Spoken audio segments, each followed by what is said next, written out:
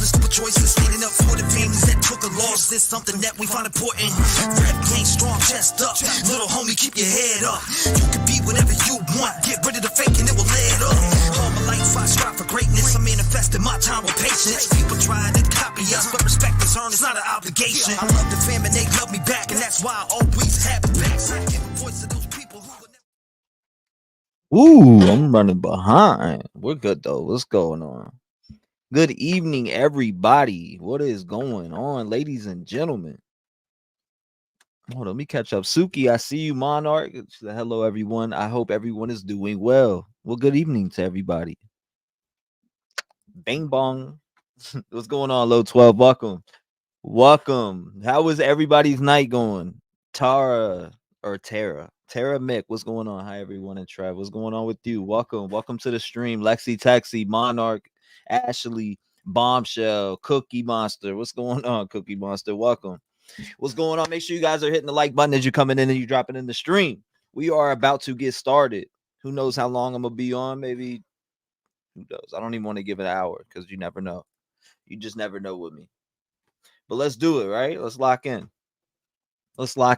Is there another person involved? Did the mother help cover shit up? Was there a towel handed? That's the big question that is going on in this case. It's being talked about constantly. The emails are flying. Midwest, what's going on? Good evening. Midwest in the building. Bullish in Seattle is in the building. What's going on, my man? How's it going, bro? Long time no see. Shout out to everybody in the building tonight.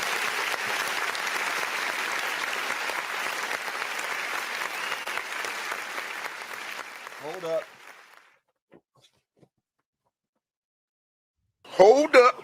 Wait a minute. Something ain't right. Yeah, it ain't. We just locking in. Barbosa, what's going on, Barbosa? Nice to see you. Jenna says, hey, chat, mods. Hey, Trev, what's up? What's going on, Jenna? How you been? Your music jump scared me. Was it? It was like right off the rip, huh? Let me catch up to you guys, though. Now, here we go. Jamie Wingwood. Hello from Gates County, North Carolina. Shout out to you. What's going on, Jamie Wingwood? Phoenix Fire. Hello and good evening. What's going on, Phoenix? All right, let's lock in. But I'm very curious about that. I'm very curious. I'm about to open up the lines too because I want to talk to some people too. Let me do this. We're gonna swing over here. All right, boom. Boom. Boom. I want to see this real quick. Riches investigates. Oh, this woman right here could be in big trouble with the law. What's going on, Kim's? Welcome. This is the mother of Christopher. I'm just waking up. Preciado, the suspect who was arrested in connection with the murder of Savanah Soto and her boyfriend. She's also the wife of Ramon, the father, who has also been arrested. But she could be facing charges herself, or at least under investigation. What's going possibly on? Involved with this case, possibly throwing the towel. Remember the towel that got thrown on the surveillance? Hell no. 2 reporters asked questions today at a press conference in reference to her or about the towel being thrown. An additional person. What's going on, Riley? Welcome. Check this out from the police chief. Yeah, now is this the mother throwing a towel? That's the big question, right? That's the big question. Could they pop a deal where it's like, nah, don't say nothing. I don't know. I could see dad possibly not just, giving mom up and letting her live. You know what I mean? Because that's all it takes is, well, yeah, she did toss me the towel. Okay, well, now we can slap you with some charges, right? That's how it should be working. Of San Antonio. Janelle, what's going on? Welcome. Hey, T-REV and everybody. Anxious to hear more about this case. Unsocial butterflies. He's been with his girlfriend for over a year. So the girl that he's with now, he's only been with for about a year. Justin P, what's going on? Welcome. What's up, T-REV? You said got to be up at 5 a.m. for work, but up chilling with the Rev gang. Glad you came on. Yeah, insomnia. I'm just waking up, so I was kind of napping watching that last game.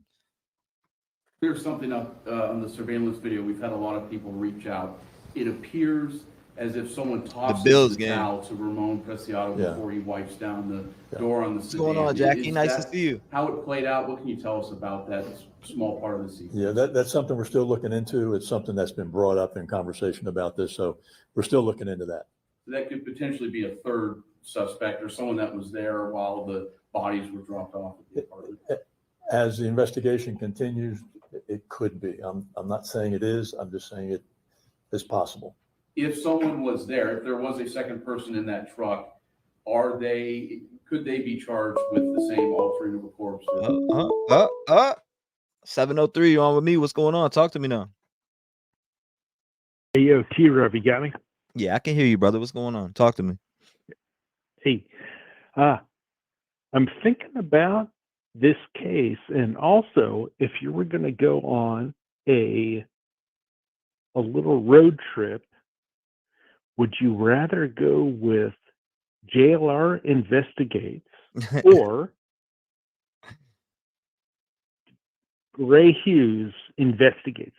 They're both investigators. Which one would be more fun to go on a boots on the ground investigation with? Or, okay, sorry, I got a third one.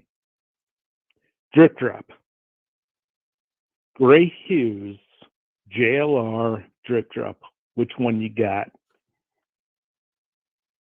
If I had to pick one out of the three you gave me, JLR, probably. Yeah, JLR. I'll go with JLR. I think that's pretty the cool. choice. That's the easy choice, though. Why is that so easy? For me, it is out of the names that you gave me. Why? It just, I mean, it's a no-brainer for me. Same with chat. But talk to me now. What's going on? Yeah, he's cool. I like JLR. He's boots on the ground. I mean, JLR, he's probably more boots on the ground. I mean, where the fuck is Drip Drop from? I mean, is he from Ireland? I don't even know. He's probably from Europe. I don't even know where he's from. But JLR is boots on the ground. Drip Drop, who knows? But I gotta say, JLR, he's probably like the most guy I can relate to the most. That's why I follow the guy. Right. Yeah, no doubt. I mean, exactly why I follow him too. And that's what attracted me towards his work. You know, somebody that can turn their life around. You get what I'm saying? That's I don't know. I like an underdog story. So Yeah, he's got like a shady past. I don't even know. There was like one video a guy posted, or no, even actually, JLR was live posting during the Danilo Cavalcante situation. JLR almost jumped into some lady's car that JLR thought was his car. It was not his car. It was some other lady's car, which is weird because JLR, he actually has like a, you know, like all of us, he may have a past that's like a little sketchy, you know. So that's one of the interesting things about JLR, but I don't know, but I think Gray Hughes is doing some really good work over in Idaho also. Yeah, no doubt, bro. You don't have nothing to say about the Savanah Soto case? No thoughts, no nothing? I think it's pretty much wrapped up, though, right? They were both involved in the drug trade. Seems like like everybody in their neighborhood was also wrapped up in that shit. So I don't know. No doubt, bro. I appreciate you calling in, man. Shout out to you, and I'll let JLR hear this too, man. Shout out to you. I'm sure he'll appreciate the love. God bless you, brother. I hope you have a good night. Oh, thanks, man. Thank you, brother. 856, you're in the mix. What's going on? Talk to me. T-REV, Yes, sir. What's going on? this is Justin P. from New Jersey. Justin P from New Jersey. You were on the line. Talk to me, brother. What's going on? What's on your mind?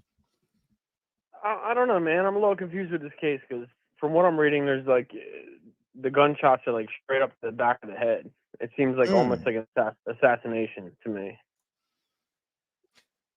You know, it's confusing. You know, It I don't know what it is because I've heard mixed things. Somebody told me, oh well, they said that the gun was closer to her also. So you know what I mean? I don't know. I don't know what to. Yeah. I've read the affidavit. That's what I do know. Yeah. The drag marks and all that. But it's like, man, like, is there a third person involved? Is the big question, and that's the email that I'm constantly getting. Can you deep dive? Can you deep dive on her and do a deep dive video? And I think she's involved, and I'm getting a lot of I think she's involved emails allegedly. Yeah, I mean the only thing I could see is a towel being thrown in the car, but it's so hard to see. I mean, I could see a mom or a sister being in there throwing a towel, not knowing what the heck's going on. But if anything, they're using her as a witness or something like that. I have no idea. But to me, I saw a towel being thrown. You've seen a child being thrown, you said? No, a towel. Like a towel. My bad, I misheard you. So you're talking about that towel, and I got that. I actually have that picture right here. I'm gonna bring it up. Yeah, at first I didn't really like look much into it, but then people keep talking about it. I'm watching, like, yeah, there is a towel that kind of just flies through the car. You can't really see it right here, but I mean, it's really hard to see. I mean, the only reason I even believe it is because I keep seeing people talking about it, and then I see the towel kind of fucking move. Excuse my language. No. You're good. You're good. I definitely seen the same thing, and I actually seen a few people actually zoom on it, and yeah, it does look like a towel and being tossed out, and he's completely all the way to the other vehicle. So it doesn't make it's like who moved that? Mm-hmm. You know what I mean? Called his dad. Yeah, I feel like he called his dad in a panic. He jumped out of bed with either the dad jumped out of bed with either the sister. I don't know the whole family, but the sister or the mom. I kind of rolled up and met him and like looked in the car to see what was going on, realized what was going on, wiped his fingerprints off the door, but it's just a matter of who threw the towel to him, you know. But whoever threw the towel to him, I feel like they're going to be a witness. That's just my opinion, you know. But to me, two gunshots. I know one at least was like basically to the back of the ear. I don't know if both of them were like that, but to me, that's just a pure assassination. That's not self-defense to me. You know? Yeah, no. That's close like that. Oh my goodness. Absolutely. I mean, it's pretty clear cut to me. They wanted money, right? Like you're there to commit it. You seen this dude posting money up online? Yeah. I don't know. Who knows what went wrong at that certain location? But it sounds like to me it was a setup robbery, allegedly. It does, but part of me also thinks like this Chris guy had a Facebook with like his fingers painted, wearing a dress, like with his pronouns changed, which I have nothing against, but I feel like maybe he was bullied or something was said or something, and this guy just went off, and people underestimate this guy because he looks like a little bit like a female, but the dude, if you look up close and you watch a few more videos, he's kind of a big dude. Like he's not tall, he's not super, but he's a thick dude. You know, the guy Matt who was murdered is tall and skinny, but I feel like people underestimate this guy. You know, pure assassination. But this is my first time calling in. I just want to give my input, and I'm a huge fan. And Penrose on the news says hi.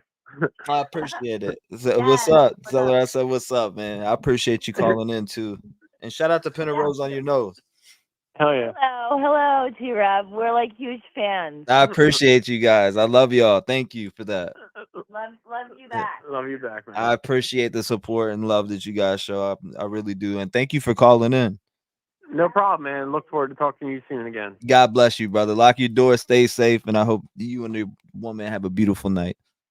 You too, bro. Thanks. Hey, shout out to him. I appreciate him. 219-885-9693. Let's hear from you. I don't know, man. This is like, is she in this vehicle? Did she cooperate with police?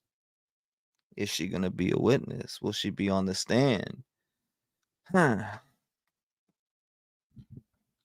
Will she be on the stand? Did she cooperate? Did she see anything? Did she already not, you know what I mean? She could possibly be working with investigators already. Cheech Brown, T-REV, I can't wait to hear where it happened at. Suki says, there is a clear picture of placements of how the R in that photo looks like he was drugged from the front seat between the seats to the back. His legs are still in the front seat. Danny says, there was no gunshot hole in the glass of passenger side. Then correct, which means the person shot her in the car or outside the car and then put her in. You smell jealous? As I doubted a third person, but after getting up on TV to see video, there is a third. That should be charged, not reporting a crime. Oh my God. Bubba will give him his dues. Reap what you sow, says. What's going on, Ghost Devil? Shout out to Ghost Devil in the building. I don't know, man. This is, like I said, if you do want to call in, it's 219-885-9693. This shit's wild to me. It is pretty much like, dude, like my man just said, though. He's like, man, it's pretty clear cut and dry. They got him already. But I think it's the fact that it's possibly a third person and you don't really see much about a third person. That's what gets you, and you see this little towel thing going on here. And that's what is making this jump further. I feel like, anyways, that's what's making everybody curious. From the amount of emails I've got on just this towel alone, I don't know. Oh, you're welcome. You're welcome. Brian says the father and Chris drove from different places into that lot. Bing bong. The PCA said that Christopher said that they were pew-pewed in the car. Yeah, it did say on there. I got it right here. The PCA is right here. We read it. Let me pull this back up too while we're at it. Essentially moving the bodies. Is that they could be, but I mean, that's, again, Cinderella, what's going on? Be determined once the level of that person's involvement is understood, if that is the case at all. Taddy NYC in the building. We saw videos of police activity on the house of that was never moved. Like the mom, are you questioning her? I'm going to leave that question unanswered. So is she involved or not? What's your thoughts? People have already Yep, there it is. That's her right there, huh? vandalized her home, the home where Christopher, Ramon, and her stayed, and possibly another. Nancy says, I think she knew. Right. Were you handing that towel to her to wipe off, or to them, or to him to wipe that down? Because you definitely had that towel. There was definitely something moving there. Whether it was a towel, paper towel, a napkin, it was something. And it damn sure was white too. Son. Let me show you a few pictures. Not many pictures. They are questioning it. Let me show They are you for sure a few questioning her. pictures of the mother.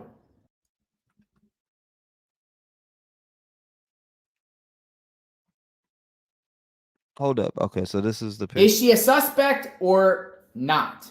Now, she does have a Facebook profile, but she actually locked down her Facebook profile yesterday. She basically, made it privatized so no one can see anything, and also changed the cover photo. Let me show you her Facebook profile. This is the public Facebook profile of Christopher's mom, Marta Romanos. This is the wife of Ramon, who is arrested. Ramon is arrested, and Christopher. 423, you're on with me. What's going on? Talk to me. It's Doug from Tennessee. What's going on, Doug? It's nice Hey, to hear. man, I love your show. I appreciate you, man. What's going on? Talk to me, man. What's on your mind? I believe when the man got the towel, he reached in there and got the gun out. Oh, snap. He didn't want to put his fingerprints on the gun. So I see where you're going with that. He reached in there and he got that gun and put it in his truck. And I got a feeling that boy didn't kill him. The younger boy, his boy. I don't believe they did it. I believe they was made to get rid of the bodies by somebody higher up than they are. Oh, so you just think that they were just the puzzle pieces in the movement of this, this hit, or a robbery, if you want to call it, not a hit. I think it was a snitch hit. Where he was gonna snitch. Where he snitched on them people. Did he have paperwork? Does he have paperwork tying back to him being a snitch? Because I mean, we could. It's not hard to pull that up. 3 of them got caught. We can find out. 2 of them in jail, and 2 of them was in jail. He got out.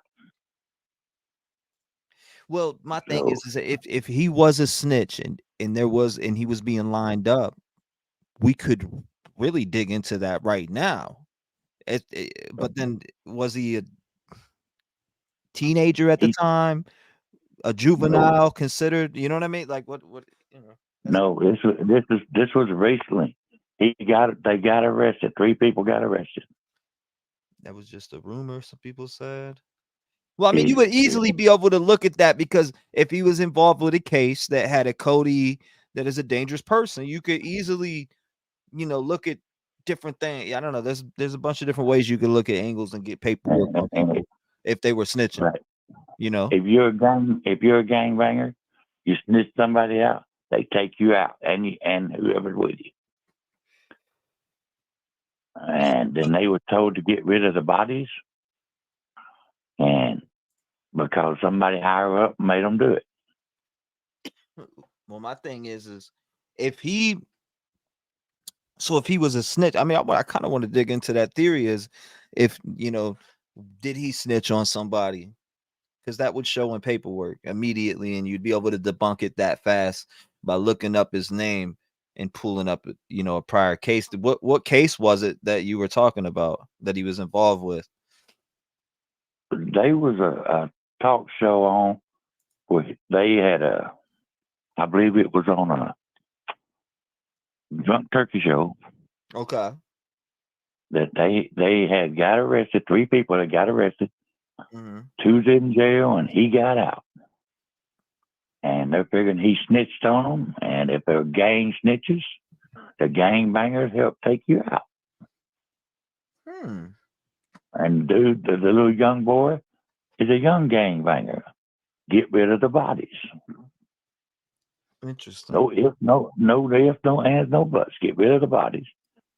They called Dad. Dad reached in there and got the gun with the towel and put it in his truck. So why get rid of the gun? Because he knows they're already caught. The video caught you. You can't do nothing anymore, man, without somebody getting you on video. If it ain't on home video, it's on the street videos. Another person in chat said they believe that Matthew was an informant. Allegedly, I don't know that to be true, but that's Menville gal. I don't know. Menville gal. I think Matthew could have been an informant. That's why they were keeping quiet about a lot of things. Go. But they'll take you out, man. They don't care. Like her brother got killed over what, $60. Here, let's let me go ahead and let me pull up my program real quick and go ahead and just crack some information real quick, and we can see if he was if he has any paperwork. Because I just don't believe the little 19-year-old shot him in the back of the head like that. Mm-hmm. I don't believe he done. I don't think he's that bold. And if you look when a cop walk him out, he is as tall as them police officers. And whoever got out of that car barely made it over the top of it. When they stepped out of that car, their head did not go over the top of the roof. They were short. They were shorter than the dad. A lot shorter. State, hold it. I'm pulling up right now. I'm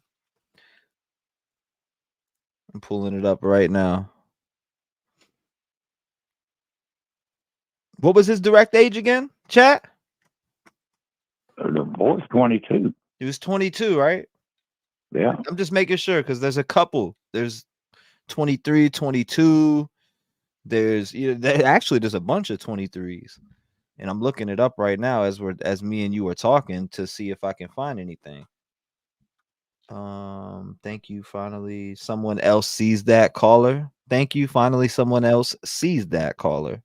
So, okay, I'll see if somebody agrees with that. What's going on, Woody? Nice to see you, brother. But I just believe if that dude reached in there and got the gun. San Antonio, where would he be? Because there's a couple of the same names, right? Like, and I want to make sure that I'm clicking the right one, because there's a few of the same ones. This area right here, Lovato. No, it's not that. Oh, okay. I think this one might be it right here. It was 3 people got busted, 2 still in jail, and 1 got out. Mm-hmm. And if you get out of jail, the other 2 say, "Uh-oh, he was the snitch." Yeah, I'm looking at the little visual thing right now too on him. I'm getting the 411 on him pulled up. I'm just waiting for everything to download. Southern Bella, what's going on? They found Southern Bella said they found the gun in their house, and if it was a hit, they wouldn't have left so much evidence and sure wouldn't have pulled up around cameras. I mean, that's a very good take, Southern Bella. Honestly, very good take. I like that take. But when you're trying to get rid of a body, man, you ain't thinking about no cameras. Yeah, I mean, that's true too. I don't know though. I feel like people so stupid. Like you don't realize that almost everybody owns cameras now, even residential. Even they got them on the street corners.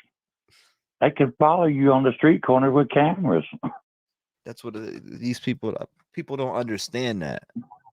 People don't understand that, but yeah, I'm gonna definitely check into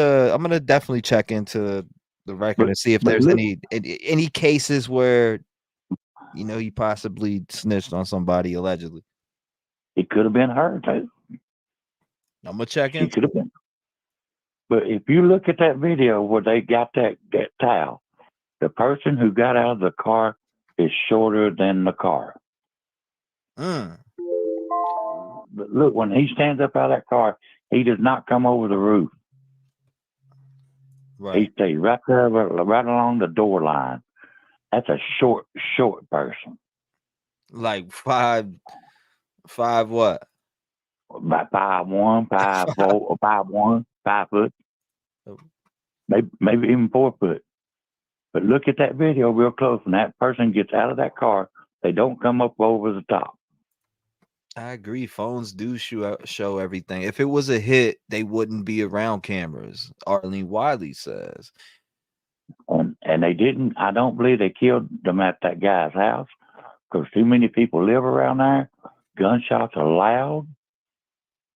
And I believe it was done somewhere else, and they told them to get rid of the bodies. My thing is like this: is if you're gonna do a hit, right? If somebody was doing a hit and they were smart, they're gonna go around that area and scout. They're gonna scout cameras. They're gonna scout different things. Depending on where you're at, you're with your smarts, right? I guess everybody. I guess it's everybody's different. Some people don't think of shit like that and don't think, you know, damn, this is just an off at residence place. We don't got to worry about nothing. You know, no gas stations over here. But they forget about people having cameras in the neighborhood. Yep. You know what I mean? And Yep. that's where they get smoked at. And then they're like, oh, damn, you know, like, I'm sorry, I didn't mean to kill your son. And now you're getting life or you're getting death now. It's stupid. It doesn't make sense. Well, that's the drug trade. They don't care. That's true. They don't care. That's true. They think and that little boy and his father is just a drop in the bucket for somebody higher up. And Bing you'll be bang. took care of. Don't worry about it. We'll get you some lawyers. I'm just telling you, it's gonna be fun to see what comes out. Yes, it is. It's gonna be a case that I follow. Definitely for sure. Gonna keep an eye on, you know, what evidence comes up. If there's another person that's involved, was it a hit? Because you know, sometimes information pops up, and this is very early on, right? It just happened. What December 26th? Yeah. Right. So you got Right. December 26th. We're now on the 8th of January. For me now, anyways, and. You know, so I mean, it's very early on. You never know what kind of cliffhangers are going to come up in this case. Period. Right, but they're so close to Mexico, man. If they would have done that and seen themselves on camera, they would have ran. They would have went below the border. What's going on, Mama's the boss? Yeah, but I all I need to say, but look at that video and that person's short. You're talking about the regular video, correct? Right, the one that they dropped. I got it up right now. It's on the screen. Look, when that person got out of that car, that's a short car. Now, when he gets out of that car, I want you to look. He does not come over the top of that door. He's a short person. 21st, Toddy NYC. I believe they know. Miss says, I believe they know where they were shot. They never asked neighbors for their camera footage. Remember, they have all the info from Savannah's phone. Right. They can trace her phone to the last place. They can trace that car to the last place it was at. Because that car's got a computer in it. I wonder where it took place at, because it's just, I don't know. To me, it shows it's a setup. You're dumping it's wherever they took him to when they showed up at his house. He took them somewhere, made them drive there. So and it was the people. I mean, for me, it looks. This is how it looks to me. It looks like Christopher was the mastermind here, right? I mean, that's how they're making it look. And I mean, from what the affidavit says to me, that's what they're saying. That he's the mastermind. He ain't that smart. Right, he's sloppy. He just got his dad to come help him, I think. Right, that's how I'm feeling. I think he got his dad to come help him, and got his dad. His dad got involved because he loves his son. Look at that. Look at that. Dad goes way up over that door. That person who gets out barely goes over the top at the top of the door. His son's taller than he is, and that person barely went over the top of that door. What's going on, Gene? Welcome. But that's all I had to say. I hope they find everybody that done it. Oh, so you think there's more play? So you do think there's another player here? I think there's more than one. Because that's the question for me, and I'm gonna actually put that in the chat here on the poll. And that's the $1 million question. Do you think there is a third person involved? I think there's 3, 4, or 5. Oh. I think my God. the boy got them and took them made them drive somewhere to let the other people knock them off. And the shooting took place somewhere else besides that neighborhood. Okay. There we go. I put it up. Do you think that there is a third person involved? Vote in chat. Let me know. I want to see what your guys, what everybody's thoughts are. Do you think that there is a third person involved? My guy Doug on the phone, he said 3, 4, 5. Yep. Wow, I believe they was. I think they were stuck somewhere else and shot. besides the neighborhood. They was took to somebody else's house. Suntos Flows says G Code was broke. So G Code was broke. They had to take care of business. Yep. Doug, I appreciate you calling in, my man. Thank you. Have a good day. I love hearing from you, my brother. God bless you. Thank you for calling in and being a voice in the community. Lock your doors, stay safe, and hopefully I'll hear from you again soon, my brother. See you. Bye. That's Doug, man. Always good words with Doug. 219-885-9693. What is your thoughts? What's your theory? What do you think went down here? How did it go down here? Who, is there a third person involved? That is the $1 million question. I'd love to hear from you. 219-885-9693. Make sure you call and give yourself a round of applause. I don't know. I'm thinking in my head, is there somebody in this seat over here? And it's just, I don't know if it's the angle or the tent, but I try to look for movement there. I really do. I'm looking for movement there. I don't know if I see any. Maybe I should get to zoom in on it a little bit more. Right? Let me see. Was arrested. She has Raiders on her profile.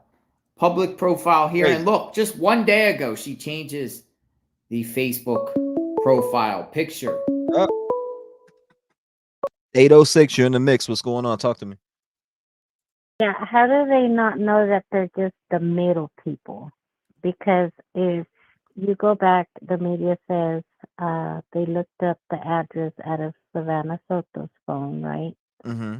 So what if somebody else done it somewhere else and they called these people up so they can get rid of the bodies and get in the mix? So they had to Google their address and they used Savannah's phone to Google it. Because if you go in the time span, within, less than 9 minutes, they were dead already and everything, and then ended up at that location where they were dropped off. Right. Do you think that that's impossible? It's not impossible, but there was no gunshots, like no neighbors heard it, no nothing. So when they arrived there at their house, I'm saying they were involved in it, but they were already dead. Therefore, whoever used Savannah's phone used it to get to these people's house. And then just left the phone there and everything as evident, for them to get rid of it. But there's definitely more people involved. Now, do you think that this mom was involved? Do you think that she was in the seat, rode with him at all? Well, that's not the mom. That's the girlfriend. That's the dad's girlfriend. That's what I mean. That stepmom, girlfriend. That's how I look at it. When my dad gets a girl, I look at it like, that's my possible mom in the future. You know what I mean? I don't know. That's how I look at things. I know, but most definitely, yes. Everybody living in that household knew about it. They knew something about it. Yes. And it's I don't know. Maybe they're just. It's because when they took her in, if you go in, back to Carlos's live view, whatever, when he was scoping out everything when they went to go pick up the vehicle and all that, like he's made very important notes on that. Like the house has not been like a crime scene there. The police know that it did not happen there, or else it'd be all taped off already, long time ago.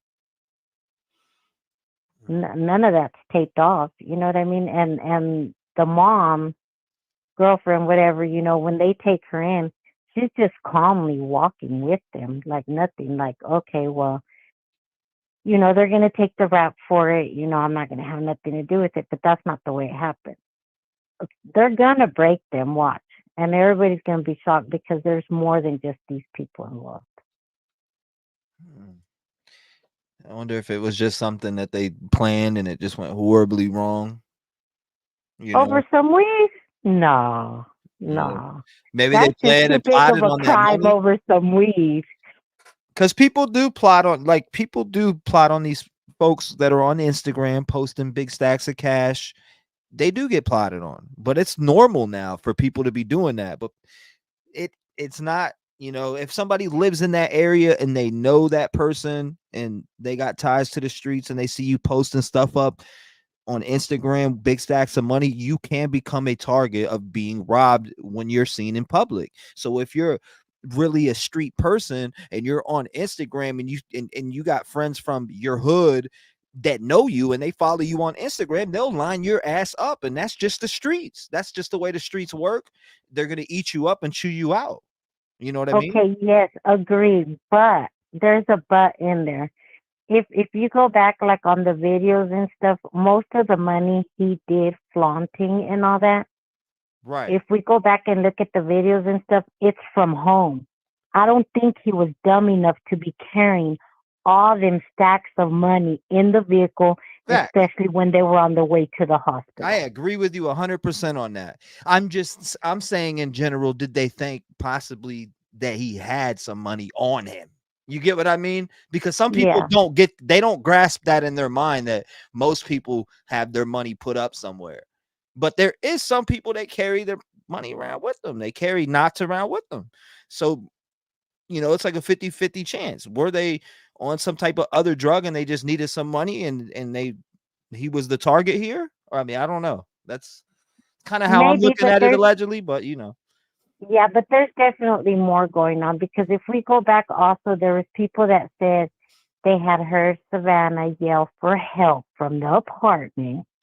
So if that's true, and remember that supposedly they had left originally in the Cadillac, you know, there's all these speculations and stuff. So if that is true or a possibility, that's what I'm saying. Did they take them from home and then go kill them somewhere else, driving off in their vehicle, and then got these ones in the mix and offered maybe a large sum amount of money or part of the drugs, or you know what I mean? It's just there's just a lot of stuff that's not out there yet, you know, and I understand the reasons why, because if not, they'll just throw it all away, you know. But there's more to it. Like, you know, there's way more to it. And we just have to be very open-minded to all them possibilities. Because if it is true that she yelled for help in the apartment and somebody can verify that, okay, so where did it all begin? Who said that she yelled for help again? One of the neighbors had said that they had heard Savanah yelling for help. If you go back, they say that just like they said something about a Cadillac. Yeah, right from the get-go, if we go back when everything started, you know, and when they were first found, they had said that somebody, one of the neighbors there had said that they did hear her yell for help, and then that they originally had seen her leave in they saw them leave in a Cadillac. So that's why people started speculating, saying, okay, so when did they come back for their vehicle? Or who is it that really came back and said, you know what I mean? Like, there's just so much stuff going on. But I do be paying attention to all that. And that's fine, though, because they did say that. Savanah was actually going up. There's a history here with these families, says Breeze. Colleen says Savanah was actually going up and down the street screaming help. Neighbors said they ignored her because it was nothing new. You see? Whoa. You see? Yeah, and they say that right from the get-go. That's why I'm saying some people, just because they're caught, you know, and they admit to it just like that, if you see their face, like no remorse, whatever, like that, I know there's some cold-blooded people like that, you know what I mean? I know there is. But like no type of nothing, like nothing. It's like they're taking the rap for whatever reason, but definitely there's more people involved. I definitely just have a Yeah, because if it is true that she was yelling for help and whatnot, okay, so what does that mean? Who was up in there? Or maybe they caught up to her in the middle of the street and then picked her up, and then that's when they saw her in the Cadillac, or you know what I mean? I mean, we just don't know. We don't know. And then they also came back and said that there's a very good witness, you Right. know, but they're afraid to speak still. And now is this gang activity because like are they scared to speak because they're afraid of their life being taken by somebody else? You know, or what is it? It can be. It can be because let's say that they know that there's other parties involved, you know what I mean? Mhm. And then they come out and they say, or let's say they have it recorded or something, and then just like that one lady, that Mona Lisa, whatever, you know, with her little door cam, whatever. Like, if you're that scared like that, whatever, why would you even put yourself in that position? Just like a lot of people say. I mean, Right. okay, it's all right. You're putting them on blast, but you can't be that scared. I mean, that's common sense that it's from your doorbell. Like, come on, you're right across from the door of the other people. You know what I mean? And Matthew was how old again? 22? 22, yes. Yes. Okay. He had just turned 22. And Savannah, he turned 22, I think, in December, if I'm not wrong. No, I was looking at something. I just wanted to make sure I didn't click the wrong one, but all right. Yeah, October, something like that. Savannah was from August, something, I think, something like that. Their birthdays weren't too far apart, but she was 18, he was 22.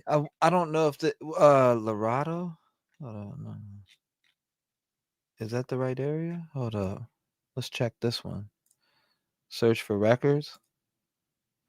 Somebody said, all right, so somebody called before. If you want to know, I'm gonna call you. Okay, I seen that. I seen you say that.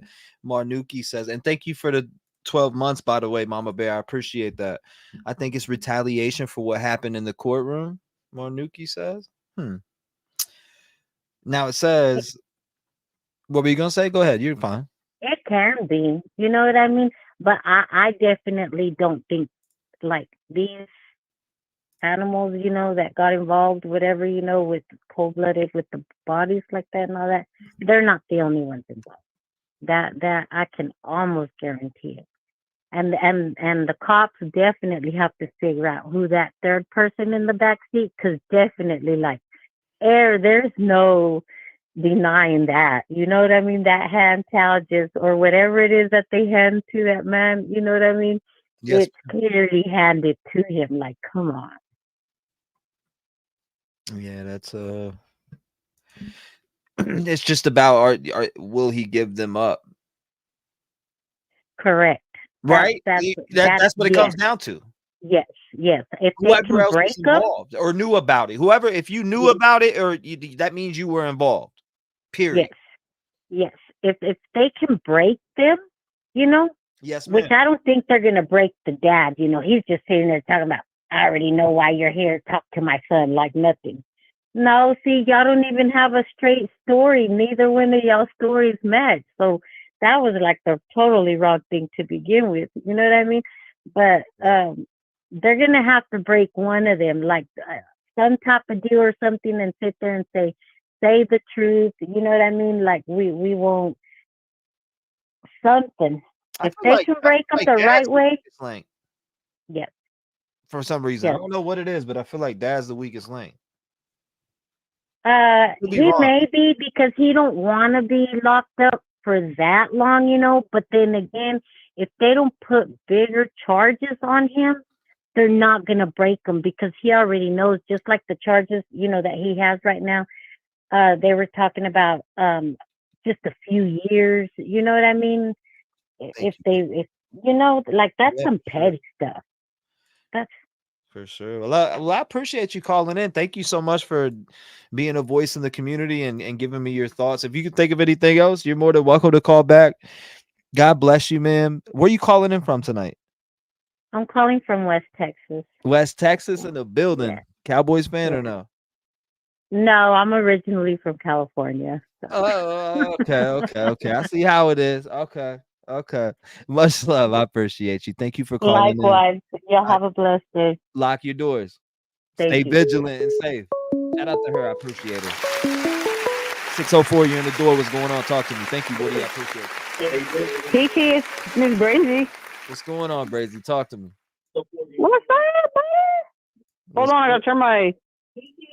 I gotta turn my I gotta turn my thing down. You gotta turn your background down. Hold on. You're slipping. Sorry, I'm technically challenged, so It's all right. It happens. is that better? Yeah, you're good. You're good. Okay, perf. So first off, hi, how are you? I'm good. I'm good. How about you? How's your night? I'm good. I'm good. My Bucks won. Yeah, buddy. Yeah, well, strap up, saddle up. It's gonna be a wild ride.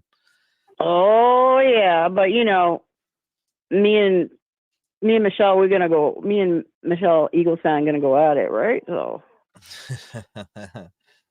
And I got you on my side because you hate Philly. Yeah, I can't stand them. that gif always kills me. Anyways, so I don't I'm new to this case, very new to this case, but been following what you've been saying and been reading stuff in the news and whatnot, and so I saw something today. They said something about a reverse angle of this alley thing that went on, right? So you would see it from the reverse angle of what we're seeing right now. And it shows that dad with the big belly, it shows he has a ponytail. Did you see that? Yeah. Right. So people are going, well, it's not him. It's a woman. It's this, it's that. Well, in my opinion, dude just cut his ponytail off so it wouldn't look like him, right? Before he got arrested. You can't mistake who that is. Or am I wrong? Nah, I mean, I don't know. I mean, it's very clear it's very clear that he's who that is and that he's wiping that door down from his fingerprints. To me, okay, so I seen the video of him walking in cuffs and talking, and then I looked at this video. I'm like, damn, it's not hard to miss. It kind of looks like his hair's uneven in the back. He chopped that ponytail off. It's not hard to miss that guy, the shape of him and the way that he gets out that car. It's exactly. That's him. I'm not fat shaming. I'm just saying, you can't miss that, right? No, you could tell it's him. You know what I mean? You can tell. Yeah. For me, anyways. I don't know. I mean, about everybody else. It couldn't, in my opinion, it can't be more clear what's going on here in this video. And just when it flipped over to someone posted it the other side of it to look the other way, and you could clearly see a ponytail on him.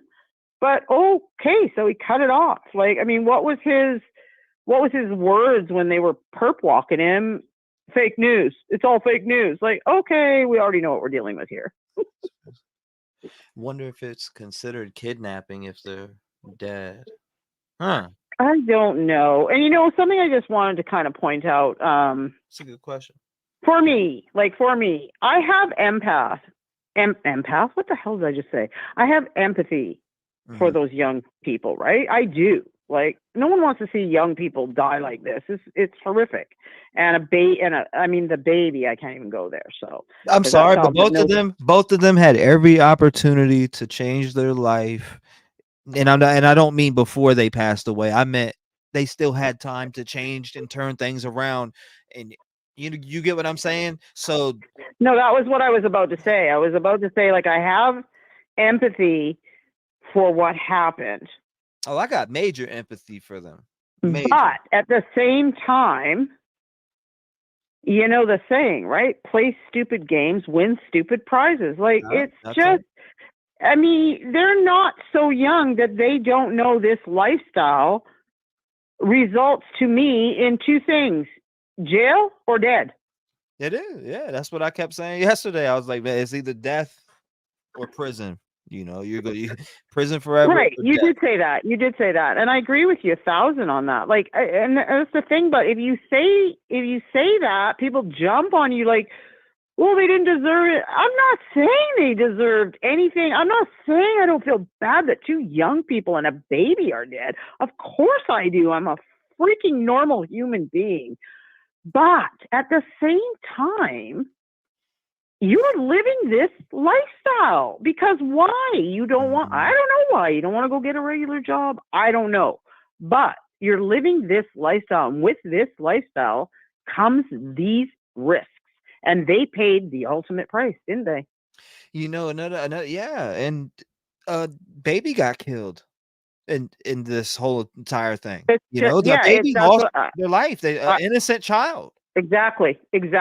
And that's probably, whether people want to say something about this or not, but to me, that's probably the sickest part of all of this, because that baby had zero say. Just like a dog that gets beat has zero say, just like an elderly person or a child that gets beat has zero say. Like, it's the innocent, right? The innocent suffered in this. So, I mean, it makes me sick to think about that baby. It really does. Like 8 months, she was ready to deliver or be induced. So, I mean, but it was when you were talking, like when you had your show the other day, I mean, they were talking about like the son, right? And I thought it was a girl. I totally thought that was a girl. Yeah. Man. Like that long hair and everything. I really had to watch closely when I first delved into this case and went, oh shit, that's not a girl. No, I thought it was a girl too. Before I looked at it, I was like, am I allowed to say shit on the air? I was like, that's the daughter. Is that a daughter and his son? You know, the father? Yeah. That's what I thought too. And then when they were perp walking him down the courthouse or the jail, it looked like he was wearing a skirt. But I mean, they were big shorts, but it looked like a skirt. I don't know.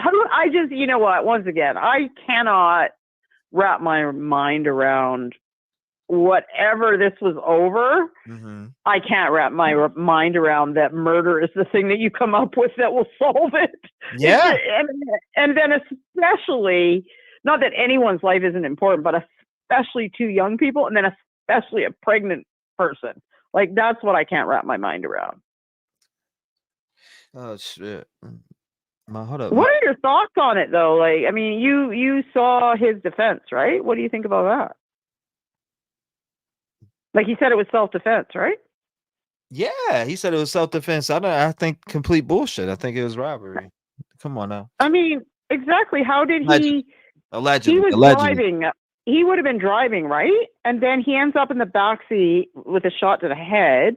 And then they say he has drag marks on his back. Well, doesn't that doesn't that common sense tell you that he was probably dragged on the pavement from the front seat to the back seat, which would account for the drag marks, right? Let me just say it like this. Like, I know it doesn't mean anything, but it's like that dude just doesn't look like anybody that would be robbing anyone to me.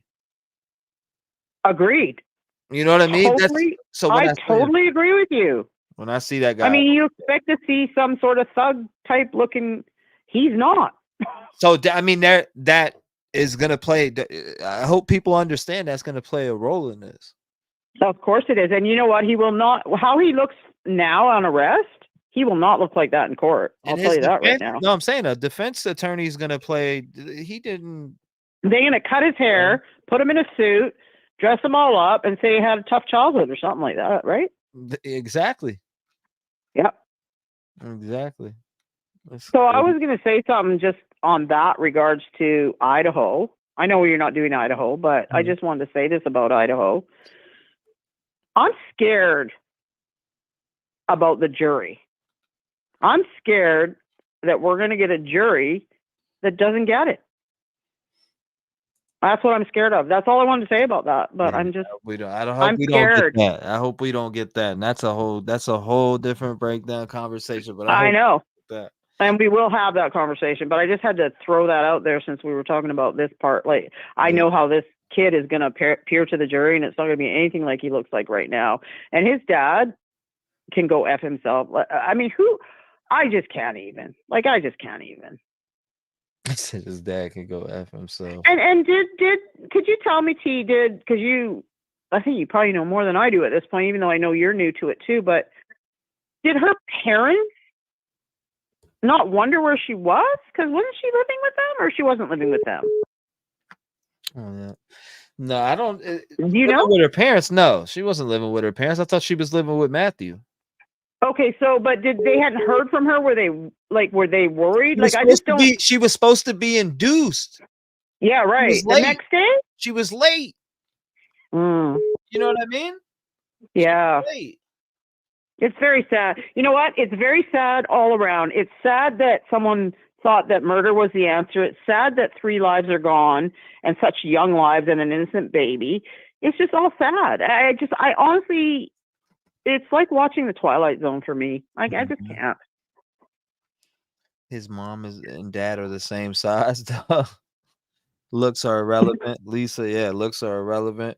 That's a fact. I agree. But I'm saying in general, to me, he doesn't look like somebody that, and that could be using as a strength.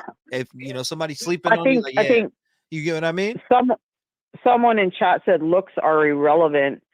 Yes, they're irrelevant, but they're not irrelevant when you're identifying somebody. I mean, I get. I mean, they're irrelevant, but not when you can see that person looks exactly like that person doing the perp walk. Like, so they are relevant when it comes to identifying somebody. Yeah, definitely. One question. I do have one question for you, and if you know, I've heard talk about another person in that truck. What do you know about that? Yeah, that's the thing. The mom, or I'm sorry, I don't know why I keep saying the mom, the girlfriend of the dad. Right, the girlfriend. Let's just get to that. The girlfriend of the dad, right? Right. Was the girlfriend of the dad allegedly in this vehicle? Now, I'm not saying that she's in this vehicle. I'm just saying that she allegedly possibly could be in this vehicle. Right. You get what I mean? So I don't know. People are saying they think she is. I don't know. I think she possibly is, because allegedly with the dad, right? With the dad. Dad's all the way over here, and I'm watching a towel move. Like, who's doing that? I mean, you got a ghost in your vehicle or what? What's going on? I mean, yeah, you're not talking about the truck. You're talking about the car. Yeah, right.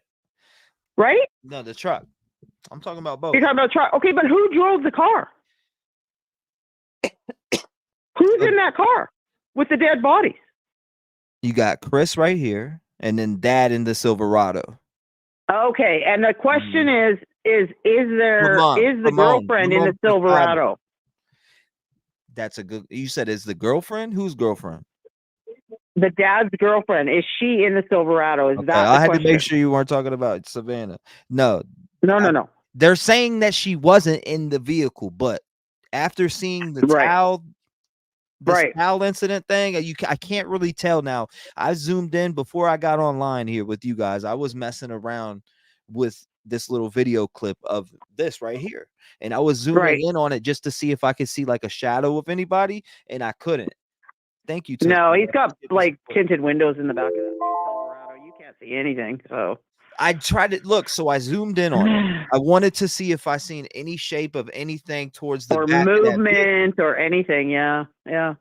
And I just didn't. I didn't see any movement or anything like that. So I was like, what? But it's hard to tell because it's tinted though. It's very, very tinted. The back windows to that Silverado are from that distance. Yeah, I'm watching it as I'm talking to you. It's very hard to tell. Like, I mean, the truck doesn't move or anything, but I mean, we just don't know, right? We just don't know. It's the distance. It's the angle. Yeah. I mean, thank God for that camera where it is. Or imagine if that camera wasn't there. Like, I said this somewhere. I don't know. I said this somewhere the other day. Like, thank God for cameras, though. For these kinds of things, like, how would law enforcement ever solve this kind of shit without surveillance and stuff? I mean, not surveillance, but surveillance cameras. Like, thank God this camera is right here. And how come they're so dumb that they didn't even realize they could be on that camera? I mean, thank God they are. Yeah. Crazy, just a crazy, sad case. It is sad because you got 3 lives lost. Yeah. No, I mean, if you really think about it, 5. Well, I mean, three that are never ever coming back, and then a whole extended bunch of people messed up for life, right? So whether they were good parents, bad parents, blah blah blah blah blah. I mean, I could go on about a whole bunch of shit like that forever, but that's not my place to do that. And I don't know. I don't even know the backstory to the parenting or anything like that. I have my own thoughts and opinions on that, but that's another time. but it's just sad all around. It's sad, in my opinion. It is sad. It's super sad. Yeah. Again, they, like Savannah, she had plenty of time to change her life. And same with Matthew. And I'm not, like I said, I'm not saying that as if, before they had plenty of time in their life to change everything and turn everything around. It was never And too you would late. think, So. you would kind of think, but again, like I lived a very happy, normal childhood with two amazing parents. So that's probably why this kind of stuff is so hard for me to see and accept. But you would think that with carrying a baby, she would not want to be around any of this. But I'm not putting her down because I don't know. Like, I mean, I just don't know their situation to why they felt like this was a good lifestyle for them. I mean, common sense tells you it's not, but I don't know. Like I said, I just feel like it's sad all around. Very. Do you have anything else to tell me? Very. I think you have one more thing to tell me before I let you go. No. Yeah, you do. You're going to say, "Go Bucks, go." Heck no. Yeah, go Bucks, go. So we can get the easy victory over you when we meet you. Yeah, buddy. No, you just want us to beat Philly. I don't care what happens after that. You'll beat us. I'm not. Listen, I'm a realist. I think we would give you a run for your money, but you got a lot of stuff going on your team, so I give you kudos for that. All right. So I'm not saying we would beat you, but I sure as hell hope we could at least beat Philly. So yeah, I'm rooting for you on your game, but you better root for me, T, or I'm gonna throw hands. I got you. I got you back. I'm kidding. I'm going to let somebody else call in. Thank you so much for taking my call. Absolutely. It's really nice to see everybody here tonight, and thanks for doing a live. Very interesting case. Absolutely, Miss Brazy. Thank you for calling in. I appreciate you. I appreciate you for being a loyal Rev Gang family member. Also, God bless you. Lock your doors. Stay vigilant, and I'll talk to you soon. You know it, hon. You too. Bye-bye. See you, Jack. To Miss Brazy, I appreciate her calling in. If you want to call in, it's 219-885-9693. What is your thoughts and opinions and theories on this case? What is everybody missing out on? 619. What's on your mind?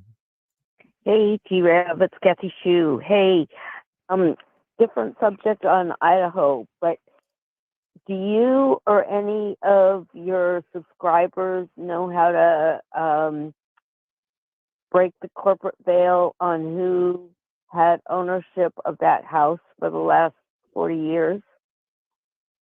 Because the current president, Scott Green, said that he used to live in the house when he was a kid. And now he's the president of the University of Idaho, and now it gets gifted back to him. It just sounds strange.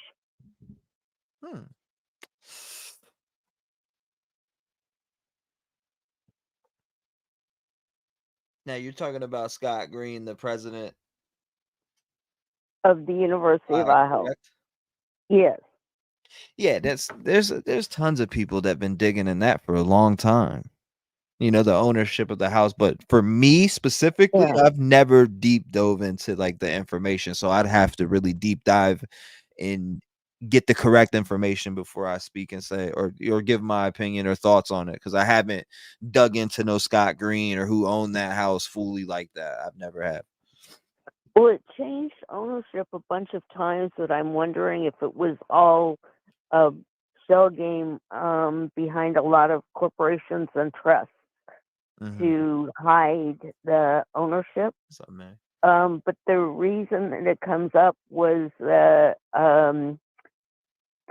quick demolition of the house.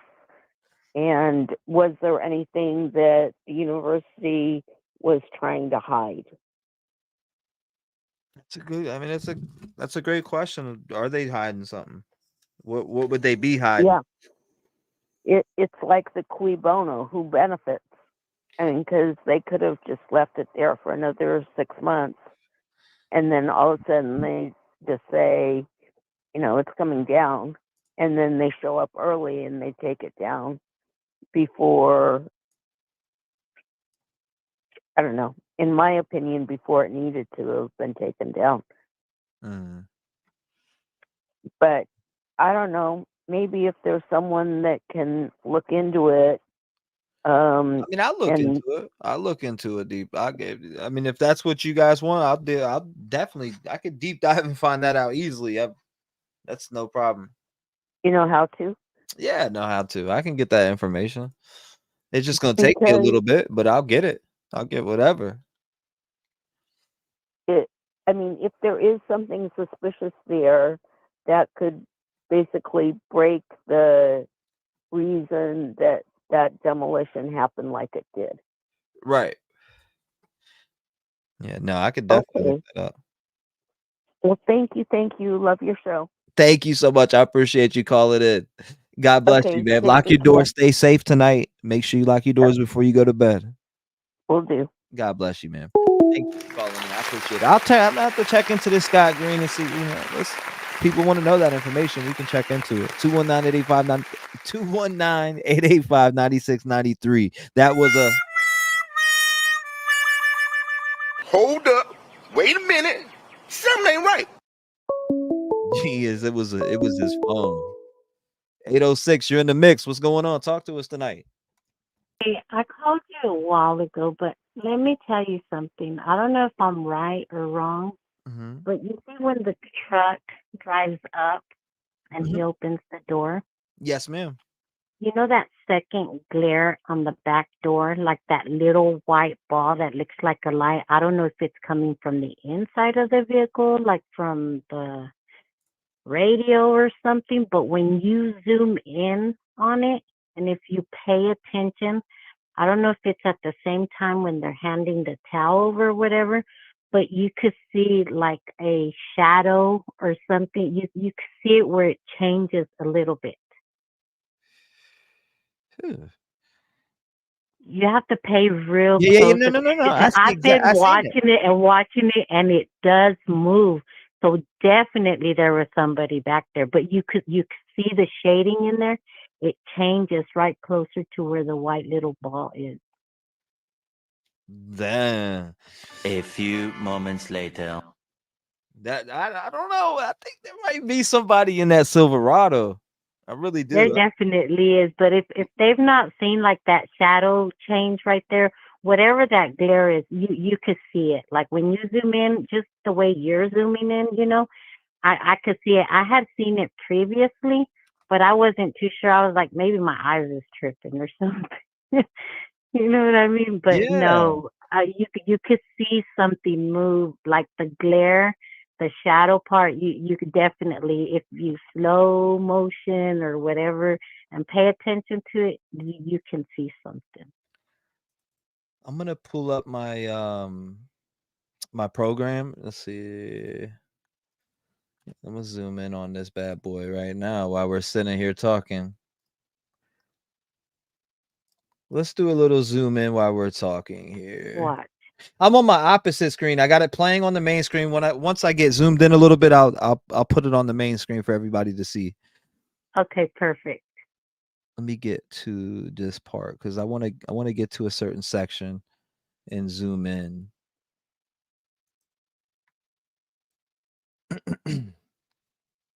So what do you think you're seeing? I don't know what somebody moves on the inside, whatever, when light's hitting or whatnot, obviously there's going to be some type of shadow or something. And that's one thing that a lot of people don't realize. You know what I mean? It's like, right. Obviously they didn't think there was no cameras or whatever, and, I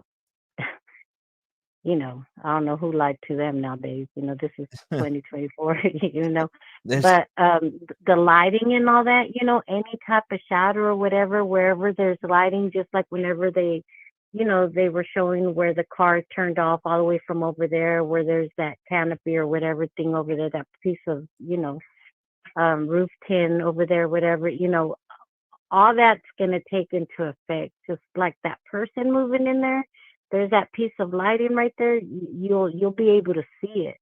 I got it pulled up right here on the screen. Let me see.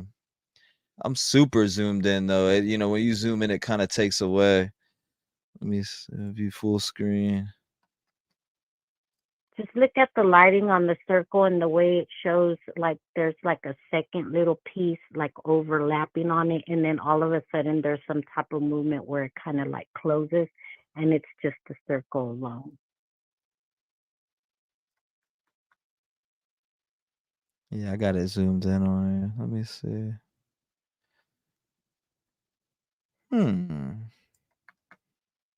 All right, so I'm gonna actually. All right, let me pull this, file it down. I got it zoomed in pretty decent. I'm gonna try to clear it up. Yeah, I know. I could see that. I got it zoomed in on it how I want to be zoomed in on it. Now let me go ahead and render it down. Maybe I could zoom in a little bit more. I don't know if I should zoom in a tad bit more, but it gets a little, as you go in, it gets grainier. You're gonna lose Yeah, frames. yeah. And you don't even have to zoom in like that. A while ago, when the other lady called, if you just watch it the way you replay it and replay it and replay it, you can tell right there. Like I was able to see some difference right there.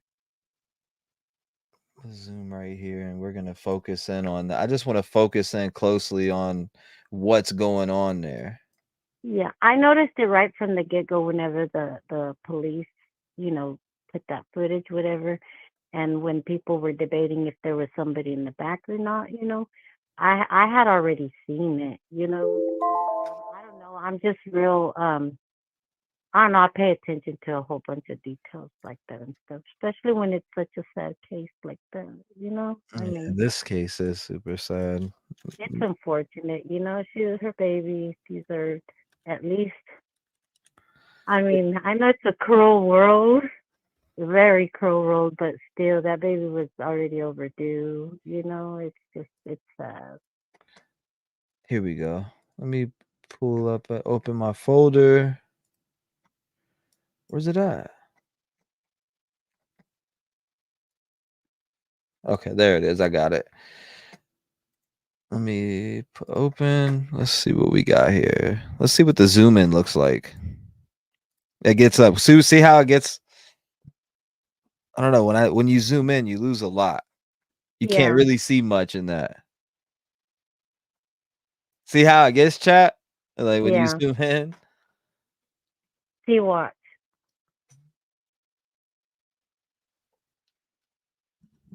Unless it's the glare from the door, but I don't think so because the door's not even open right there. Oh yeah, See yeah, how yeah, kind of yeah, it's yeah, yeah. overlapped right there, and then all of a sudden it's just a circle alone. Hold up. Nah. I would be willing to bet my YouTube channel that there is somebody in this vehicle. I mean, there's 100%. 100% somebody else is in this fucking vehicle. Why? Yes. No. That's 100% somebody handing something right there. Come on. Yes. How blatant is that? Yes. How blatant is that? He is literally just turning to walk back and somebody is handing over a towel. Yeah. It Not just definitely is a towel 100%. That's like 500%. Like, ladies and gentlemen, there's definitely somebody else involved in this. yes. There's 3 people here. Yep. Nah, And it'd I'm be sad serious. to find out that if the police doesn't pursue or break them enough, crack them enough to spill the beans as to who was with them in the truck. If they can't get the whole truth, as in if there were other parties involved, you know what I mean? But at least to crack them enough to say who was with them in the vehicle. Okay, so I now I see why people are still pressing so hard on this case. There's a third person. Why isn't there another person Yes. locked up right now? There definitely is. Yes. Why is there not another arrest being made on this case? He was Correct. just handed a towel right here. Yes. Yes. There's no doubt about that. Taking it back because it's very blatant. It's so blatant that I mean you can't deny seeing something being handed to him. Yeah. And he can't sit there and say, oh, well, it fell. No, bro. No. Like literally, I mean, this is grainy footage with the zoom in I got, and I still see it perfectly clear. You can see the movement and everything. Yes. Yes. Now I see a reflection here. Hold up. Let's make sure that I'm not going crazy. Let me see something because you know what?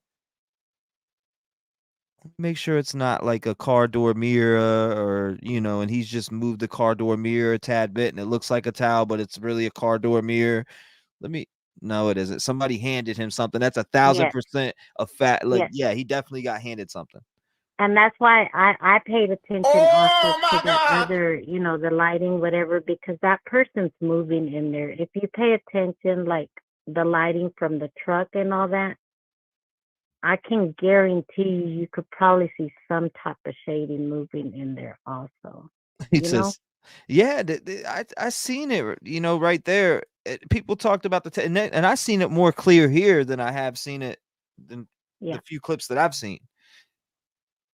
I don't know why, but on mine right here, I see it so blatantly. It's like, damn, yeah, I'm convinced that there's definitely someone in that vehicle. I'm not convinced. I know there is, just for the fact that Yes. I'm watching, in case you got a pet ghost and this Yep. pet ghost is just flying things to you, then I mean, yeah, maybe, but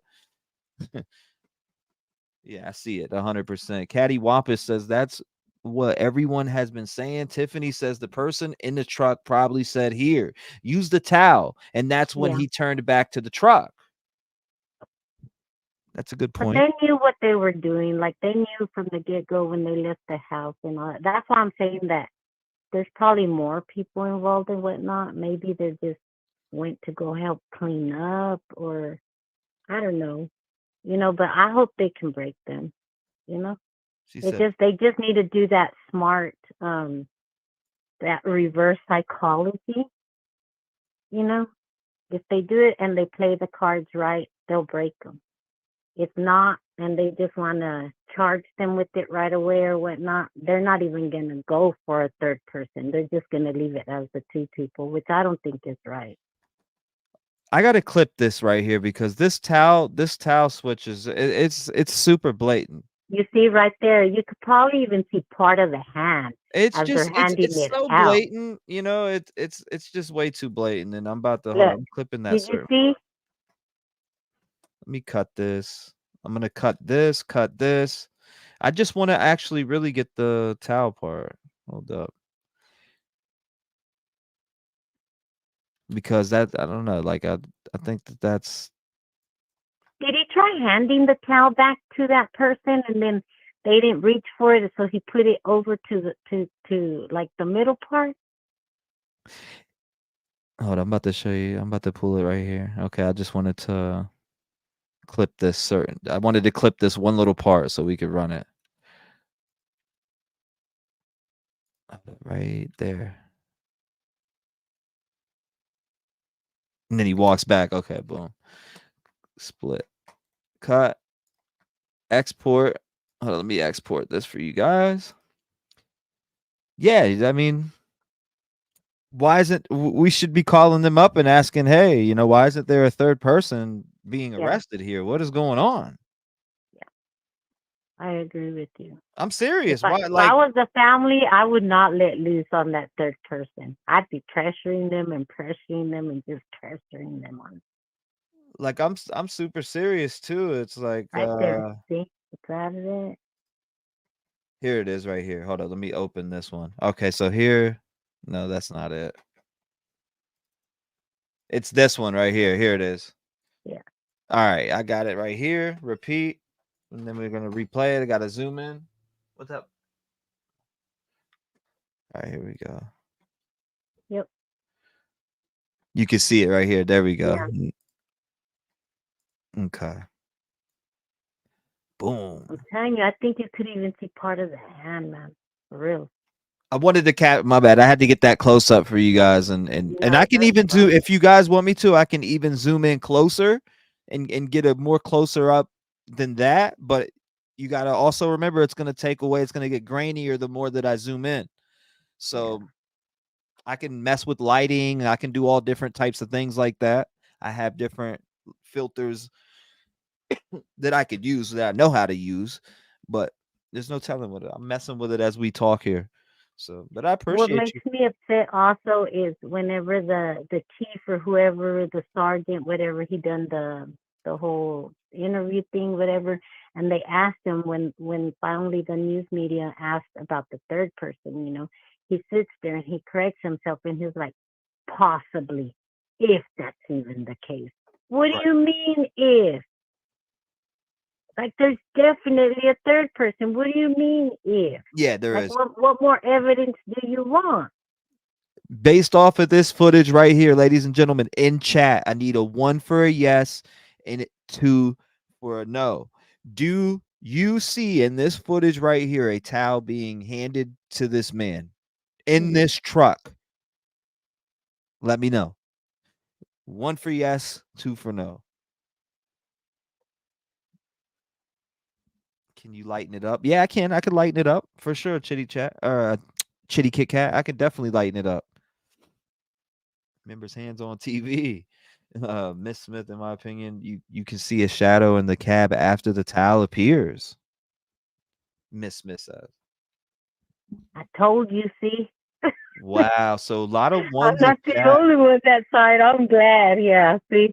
I knew I see. Yeah, you could see. I'm telling you, if you just pay attention to all that, and we're not even detectives. You know what I mean? I wanted to go to school for that. But anyway. And we caught this.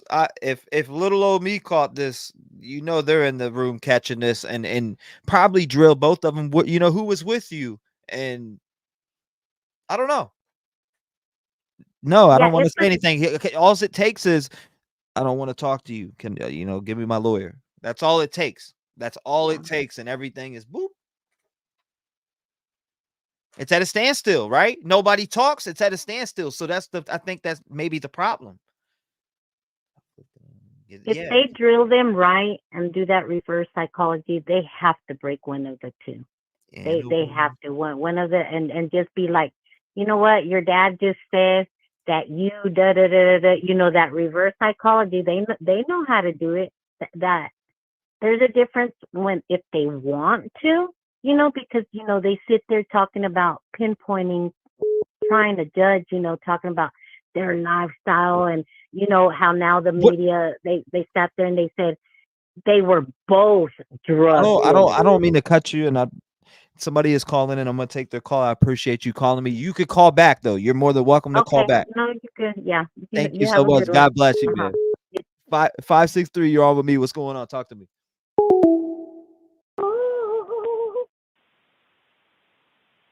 Hello? Yes, you are, Lennon. Hi, T. How you doing tonight? What's going on? Good, little buddy. Okay, Lennon, help me. Okay, I'll just do it myself. Oh my God. Oh my God. What's going on? That's Talk to me tonight. What's going on? What's on your mind? I don't. Well, yeah, we'll call you back, but that's all we wanted to say right now. All right, we love that. Thank you. I appreciate it. Oops. I guess they hung up. 219-885-9693. Keep it ringing. I see 423. Okay. 360. You're on the show. What's going on? Talk to me. How you doing, T-REV? What are we seeing in this video? With that? So what are we seeing in this video? Definitely a third person. That's what I'm saying. A third person. I think, I was thinking maybe this third person might have been one of the people that turned them in. I mean, they said they were driving through the neighborhood and they had saw the vehicle and walked up to the house and the dad was forthcoming. Sounds a little too easy. I think this third person over here didn't want to get in trouble and saw this video and was like, okay, I'm calling it in.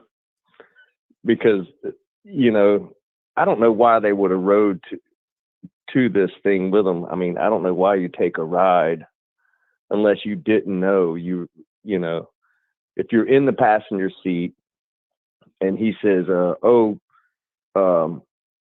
Christopher just called me. We got to go meet up with him really quick.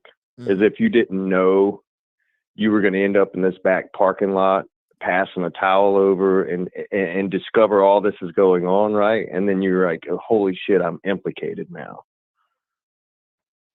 So then you go home and you go, what do I do? What do I do?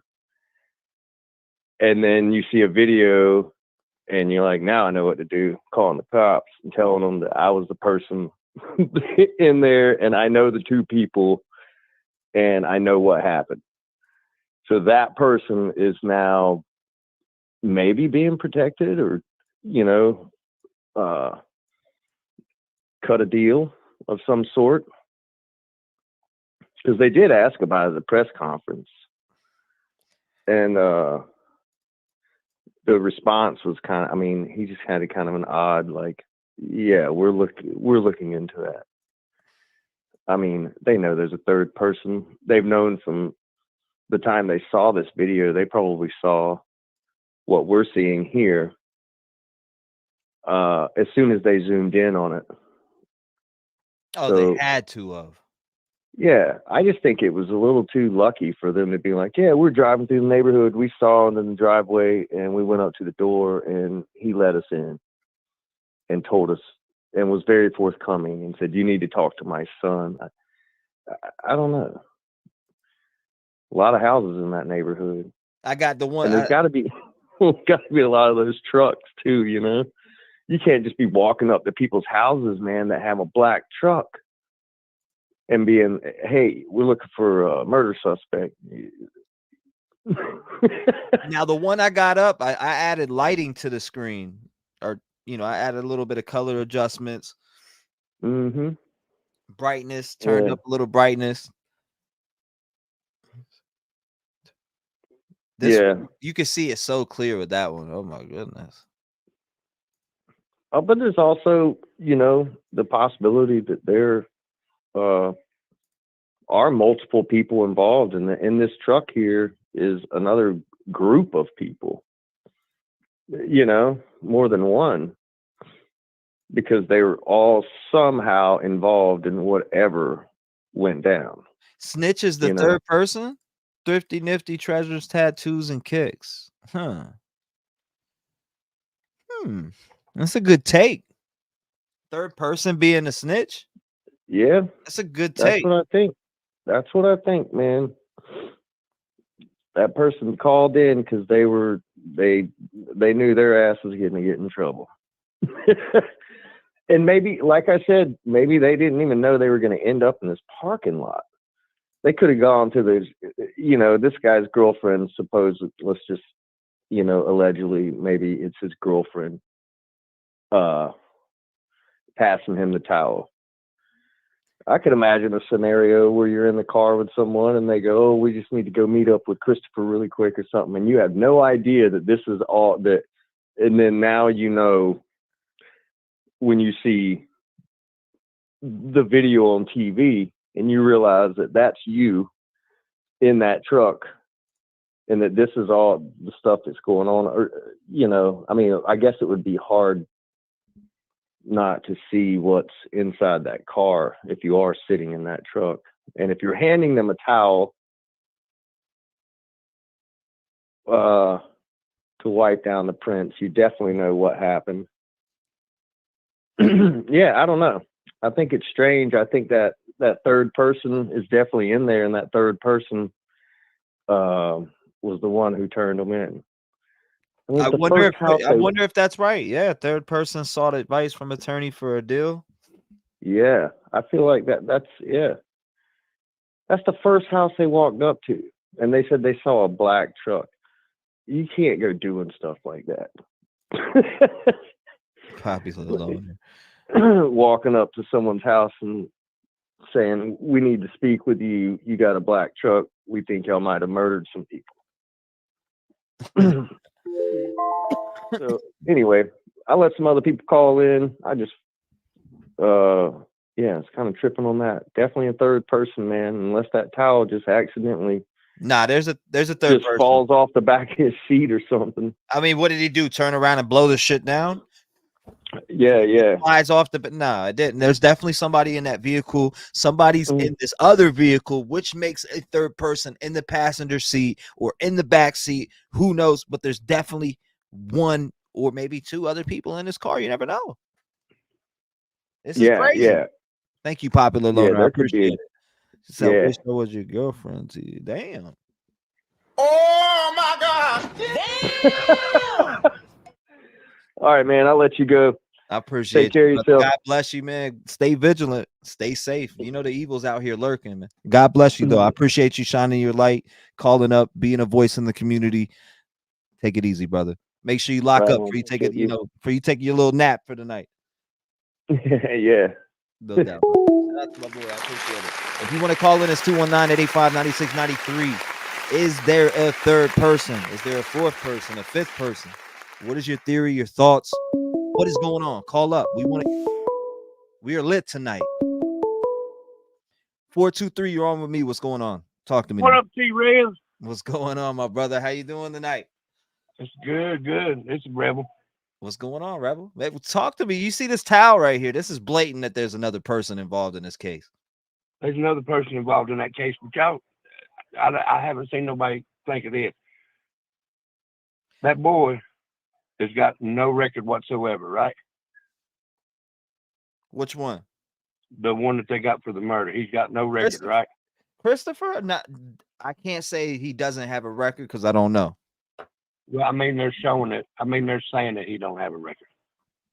Okay. The dad's got a record. What if he asked his boy to take the rap for that because he thought he would get off a little easier? Hey, honestly, that's not a bad take either. So I see what you're saying. So you're basically saying, hey, Pops did the shit, but hey, son, here, take this because of my records. I see what you're saying. His dad is doing what any criminal would do and wipe it down, get my fingerprints off that truck. And I think that's that mom in there covering too.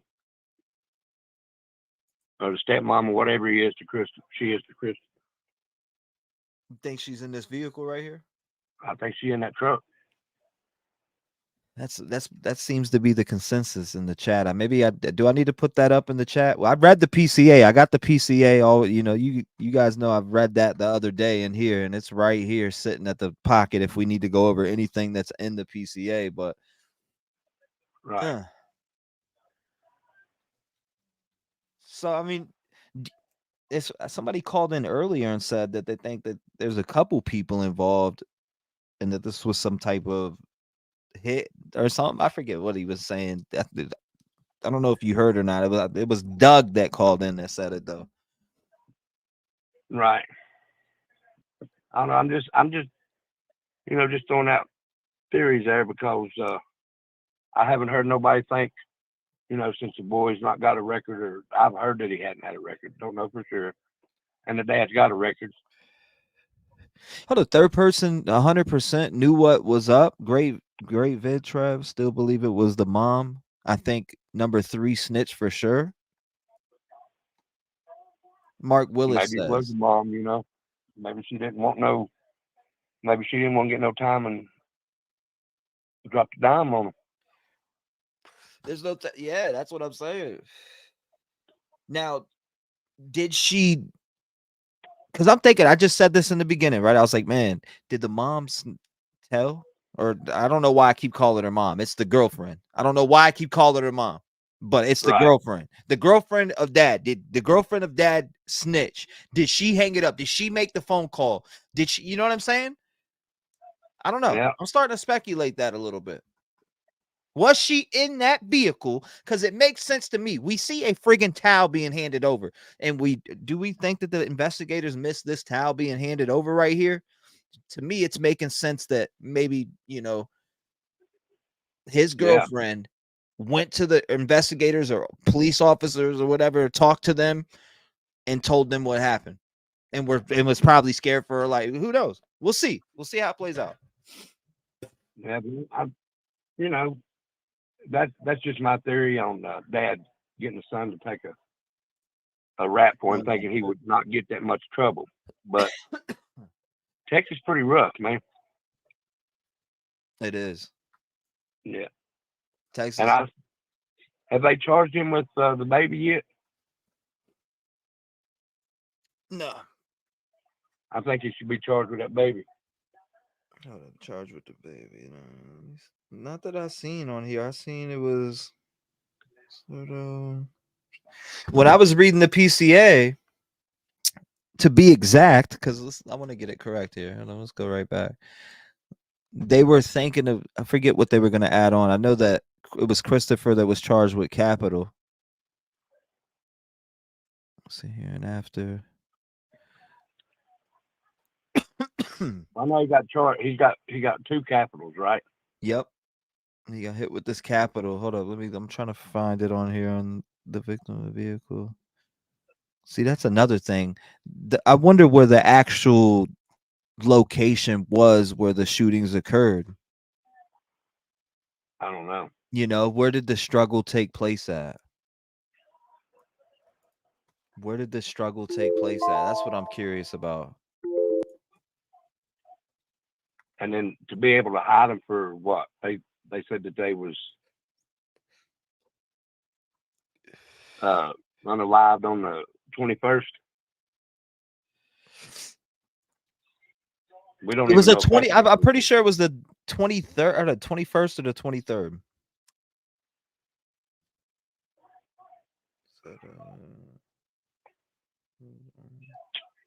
I thought it was the 23rd, but I seen somebody in chat say the 21st. Nope, you're right.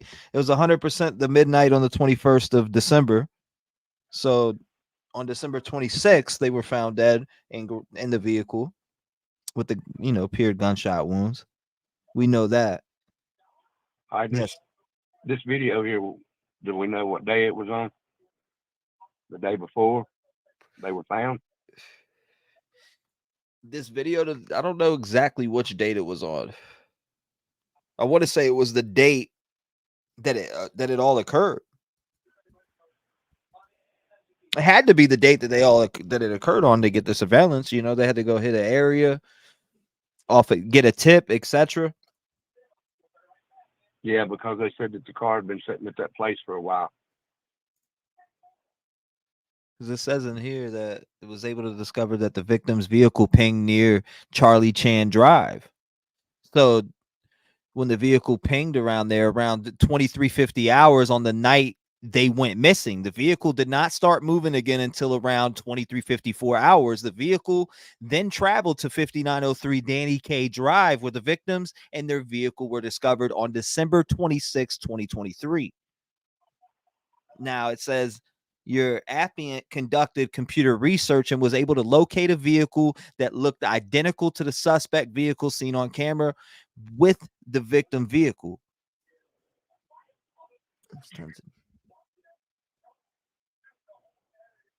Now he hold up. It says your affiant spoke with Ramon Picado after Ramon. I don't even know if that's how you say his name or not, but Ramon Picado, that's how I'm gonna say it, was read as his Miranda warnings. Ramon Picado admitted to driving his Chevrolet Silverado to 5903 Danny K Drive, where he met Christopher Picado. Ramon Picado identified himself on surveillance video from 5903 Danny K Drive as the person observed exiting the Chevrolet Silverado. Ramon Picado reported meeting Christopher Picado at this apartment complex, who was driving another vehicle. This vehicle is another vehicle in which Matthew Guerrera and Savanah Soto were found deceased. Ramon Picado admitted to assisting Christopher Picado at 5903 Danny K Drive. Ramon Picado knowingly treated the human corpse of Matthew Guerrera and Savanah Soto and the unborn child of Savanah Soto named Fabian in an offensive manner by leaving them in the abandoned vehicle. Man, and that's right there where I think that they should get the third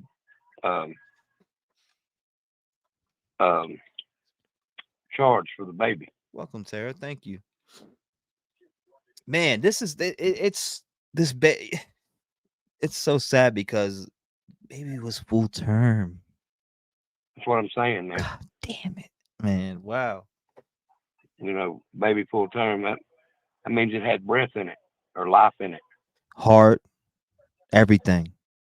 She's about to be induced. This is, and to be honest with you, Matthew and her had every moment in their life to turn everything around. You get what I'm saying?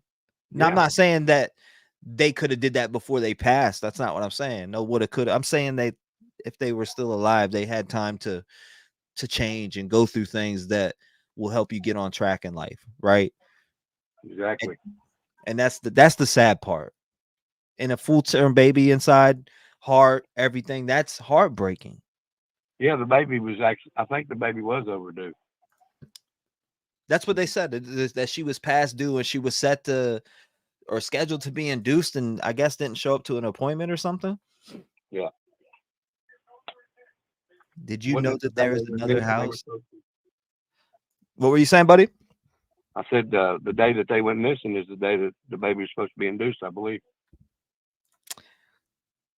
I may be wrong on this, though. Emily Anderson says girlfriend could be driving the Kia. When you see her walking to get in the cop car, look at how she wears her ponytail. Son in truck, maybe. Oh my God. Interesting. I guess we'll see when they take him to court. Look at how she wears her ponytail. I'm gonna go back and look at that, Emily. And thank you, by the way. I appreciate that. T-REV, I'm gonna let you get some more callers in, brother. I just want to come up and throw my 2 cents in on it. Well, I appreciate you, Tattoo Rebel. God bless you, brother. Thank you for calling in, and I hope you had a good Christmas and a happy New Year too, brother. absolutely, man. Fantastic. Just been, watching football, and I just dropped a new video the other day. I don't know if you've seen it or not. I don't know how close you follow the Idaho case, but I just dropped a Faro video recently. Yesterday. No, I'm gonna have to go check that video out on the Idaho though. Yeah, it's real good, man. Let me know what you think. Productions, we're getting better with the production around here. I got you. I'll check it out. God bless you, brother. Thank you for calling in and being a voice in the community, and thank you for standing up for justice, much love for and respect, children, and all the good work that you do in the community, my brother. It doesn't go unseen. God bless you. All right, much love and respect, brother. You too. Much love, brother. Appreciate you, Tattoo Rebel. If you want to call in, it's 219-885-9693. I'd love to hear from you. Christina says, every time I hear a case, I think that's nothing crazy, and then another case happens. It's a never-ending cycle, right, Christina? It's a never-ending cycle that we're going to have to deal with. 305, you're alive. What's going on? Talk to me. Hello. Yes, ma'am. How are you doing tonight? I'm good. I want to say, yeah, you're not the only one that keeps saying mother. Everyone keeps saying mother, and I think that's what's making everything more confusing because it's girlfriend, right? Yes. For 6 months they've been together. For 6, somebody said, I don't know. I see a couple, bro. She's been his girlfriend for 6 months. Of course, she snitched. Bing bang. Yeah, I heard that before. So if you look at the towel thing, doesn't that look like an aggressive kind of like interaction? Like the person's throwing it, or he's like, like it looks like a little hostile. Yes. For So sure. I think you guys are onto something for sure. That's probably who turned, is the third person in that car. Because if it's his girlfriend for 6 months, she didn't look like she wanted to be there. For sure, she like, after a few days probably got out of there and told somebody. Yeah, this is. I don't know. I definitely do see a third person in this. I mean, in case, like I said, in case it's a ghost or if something. Nah, there's no doubt. There's no doubt there's a third person, and the cops know there's a third person. No, absolutely. That makes me want to go back and look at this regular lighting one right here. Let me see. Because before you could see it when you zoom up when you zoom up, it's so much in your face. But when you look back, I got to look back at this regular clip again.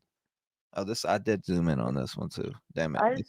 I just think that like the towel thing, like she throws it kind of like she doesn't even want to be there, and he's kind of like screaming at her. It seems, and she's in the back seat, which is, I guess, the son was gonna sit in the front seat or something. I don't know.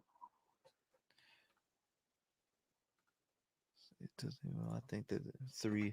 You said I think all three was in on the whole thing from the start. Tootsie Roll says. Angelica says they can get all the info or all that info from the movements of the phone also. So back here is where the towel thing goes down, right here. But that's not what I want to see. I actually want to see the regular one that I pulled up, which is this one. And it happens right about here. Yeah, clearly you see that there too. I mean, you clearly see it here too, but when you zoom in, it's just it's like, man. Suki, yes, I heard it on another show. It's right about the apartments. It's a house. It's dad's business. So, I mean, do you think this girlfriend helped him? No, I mean I think she was wherever the dad was, and she he maybe made her go. Maybe she was in the truck, and she just rode along, and I don't know. She depends on that man, and she was keeping quiet and stuff. But then she thought about it. I don't think she was involved. No, I think the dad might be the plug though. Might be the plug, like he's selling. Like, yeah, like no, like he's the supplier, and the Mhm. son maybe was like selling for him. It was 9 minutes after they pulled up at the house. Mm-mm-mm. This shit's crazy to me. I'll be damned. She's got to be the snitch for sure, though. Like, Yeah, that's the only thing that makes sense, and that's why the cops are like just saying there's two people involved, and that's it. they were just not noticed off the bat. Yeah, they were doing Christmas for sure. Well, I appreciate you calling in. Is there anything else? Any final thoughts you want to get out? No, but Well, thank you. I appreciate you calling in. God bless you. Make sure you lock your doors before you go to sleep. Stay safe. And thank you for being a voice in the community. We appreciate you. Bye now. Shout out to her. I appreciate that. 219-885-9693. We want to hear from you. This is 205 305 423. What is this? 360-563 tons. Wow. Disgusting. A week overdue.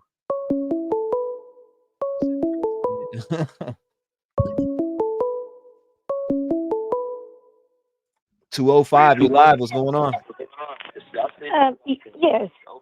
I was just sitting here watching the video with you, and I realized that I don't know if y'all noticed it or not, but somebody is for sure in the back seat of the truck, because you can actually see it when they move to go throw that towel. You can see it in the back window on the driver's side, like you can see something move, kind of.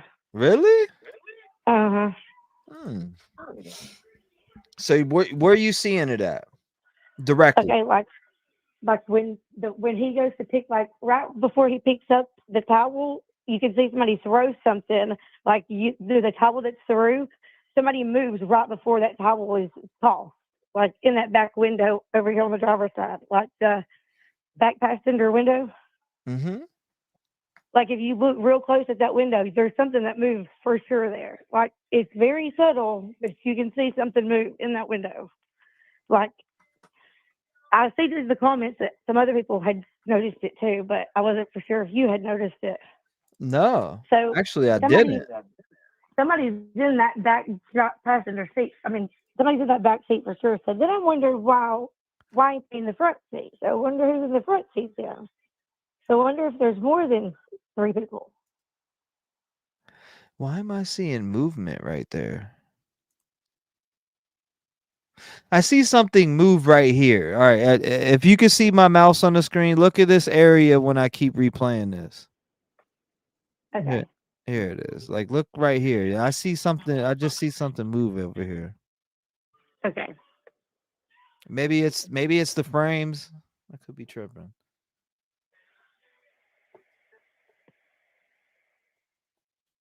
It might be the frame. Yeah, that's what I'm talking about. Is that what you're talking about? Okay. Yeah. I agree. It's aggressive. So that is what you're talking. Okay, I see something moving right here where I'm circling. Yeah, that's like that's like the back window. Nope, not over there on the other side. Like right here on the like where this back door would have been on the driver's side. But I do see something over there too. I think that might be a reflection there. Like right, yep, okay, just a little bit more up. It's going to be at the like on the bottom, at the bottom of the window on the back passenger side window, but it's going to be up to the front of it, but it's at the bottom of it. I wonder if the one with light's better. Let's try the one with light. Yeah, let's see. Now this one's super lit. I can't believe it's like it's got to be somebody that is working with the police or something, because it doesn't make any sense. They should be an accessory. So should the father. Like if you help somebody clean up a murder, you're just as guilty as the person that committed the murder. At least I'm from Alabama. That's what it is here. Like you're not. If you help somebody clean up a murder or aid in abet or any of that, like you're actually going to jail with them. So I don't understand why he just got abuse of a court in Texas. Like that's just crazy to me. Matthew was on probation for smacking Savanah around in September. Oh my God! I didn't know. I didn't hear that. He beat the crap out of Savanah when she was younger and put her in the hospital and like got domestic violence charges and all kind of crap put on him. That's why they thought that it could have been a murder-suicide at first. Wow. That's crazy. They were about that thug life for sure, but I still feel like that.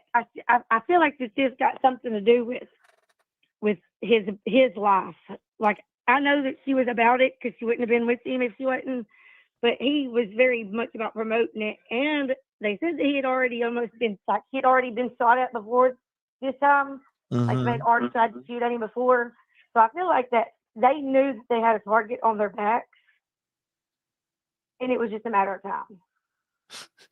K-Dog says, thank you, Midwest. K-Dog says, Rabbit, unless this dude has an automatic towel dispenser in his truck, someone handed him that towel. That's clear as day, even with the dark video. No shit. Like, that's crazy. This video is the regular video. I just zoomed it, but the other one I added like lighting to so you can see more, I guess, if you want to say that. Which one do you guys prefer, the dark? Like this one? I don't know. You can see it clear as day either in both of them anyways. I kind of wonder if maybe the girlfriend is who is in that truck, and maybe they were him and the father. If the father really is just innocent and just went and helped his son, being a father, and didn't want his kid to go to jail and was trying to help cover it up, because I know a lot of people try to go and say, well, I wouldn't do that for my kid, blah, blah, blah, blah, blah. But I'm a mom, and I'm not going to lie. I don't have no lie to tell. That is the death penalty state. We're not talking about your kid going to jail for a few years. We're talking about them being killed. And that's a whole nother ballgame when you're talking about your kid. It's a lot of things to sit here on a live when you're not there in that person's shoes. But it's a whole different shit when you're really the person that's about to have to go rat your child out what people say they would do. I would tell on my kid, but no, you wouldn't. Nobody would. That's a bunch of bullshit. Nobody would go get their kid killed for committing murder. No, in a death penalty state, knowing that it was capital. I don't care how many people the child killed. Oh my God! Ooh, did somebody say that in chat? People say they will, but I don't care what they say. If you really love your kid to the extent that we love our children, you just wouldn't. You're gonna help them cover up a murder? No, I wouldn't help them cover it, but I damn sure wouldn't go and turn them in either. Like I don't know. Maybe I would. I don't know. I don't know what I would do. I'm not gonna lie. Because you haven't been in the shoes, so it's hard to tell what you would do. Like I'm not gonna say I wouldn't help. You know what though? At least you know what I got. Thank you, Miss Brazy. I appreciate you guys. Thank you guys so much. I'm trying to catch up with you as I go here.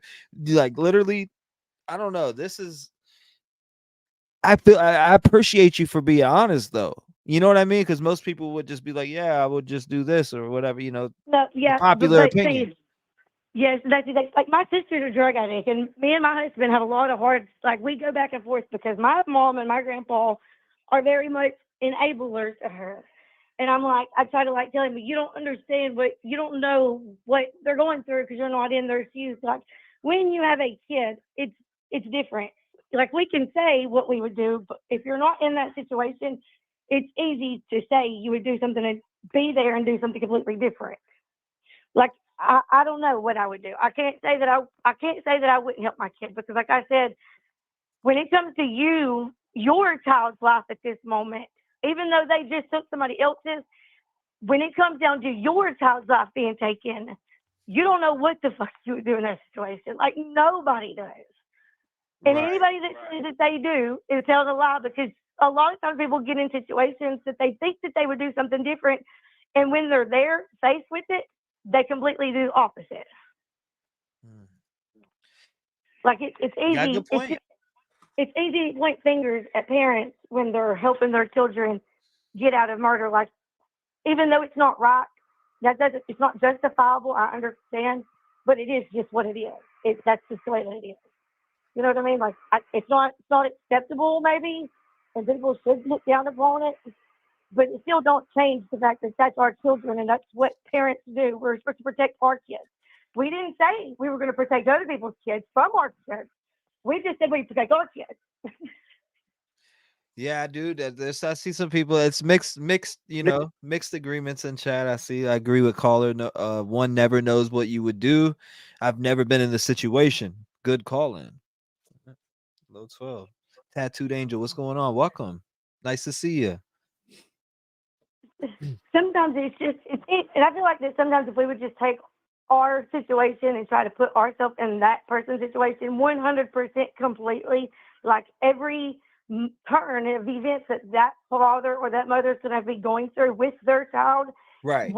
Like if we were really there, would you really turn your child in to a police department knowing that they're going to have evidence that's going to have him or her killed?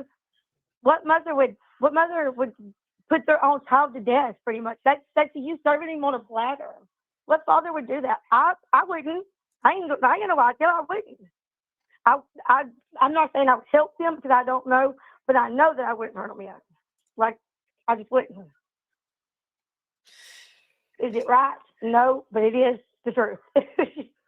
I would hope I would turn in my child. Let's see. Absolutely. There's more people involved. I also feel the dad has more involvement.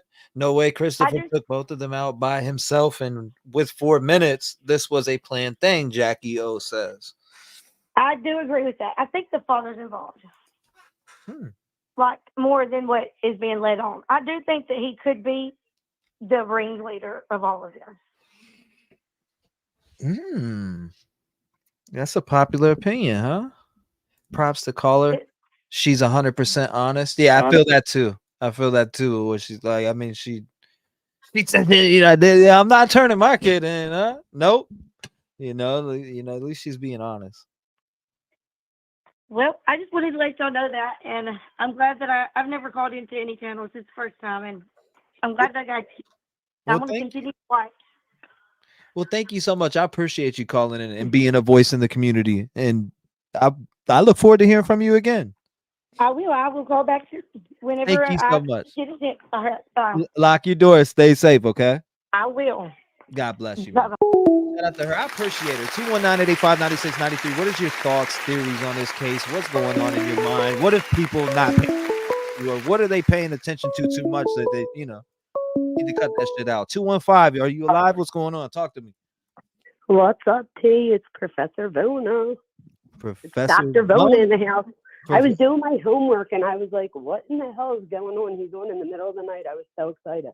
What do you mean? Night times, like usually. I know, but I'm always up at night, and I don't know. But anyway, listen, I don't even know where we're 2024 with a boom. People don't even know what's going on with me this year. All right, so everybody listening, can we start just by acknowledging that his hat sucks?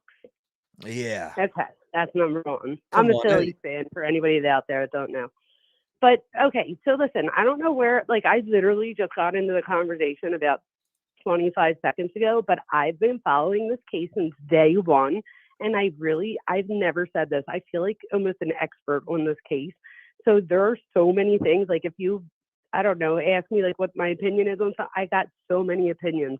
So like there's definitely a third person that hands the tail. I don't know if it's just living in my Philadelphia drug culture thingy growing up. And I've also come from like a Godfather type family, let's just say. And so I've seen the small drug deals. I've seen the big ones. One of my uncles or two of my uncles did major time for being like, they were like number 2 in the drug thing. And so I know all the way from the top, all the way down to the 100-aires. This is the thing. If there's anybody on here listening right now, I promise you, I have a stack of dead friend cards. Drugs leads to nothing, like selling drugs leads to nothing but jail and death, or you wind up getting somebody else killed. So it's like either way, you wind up living in your own torture. And when they were holding up the stacks of money, the only thing I could think in my head is the worst thing a drug dealer could do is flaunt their drugs and their money, because you're just telling people what you have. I also looked at that, and I'm not trying to be a baller or nothing, but to young kids, that looked like a big stack of money. But how do we know it wasn't a bunch of tens? My other thing is this, right? So now let's say you're up and you're like, oh, I got 10 grand. I got all this gold, all this shit. Now you get caught. I'm just telling you what happened to like most of my friends. Then you get caught and you have to call one of your boys that you think is your like bestie, and you tell them where you hid 20 grand so that they could get you a lawyer. So now you just spent the money that you saved on drug dealing to pay for your lawyer, who you're going to wind up owing money to after he gets you off. And then you're going to go home and your whole house is robbed. All of your best friends came in and was like, I'll take this furniture, I'll take that. Like, it is such a grimy build. We make it look too, what's the word? Like Hollywoodish, like as if like you're going to end up with like cars and chicks and guns and money. It just doesn't work out that way. And the money you do make, you wind up having to post bail with it and then hiring a lawyer with it. And my other thing is, if this is real and it's really over a weed thing, I can't imagine a lower like level thing to get caught for than weed. Do not sell weed. I don't know how old people are. I'm old, so I do the triple beam thing. Like, there's no such thing as a triple beam dream. It ain't happening. It doesn't happen. No triple beam dream. Like it doesn't happen. So anybody that's thinking about selling drugs, it might seem good. It might even be good. Like, I've been there and done some of this shit, and it's like great. But if you think about it, you wind up becoming 100-aire. Like, is it worth it? It's not even like 1,000-aire or millionaire. Like, most of these low-level drug dealers are 100-aire. If you're the bigger dealer, like my uncles, they never would ever put it out there. Anything. Like, they would be driving like, you know, a car that I don't know. They just, everything about them. Although no, they drove like nice cars because they kind of wanted you to know that they were involved. But they weren't stupid enough to like put something on social media, stuff like that. My other question to you is this, okay? Because this has been bothering me. Okay. So, and please, nobody come for me, because this is literally, you have to remember, I'm a psychologist. So, and I teach psychology for 20 years, in case anybody doesn't know, in college. So one of my questions that I would pose to my students is, when it comes to the life of the baby, do you feel that Savanah, and again, I see a hand. I see a hand right here. My bad. I had to say that. Oh, there's 1,000. There's I a just third zoomed person. in. I zoomed in further. No, there's definitely. If you want my opinion, it's probably the mom and the dad. The mom probably sat in the back seat so that when they picked the kid up, he could just jump in the front seat. That way she didn't have to jump out and let him in. Like, I've already thought this whole thing through. It's like such a typical. My best friend, I think I told you this before, 29, he got killed on a drug deal. Like, it's so stupid. And they killed him over $1,500. Like, I would have given them $3,000. Like, you know what I mean? Like, it's just so stupid and it's meaningless. And my friend was like a union electrician. He got like hooked on heroin for a minute. He made like a bad decision, and that was it. Him and my 4 friends got robbed, and he got killed. And it's a shame. He was an only child. His parents don't have a kid anymore. Like, it just doesn't lead to anything good. So, and I'm done lecturing, but everybody do know that I do smoke. So, like, I'm not like a square. The drug dealing part is the part I'm not. I just don't think it's worth it. My thing is this: now that she's pregnant, and I am not blaming anybody. This is not for blame. This is an educated discussion that I would like people to think about. If you were the mother about to give birth in less than 24 hours, I had 2 C-sections. She had a scheduled C-section. If my husband, because at the time I put myself in their shoes, and I'm going to be 100% honest, because I think the statute of limitations are over. My husband and I were doing some shady shit back when we were in our 20s, and I had 2 scheduled C-sections. Everything like kind of slowed down and stopped after the kids, but with that first kid, we could have made one last thing or whatever right before we went to the hospital. But we chose not to because we were so close to having a baby, and we were like, we need to like change our thought process. So my thing is, even if my husband did go out on a deal that day, he would have never let me go with him, knowing that I'm about to give birth like that night. Does that make sense? So again, there's no blame here. I'm just saying I want everybody just like to have like a meaningful thought about that. Like it's obviously the person that killed them's fault. So that's where the blame goes. But my thing is like, would you ever tell Athena to go with you and knowing she's about to give birth in 6 hours or 12 hours or whatever? Like, I just can't imagine you being like, come on, Athena, let's just get in the car. Yeah, let me go make this move real quick. And Yeah, let's go do this real quick. And then we'll go home, we'll grab the bag, and we'll be on our way. Like, so I think of it that way. I also think of it this way, from what I know about you having children or whatever. I have kids. I don't know if it's just growing up in a mafioso type family, but there is no question I would never sell my kids out. And if that makes me a bad human being, then I own it. I'm a bad motherfucking human being. I wouldn't do it for anybody else's kid. I wouldn't go through with it and like help them hide the body and shit. But I would be like, you better figure this the fuck out and like leave me out of it because or whatever. But I would never be like, we're going to the policeman right now. Like I couldn't picture myself doing that. However, I do think it's the kid's fault. That like shame on the kid for involving his dad.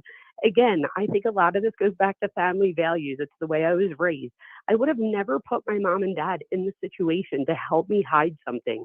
Right. Maybe I would have went and I would have afterwards when it was all over been like, Mom, Dad, I fucked up. Like, you need to help me. But it would have all been done. So therefore, like, it would have been more like the Brian Laundrie case where you can't really prove that he told the parents or not. Like, it would have been like that. I would have never called my dad and been like, can you meet me at the parking lot, blah, blah, blah, with a towel? Like, that just would have never happened. And the thing is, the dude can't even get out of it because the kid gets up and he like looks behind to like see the damage. The whole thing is like horrible. So now the sad facts. It's the facts. But would you tell your kid, I'm just being honest. If that makes me a bad person, I don't know. It might be a Philly thing. I don't know. Just the facts. They were so young and involved in big, dark adult drug trades, which is the facts. And so my friend Mike that was killed when we were 29. What they had time to change. Well, wait, That's the thing, Vonna. They had. Please tell me that I'm right, and you can correct me if I'm wrong. But I feel like they had so much time to change. I'm not saying before they passed. I'm saying in general. Right now, over the years. Okay, this is the thing though. It depends on where they're raised. In Philly, where I was raised, you became part of the gang because chances are one of your parents were in jail and the other parent was working 4 jobs. So you were drug up, not raised. So we drug each other up. We taught each other how to do shit. So we wound up making like gangs, and some of them didn't call ourselves gangs, but like it was pretty much like a gang of people, like where they weren't your family and you went to them. And we would like fight over blocks in my neighborhood. So like you could get killed over selling on somebody else's block. Like there's just so many things. I was in a good mental facility in Philly, like right outside of Philly, a mental health facility. I think I was there. Yeah. Say it again. Belmont. 100%. 100%. 100%. I know where you are. I was in there for about a month and a half, maybe 2 months.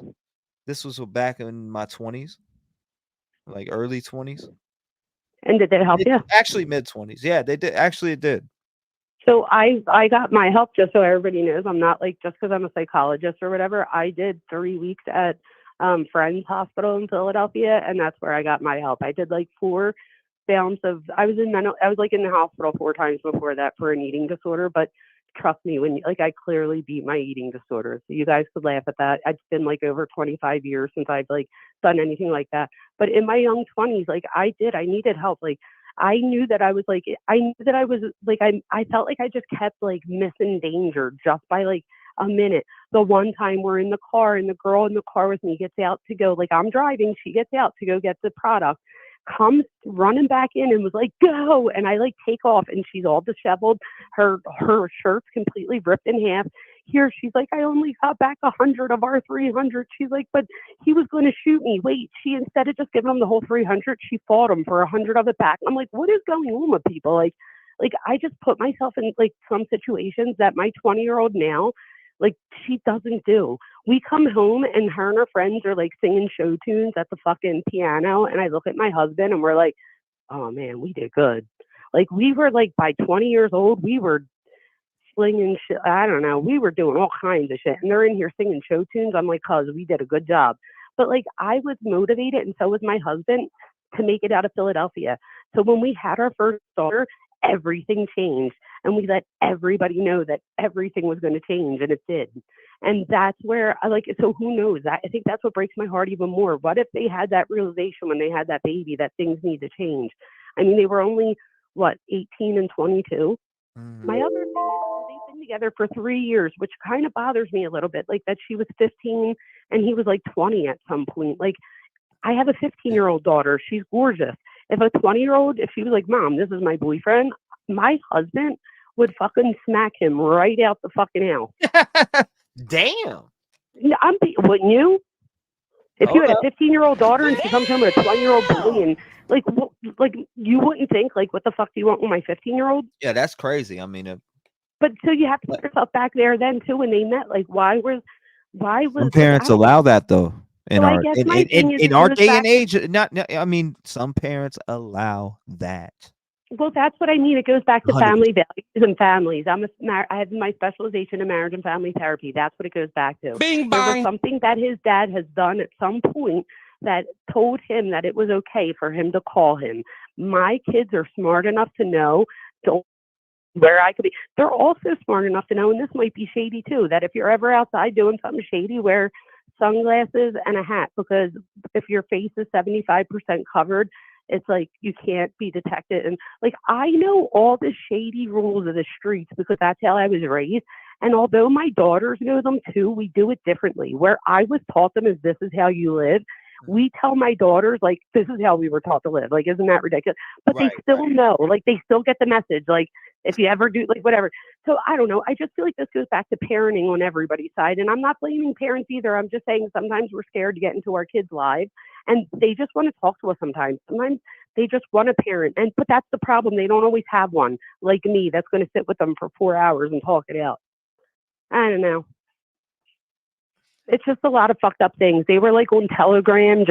I know Telegram gets deleted, but the thing is, does it? Because all you have to do is get somebody else in the Telegram to just screenshot all of the Telegram. Like, I don't know. So it's like they were using an app that they thought was going to delete their messages, but now they're, oh my God, I can't believe I almost hung up without telling you this. Anybody that's watching the Telegram, okay, the Telegram, the day before they die, he sends out a Telegram that says he's wearing a polo shirt. And that's what that little red thing is. People are like, what is that? I flipped it. It's a polo logo. So he's wearing a polo shirt and he puts on there that everybody, he's like, put your orders in. Like the goods are coming tomorrow, pretty much. I'm paraphrasing. So he put something like that. Then his very next Telegram picture is a picture of a bag of bottles of what looks like codeine bottles. I don't know what they are bottles of. So don't like quote me on that, but they're bottles. They're like drug bottles because that's what he's selling. And number one, I like zoomed in and they're expired. So I'd be real fucking pissed if I paid money for expired drugs. Like, come on. But number two, the reason I was zooming in is because I was like, what? You are, I swear, you're like a damn Dodge Viper. You are okay. Well, I don't know if that's... you're in top gear on me right now. Okay, but wait, this is important. So if you go to that bag, if you go to the picture of the bag of bottles and you zoom up at the very top, there's a Chevy symbol that you could see right through the handle of the bag. That same Chevy symbol, I figured out this truck was a 2015 is what I think it is. And if you look at the 2015, the Chevy symbol is the exact same thing on the exact same steering wheel. So I think what had happened was dude was in his dad's car, took a picture of the product, sent it to Matthew and was like, it's in. He then sends to everybody else products in, like shows them evidence. place your orders, and then that's where it goes wrong. But take a look at that picture. You'll see that Chevy symbol. And I flipped the bag. It's from a gun range. It's like from a gun shop. The bag that the bottles are in are from a gun shop that's 8 miles away from where they were found dead, and it's approximately a 20-minute drive. When I tell you I fucking deep dive this, I deep dive this. Yeah. It's crazy. I hate that I call at 3 a.m. and give people anxiety. Just so everybody knows, I have ADHD and my medicine doesn't work all day long. So you guys are seeing me unmedicated right now. When you guys have me on Discord during the day, I'm on my medicine, so I'm good. But at 2:30 in the morning, my brain just goes 1,000 miles an hour. It's okay, Professor Vanna. You know how it is. I gotta see you in action. Yeah, right. No, exactly. This With is the my kids, I gotta see you. I gotta see you in action. Yeah, absolutely. I gotta see action, Vanna. I can't wait to, I can't wait for you to get to finish that up fully, and you can finally be the professor. No, I already am a professor. I've been a professor for 20 years. I'm just going to be a doctor. Hold up, you Like, I'm moving up. What? You're moving on? I'm moving on because I've been a professor for 20 years. Okay, so you're about to be a doctor. Yeah, not a medical doctor. I'm getting my doctor in higher education and social justice. So I'll be in educational leadership and research. That's what my next move is research. I want to do research now. Wow. That's awesome. I can't wait to see But all I'm that. still going to teach because I have like students. My students are from like Camden and Philly, and you know the area. So they're like low income, and that's where I came from. So I feel like if you ever look me up on Rate My Professor, just put in Google Jamie Vona and Rate My Professor, and like the kids at Camden County, Rowan, now I'm at Holy Family University, they fucking love me. And I think it's because I don't act like a professor that's better than them. Like, we'll do statistics problems, and I'll straight be like, cuz you went to your friend and you got 2 ounces, and then you go to this and like, so I'll put it in their words and they crack up laughing, but they all got an A on their test. The one kid's in the betting, so I use betting. I'm like, so say there's like an over-under. I went home and figured out what over-under meant so that I could make a word problem with an over-under that he could understand, and he got it right. Like, but so I'm still going to do that because I love helping my students, but I also want to add like real research, and I'm doing my first research right now, and I just have been accepted. There was 14,000 people sent in like a thing, like a project for the American Education Research Association. It's the biggest conference in the whole world. And they chose me out of 12,000, oh my God, what's it called? It's not an essay. It's called a proposal. They chose mine out of 12,000 proposals. Congratulations. Thank you. And it's in Philly. I'm like, of course it's not like somewhere that I can like go travel, but whatever. I'll make it fun. Yeah, you get that. But yeah, we got to get together eventually so I could talk shit to you in person. I'm so much quicker on my feet. Well, no doubt. By the time I get to like the emoji, I'm like, or like the meme, I'm like, okay, that's not funny anymore. Like, but I'm like quick on point. Like, me and you would have so much fun just breaking balls back and forth. And my husband is like, he's on top of his shit too. Like, so it would be funny just to see a conversation between us. Oh man, I'd love to see it. We'll have to see it one day. We'll maybe the 4 of us will meet up somewhere. Me, you, Athena, and Ryan, and we'll hang out. Yeah, no doubt, for sure. Maybe that'll be part of like my I've been doing this for 4 years, where I've been sitting on my couch for 4 years doing research. So I'm almost done in June. I hope to be done. When I'm done, maybe over the summer, I'll make that a gift to myself that we'll come out and we'll hang out. I don't drink, so you don't have to worry about drinking or whatever. Like, I smoke, and so do you, and so does my husband. I don't know if Athena smokes, but we can have the best time. Yeah, no doubt. All right. No doubt. I appreciate you calling in. I'm about to call you Dr. Vaughn, Professor Vaughn. Still call me Dr. Vona, because I feel like it's getting me into that groove. It's only a couple months away, and you're like the only person that does it, and it makes me feel like it keeps me on my toes. Like, you got this. Dr. Vaughn, go ahead and lock in. I hope you get that. Thank you for calling in, and I'm gonna talk to you again. Lock your doors. Stay safe. Stay vigilant. All right. Love you, kid. Love you back. God. Dr. Vaughn, I appreciate it. If you want to call in 219-885-9693. Woo! Dr. Vanna is a ride. A few moments later. Love Dr. Vanna. Shout out to Dr. Vanna. Or Vanna, actually. 276, you're in the mix. What's going on? Talk to me. Hello? Can you hear me? Yes. Yes, ma'am. You are live. What's going on? Oh, no. Okay. You know what I think? Okay, I'm horticulture. Yes. And, Can you do me one favor and mute the live stream? Because it's like 15 seconds now. behind. I just now did. Thank you, ma'am. I appreciate it. Go ahead. You're fine now. You're good. Good to go. The floor is yours. I'm calling from Appalachian Mountains in Wise, Virginia. Okay, so anyway, I'm horticulture and business. So whenever you have a business, if you use your vehicle for anything with that business, you have to have a logo on your vehicle. Like horticulture, you can just throw a shovel in the back of your truck, but put a logo on the side, you've got a business. That man, the daddy, he is money laundering, I would assume. That business, because somebody, JLR said something that, oh yeah, the neighbor said that no logos were on the vehicles, but now they use those vehicles for the business. And JLR said that, what was it that he said? Oh, there was very little advertisement. They would advertise, but there was nothing in the towns or anything around there that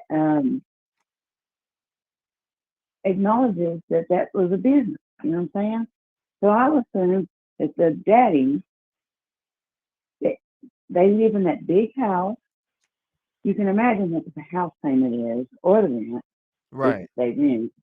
And so then what I'm saying is they have a big undercover operation there, to my knowledge. I have knowledge of that kind of life, unfortunately. I spent 9 years, 3 different times in prison for different things. So I know these things. Right. And so and I'm not young. I can't believe I'm still alive. the people I've lived with and been around and all stuff all my life. Because you were meant to be alive. Yes. I mean, I'm gonna tell you, you wouldn't believe the things that's happened to me, and I'm still alive. There is a mission for me somewhere. Yes, but anyway, I'm telling you that daddy, that whole family has a drug ring that people don't even know about, I would assume. Now, I am assuming, but I have to say that because I know. Now, are you assuming or thinking maybe he owed them money? No. They just wanted that little punk. He's spoiled brat. Okay. See, because he's used to all this money coming, and he don't have to worry about anything. And they've got to get rid of the money, so they got to spend the money. And you know, you see those vehicles in the driveway. Those trucks are not cheap. No, the kind of trucks they have, they're not cheap. And the house is not cheap, and the lifestyle they were living is not cheap. So if they have very little advertisement for that business, how are they getting the money? You know? Yeah, they just have that. They say they have the business just to cover up their money laundering. I swear, I believe it's just a now. drug. So okay. So they own a business, and you think that they were money laundering through it? I don't think there was a business at all. I mean, maybe they went out once or twice to do some little job or something. And I think the reason that they parked that car there is because that man did some air conditioning work at that apartment complex, and he knew that that was very little traffic on that end. Interesting. It's very small distance from that house to that apartment complex where the car was found, and to their apartment as well. Somebody's Monarch said, I think JLR reported that the business license was under their address. Is that normal? Well, it could be, yes. It could be, yes. But you don't hear, like JLR was saying, he's only seen a couple of things advertising that business. There's nothing like in the town or anything that people know about. Right. Mm-hmm. So, you know, I'm just saying, as I have seen throughout my long life, things that have happened. The man I lived with, he never got in trouble. He was a major cocaine dealer for all of the East Coast, just about, and his whole family was involved, even on the Indian reservation in North Carolina. I mean, this was all the way, you know, and it hit there before it went anywhere else. Mm-hmm. And I almost lost I left there in an ambulance. And I've not went back. It's been 8 years. Dang. Yes. I was in a coma for 3 months when I left there. And then, you know, I started getting my life back in order. And it's taken me 8 years to get back on my feet. So was it under an LLC, the business? No. No, we're talking No, somebody asked in chat, was his business under an LLC? Good question. No, not on my part. No, they just worked like normal jobs. His brother worked for the town, and they never got in trouble. Everybody that they sold to, whatever, they did. Everybody, no one in that town that I know of is either alive or not in prison right now. Wow. Yeah, and I let me tell you what I did.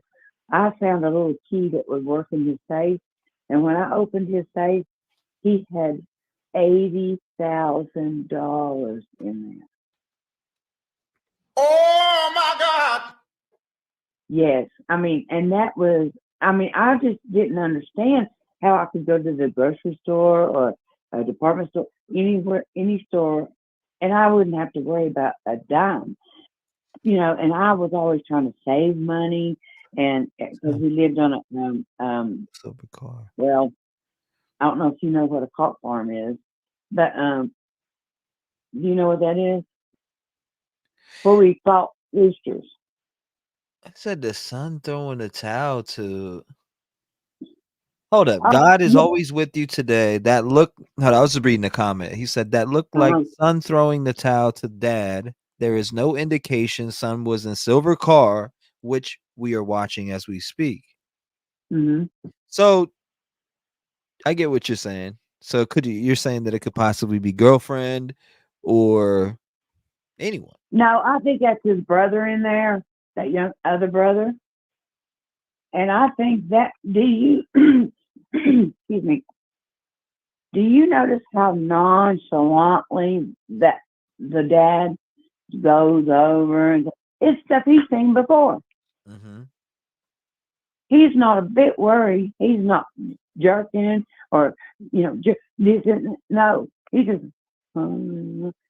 he knows what's going on. He's seen it before, and it's an everyday occurrence to them. I mean, it's just sweet. They've got by with stuff before. I would bet my life. Did you know she was pregnant? Oh, damn. That was loud. Did you know she was pregnant? Yeah. No, that's It's what so sad. That's what it said. Yeah, it's so sad. but I'm gonna tell you something. When somebody I was watching today, they slowed it down very slow, and had some type of lighting in, and you can see a head move over when they're throwing the towel. You can see a head move toward when they're throwing the towel, and then sit back up. And right now, what I see in the Where are you seeing that at? today I was watching. I forgot what it was. I've never seen that show before, but someone was telling them how to do it, and they broke it down, each little freaking frame, and as that towel is coming out, you can see movement like a head. Yeah, I Going can see the towards the hand. door. The way that I zoomed in on it, I can see the hand. And there's a head moving. I believe they're in the back. And like the other caller said, I believe they have the front seat open up there so that boy can get in and go. See, that daddy knows how to do this. He is no stranger to this situation because he is too nonchalant. He is too, you know what I'm saying? He's got a rag to wipe his fingerprints off. I do see a hand that moves in here in this truck. Yeah, but I see a head as well. Today they lightened up that the back window kind of, and as that rag is coming, you can see a head kind of or something move, and I assume it's a head because it's at the place where it could be a head attached to that arm. You see what I'm saying? Right. So the things I've seen in my life and the things I'm seeing right here, I had to call in because I'm like, oh my God, this man knows what's going on. Why would the son call his daddy and get him put in prison if he didn't know that man knew what to do? Does that make any sense? Huh? I mean, am I making any sense? I mean, yeah, no, you're telling your story. Sure. Yeah. I mean, the things I've seen, these young punks, they don't have a clue what's going on now. That's too sloppy. I mean, people have disappeared just by saying the wrong thing. I mean, you know what I'm saying? Somebody said Dad's rap sheet was bad too. Now, I'm just curious as far as, so here you think that these are the only two involved, or you think that there was 3 or 4? How many? What do you think? Oh Lord, it's a whole family affair, child. Okay. Trust me when I tell you, they are not just air conditioning and heating and HVAC people. These people are thugs. The whole family. It's got to be the whole family. Yeah, I'm I curious. I'm believe. curious. I heard, a lot of people were telling me about this guy. Which one? The daddy? Yeah, like look up his dad, and look up his. Oh yeah, because he's got a rap sheet. Yeah, yeah, he's had previous charges. Yeah,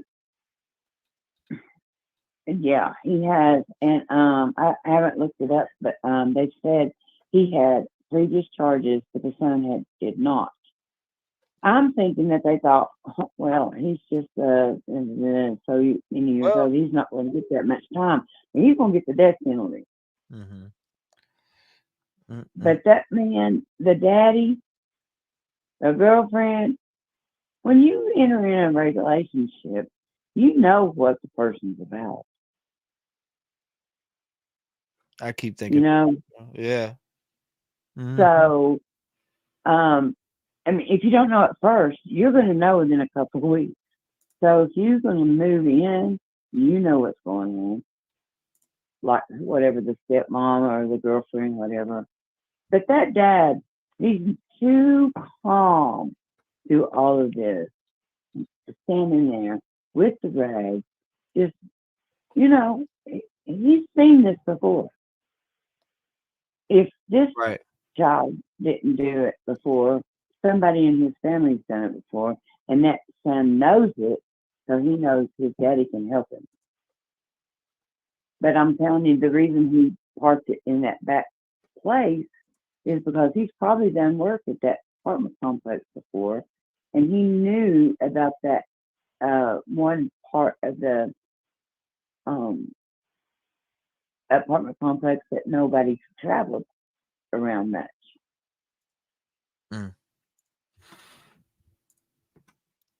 Crazy.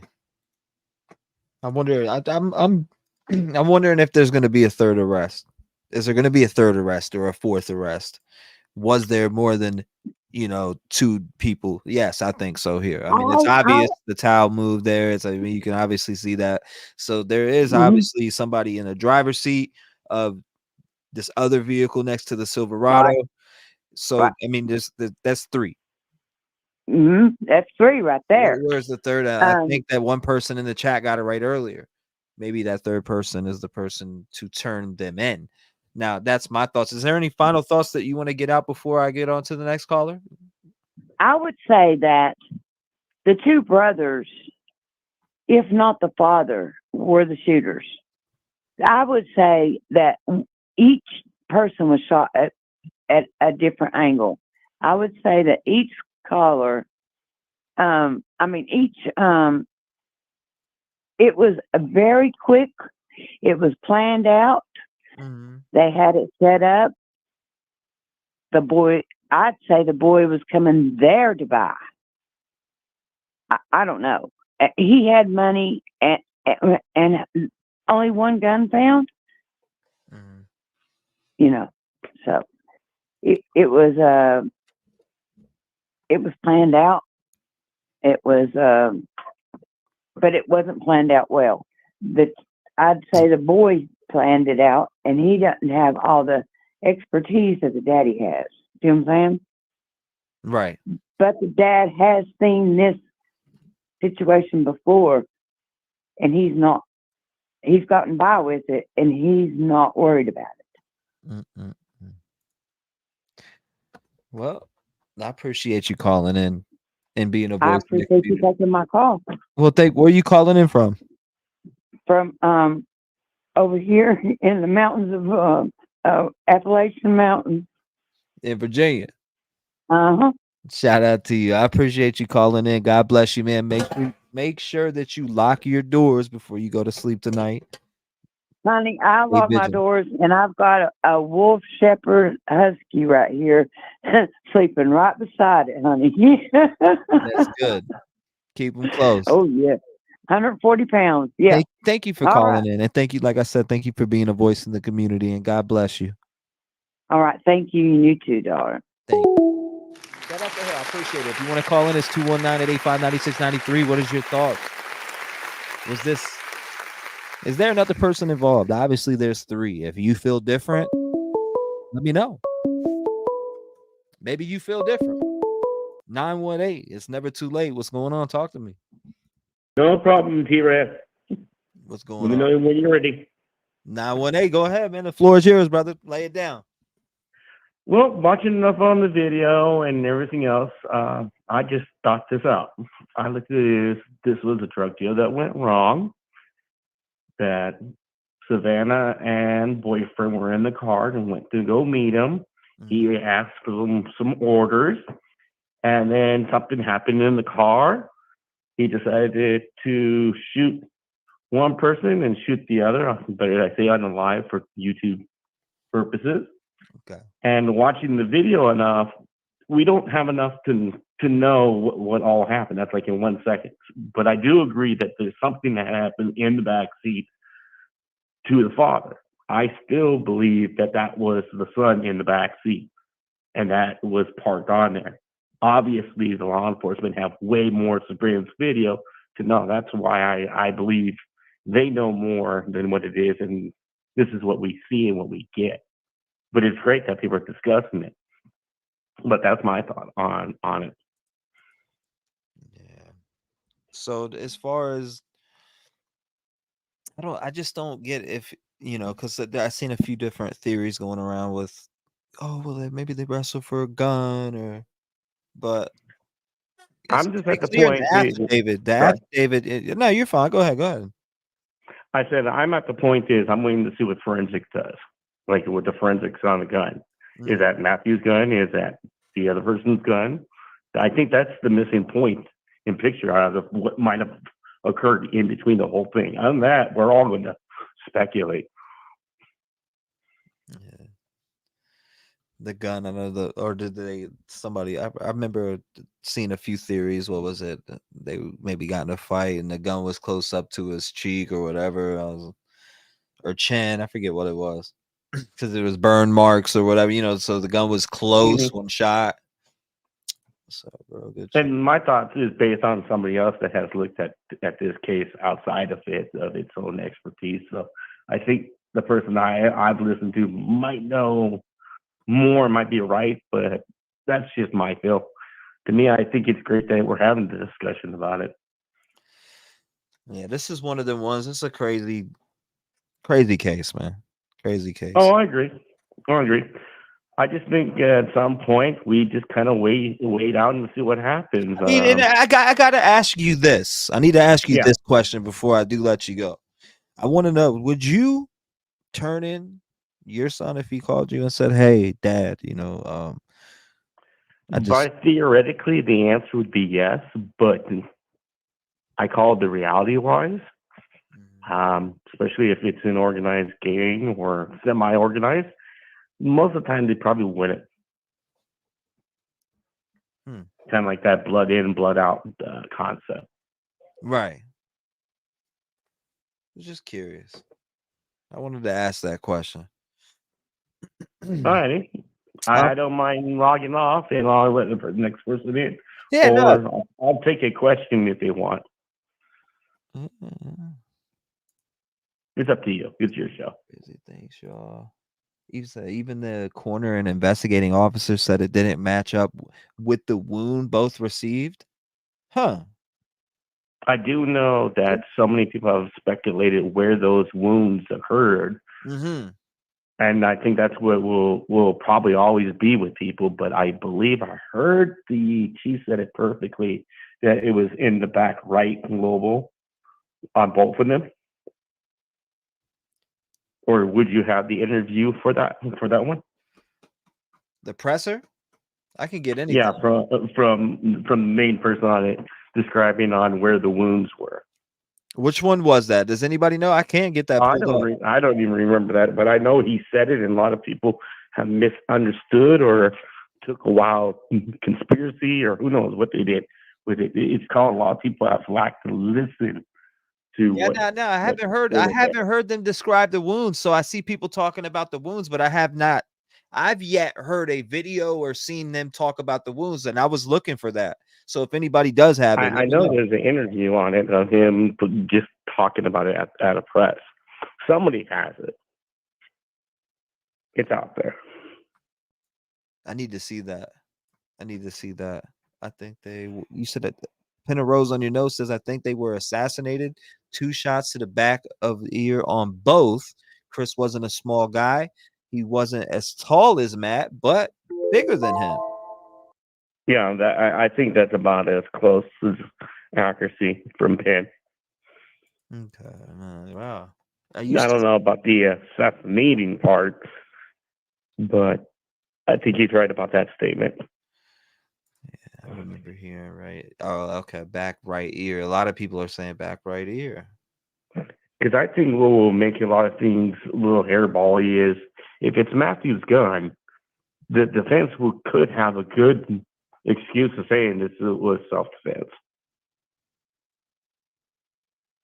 And that's what I think. I think if he wasn't going to rat out or anything, he's not afraid to take you to the box. I could see the suspect saying, "Hey, I'm taking the box and I'm saying self-defense," especially the way that state is.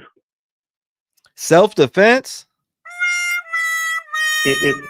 I know I don't buy it, but I'm saying is he could do that just because if it's Matthew's gun, he could probably try to say that.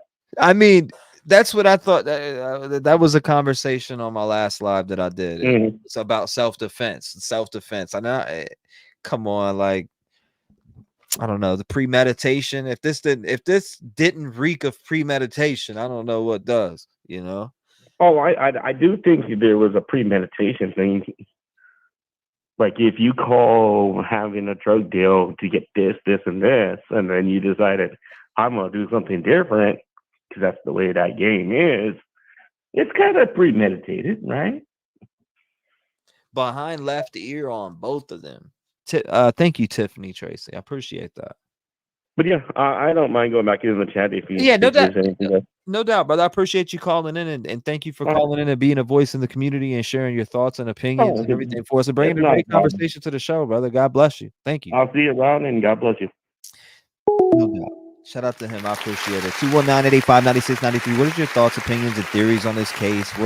I mean, you guys probably listen to all these other channels, and here you have nowhere to go. Here you can speak. All you got to do is call in. It's 219-885-9693. Everybody is here. 360, you're on the show. What's going on? Talk to me now. Queen Widow. Queen Widow, what's going on? Talk to me, girl. So what I was trying to explain, but it wasn't typing out that way. Yes, ma'am. Was they said when they were interviewing them both, and Christopher said, they went into him and Matthew went into like a little tough. They went into one of their little whatever, and the gun went off and hit Savanah. And that's not the case because even per the autopsy report, it states there's no way because of the range in which she was shot and the area in which she was shot. And then on top of it, he said that him and Matthew again got into another tussle and the gun went off again. So how did it go off again but still manage to hit him point blank range? Something ain't right in that story, huh? Yeah. And the investigator had stated that it doesn't match up, and they know that it doesn't match up. It definitely didn't match up at all. But yeah, I mean, that stands out like a sore thumb. Yeah. Because after, I heard that, I was like, So are you saying that you guys feel that there needs to be a little more investigation?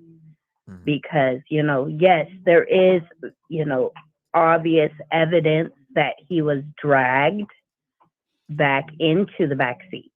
That is pretty much what they feel they were doing in this video you're showing right now. Now, with the video that I'm showing right now, with the actual vehicle on the screen, now I'm thinking, were the bodies in the vehicle at that time? Yeah, that is what they are saying, because there is a gap between when she put in the address to find, this is, the accusation, she put the address in to find Christopher, supposedly. But they don't feel that that's facts either. They feel that, it did happen elsewhere, according to them. But again, they're still trying to figure out, did it happen within the seconds that he pulls off? Because if you remember correctly, per the ring cam footage, you hear pop, pop, pop. Do you remember that? When, oh goodness. Rain cam footage. Yeah, the three that were outside talking about, oh, did you hear? They just got popped. Blah blah blah blah blah. What? I didn't hear that. It's on a ring cam. You showed it like I want to say last week. I watched so much stuff. I'm trying to remember. I know we've all watched so much stuff, but there was a moment where there was that suspicion that it was the ex-girlfriend that everybody thought was the ex-girlfriend, and there was the three gentlemen that were outside this apartment door. One was sitting on the stairway, two came up the stairs. You remember that video? I'm trying to remember. When did I play it? I want to say last week, where I think her name was either Monica or something like that, who had recorded these three outside her door. Damn it, I'm trying to remember. Monica. No, I don't remember. I'm not remembering. You spoke too many cigarettes, huh? Not ringing the bell. But long story short, what they're suspecting may have happened during this father pulling up and son pulling up is that they were dead at this moment. And not that word. But anyway, what he's doing is when he was dragged back in the car, he's cleaning up that mess on the outside of that back passenger door. Clearly disposing of evidence. What I'll do is I will do all of the clips and I will email them to you. Yeah, definitely want to So see it. you can see where they're talking about this. Oh, Mona's brain cam footage is not connected to this case. I was like, hold up, you got me. I'm like, what? Okay, I see what you guys are talking about. Right hand, both. But there was, you can hear the sound where you hear pop, pop, pop, and that's, Okay, I know what they're talking about. that's what I'm talking about. I got you. Scott Jason. Because, a lot of the things that have happened, with social media, of course, the investigators of this, they're looking into all of it because they want a fuller picture because they feel some things are missing. And they do say that, even this duo that's going on, they feel that there's some missing things. But I will send you some of the information and where I've gotten it from because they're reliable. I would love to get that information. Definitely send it in. I will. Definitely send it in. I'll be looking for it. Okay. Like and also like I don't know. This case is just it's puzzling. It's really perplexed because an innocent child. I'm about to have my first granddaughter. So like I'm super excited and I'm sitting here looking at this and remembering that there's a family that's not even going to get to meet their first. So it's saddening, I'm kind of like, I have mixed emotions over the whole situation. Right. Because I couldn't imagine something happening to my daughter. I couldn't. But yeah, this whole thing is perplexed because from what I'm understanding, they suspect that at this moment they are unalived. And that's the sad part. And a full-term baby that didn't even get to see what life was. Yep. A full-term baby didn't even get to see what fucking life was. Yep. Didn't even get to, graduate, have his first girlfriend, didn't even get to see light. Bike. Yeah, he didn't even get to see light. He didn't even get to give his first smile, his first giggle, his first anything, his first step. It's super sad. Super sad. But anyway, I'm gonna let you go, T. Well, I appreciate you calling in. Queen All right. Widow, correct? Yeah, That's what I the thought. only one that keeps I seem to be stalking you only when you play your game. I just happened to be up because my kids were up. They were playing their game, and I was like, well, I'm gonna go see who's live. And I was like, he was live, and I didn't even get the notification. Well, I appreciate you, Queen Widow. Thank you for calling up and being a voice in the community. Lock your doors. Make sure your doors are locked before you go to sleep tonight. I have a dog that eats people for a living. Well, that's good then. It sounds like you're taken care of. Yes. You have a good night. I'm gonna go back in the chat. All right, Queen Widow. Thank you so much. Bye. God bless you. You too. Shout out to Queen Widow. I appreciate you. 219-885-9693. Make sure you call in. What are your thoughts, opinions, and theories on this case? We want to hear it. All right, we got it right there. Who's that? Regina in the building? What's going on, Regina? Regina, full term baby. Full term baby. Dead. I don't know. Make it make sense. Make it make sense. Room 22, if it's correct that S and M left home at 20 and arrived at C's house at 23:50, where was they in those 50 minutes? Huh. It's a good question. Where were they? Where were they at? I don't know.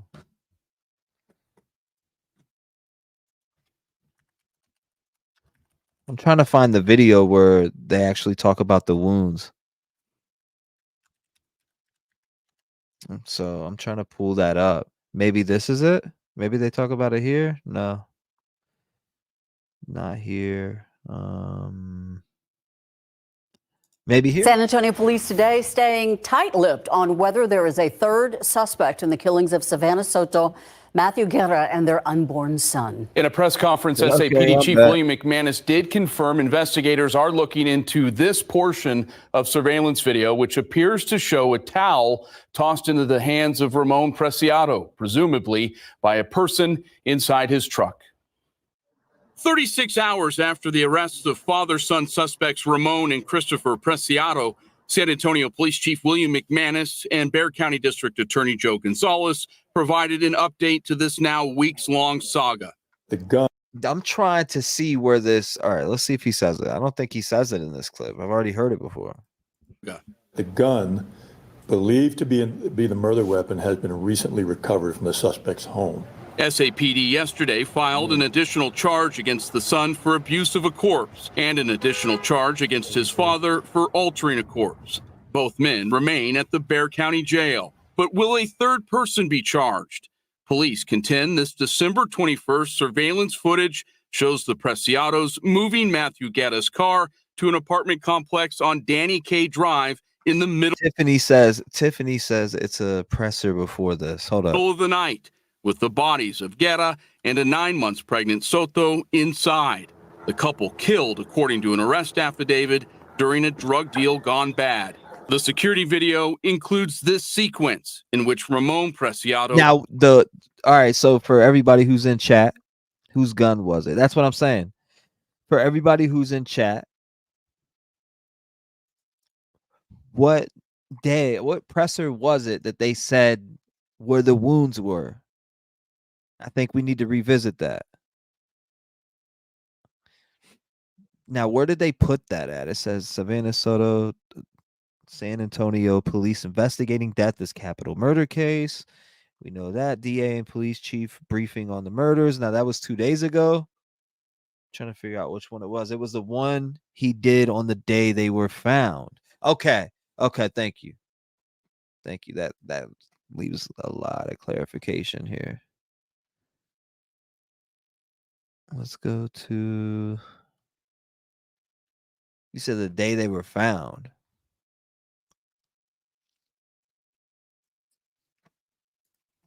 appears to be tossed a towel from someone else inside his truck. McManus today confirmed That's something we're still looking into. It's something that's been brought up in conversation about this, so we're still looking into that. Asked directly whether Christopher Preciado's mother has been questioned by investigators in recent days, McManus gave this buttoned-up response. I'm going to leave that question unanswered. Tell me if this one's it right here. I've asked District Attorney Joe Gonzalez to be here today. I want to know if this is it. And make a few comments at the end of this. You said perp walk presser. And, okay, we'll, perp walk presser. We'll make this short and sweet. I have most of the information I have perp here. Walk presser. I think you've already been privy to. I do have a little bit of new information. The information I'm going to give you, I will answer questions to clarify, but I'm not going to go into a lot of detail about anything else, simply because this is an open investigation and we still have a lot of work to do. Hold on, you said it was the perp walk. Let me go back and catch it. Perp walk. Perp walk presser. Okay, I got it right here. So you saying it's this one? Or am I bugging?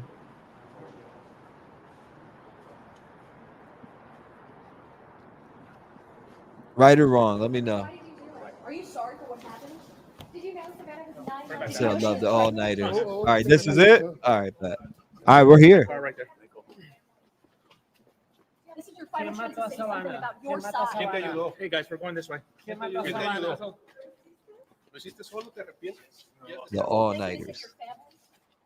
Yeah, guys, always one side. You don't know what's going on. Back up, guys. Back up. Please don't push me. It really is. No, not you. Any messages for the family? You sorry? They want to know why. Why'd you do it? You sorry? Did you do it? Why did you do it? Did you know she was pregnant? Nothing to say? Huh? You didn't care? Why was it the whole family? Close to Christmas? Remorse? Anything? Why, man? Any remorse? You sorry? Ain't you sorry for lying about what you're saying? You don't even know what's going on. Well, tell us. You just make stuff up like always. Tell us. What's going on? Did you shoot them? Are you really big? He said you just make stuff up like always. So it's clear that he just has some type of belief, or like either you don't know that dude on the other side of the camera, or does he? Baby, did you kill him or did you just hide the evidence? ¿Quién mató a Savanah? La mataste. How'd you know He Savanah? said no. Go back to the last one. Is it the last one? ¿Quién los mató? ¿Quién los mató? You sorry? Who killed them? If it wasn't you, who was it then? Should I try to say something? I got you.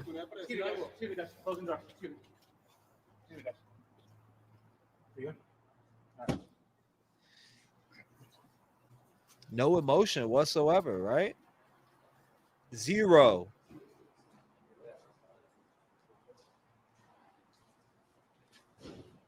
It's not this one. Vicky Lou 1000 says. Okay, so we could revisit. We'll go back to this. It's this one you guys are saying. Again, my this is the one condolences to the you're saying it families is, of right? Savanah and Matthew. By now, everybody's aware of the incidents, so I'm not going to spend a lot of time rehashing facts that are already known. I think this is what but the I will one. go over them high level. So on 12/26/23, our officers. We're gonna discovered go two back deceased individuals. after this. I'm gonna go back to that video we were just watching. I'm going back to that. We're gonna watch that one.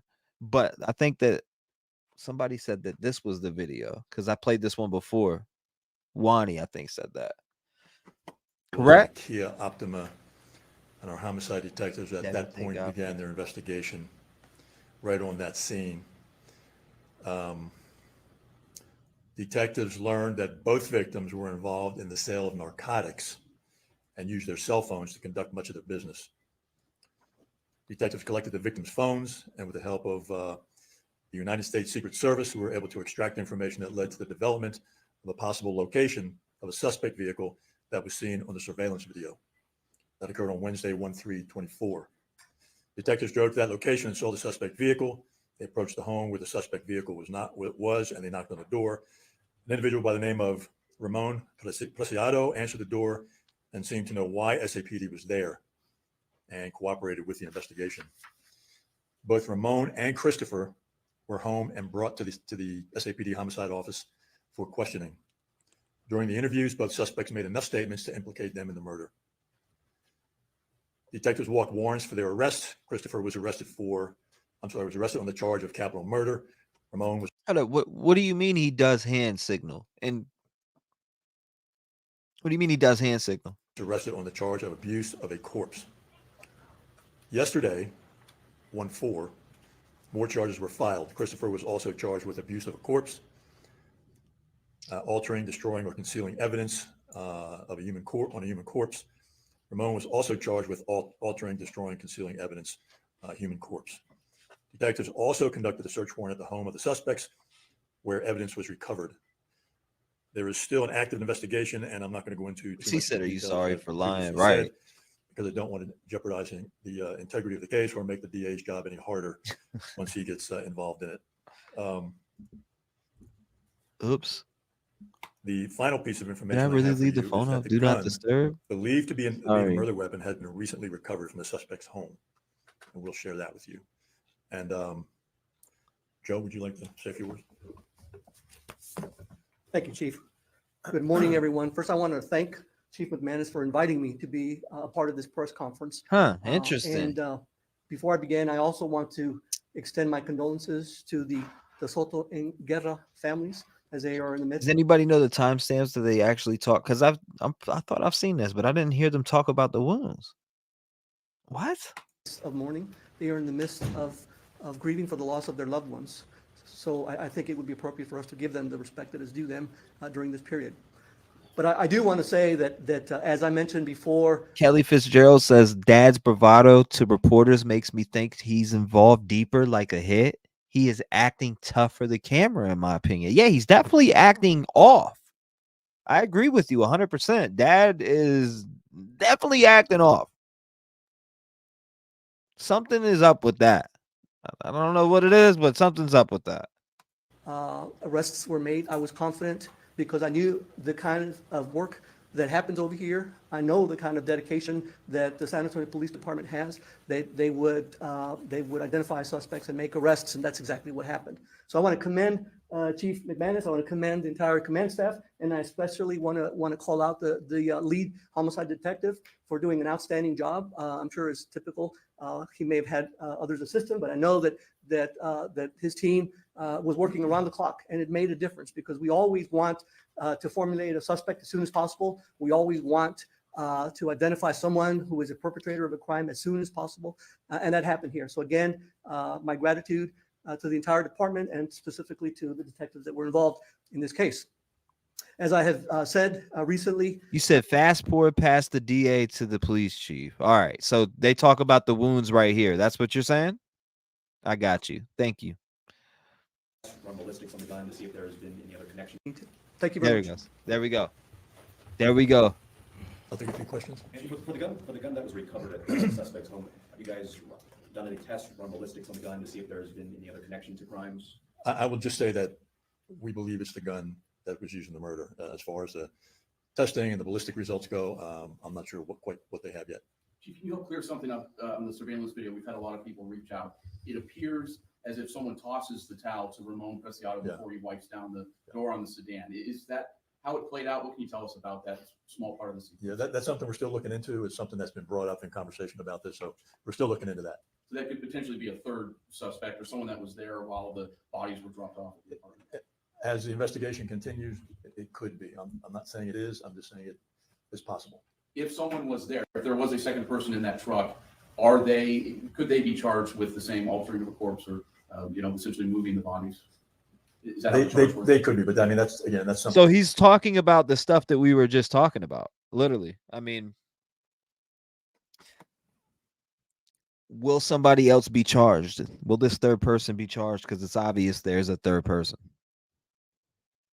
So I'm waiting to see, but I'm thinking that third person is going to be someone that's cutting a deal, which allegedly girlfriend, allegedly. If you haven't heard it from law enforcement, it is not true. I do not know that to be a fact, but allegedly girlfriend in that vehicle. There's a third person for sure. Be determined once the level of that person's involvement is understood, if that is the case at all. Exactly. Are they going to charge for the This baby? activity in the house of the Preciados where you say the mom, are you questioning her? I'm going to leave that question unanswered. Okay, thank you, everybody. Okay, Appreciate it. sorry, can you go over the charges one more time for each one of them since they're updating them? Sure. He's not even talking about the wounds. So the additional charges that were filed were for Ramon. Christopher was arrested on a capital murder charge. Ramon was arrested on a charge of abuse of a corpse. Yesterday, Christopher was also charged with abuse of a corpse. And he and Ramon were charged with altering, destroying, or concealing evidence. As far as the capital murder charges, would it be 1, 2, or 3? Do you know about how many charges that Christopher would face? It involves all of them. Okay. Yeah. Okay, and any further questions you have, you might want to just refer to the affidavit, arrest affidavit. Okay. Fiscal, ¿en español nos puede dar unas palabras? Claro que sí. Pues estamos. Where first, all right. So some people are saying first presser when they're found. Then they're saying it was this one. Which one is it? T-REV, but there. Hold up. That's where speak on the inconsistency of the story. No, I already read. We read through the whole entire affidavit. We read it right here. I've read it right here. I got it right here on my screen right now. Boom. You know, we've read this thing. You don't remember us reading this? Look at that right there. For everybody who's asking, this is the affidavit pulled up on your screen, large as can be. There you go. Hold up. Let's scroll down a little bit so you can see everything. It talks about everything from here. On December 23rd, Leon Valley Police received a call for a missing persons report. Family of the missing person stated she was supposed to be induced for her pregnancy and did not show up for her appointment. So she did miss the appointment. She missed an appointment 100%, and that's what caused for concern. I wonder if they were wondering if Sam and he said baby are manslaughter. Interesting. It's the perp walk presser. Alicia, can you drop that in Discord main if you can? Drop it in Discord main. Drop that joint in there for me if you can. And I'll pull it up.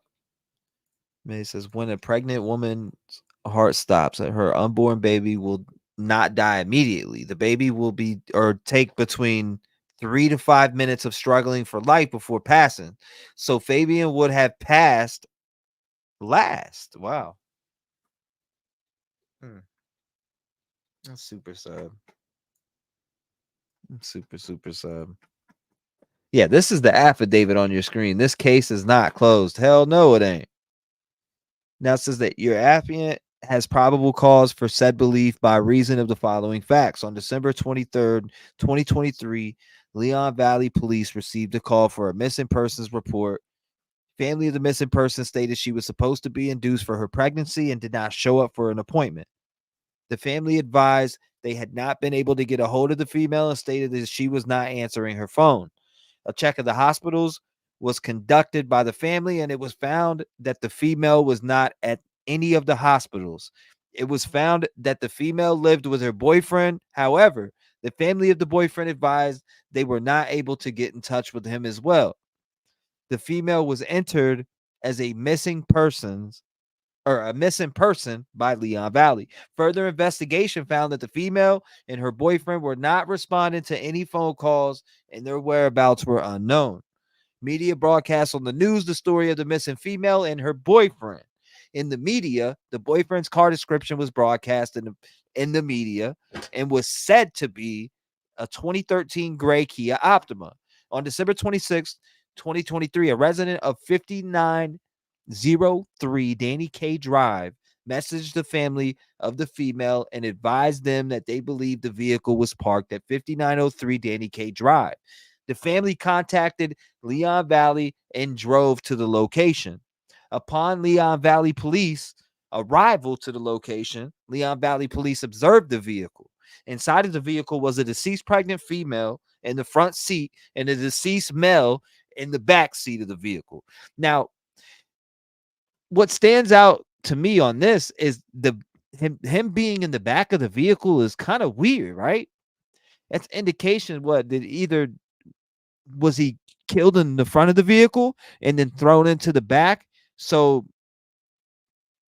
said person, that gets in the vehicle, which I obviously think maybe Chris, but who knows, right?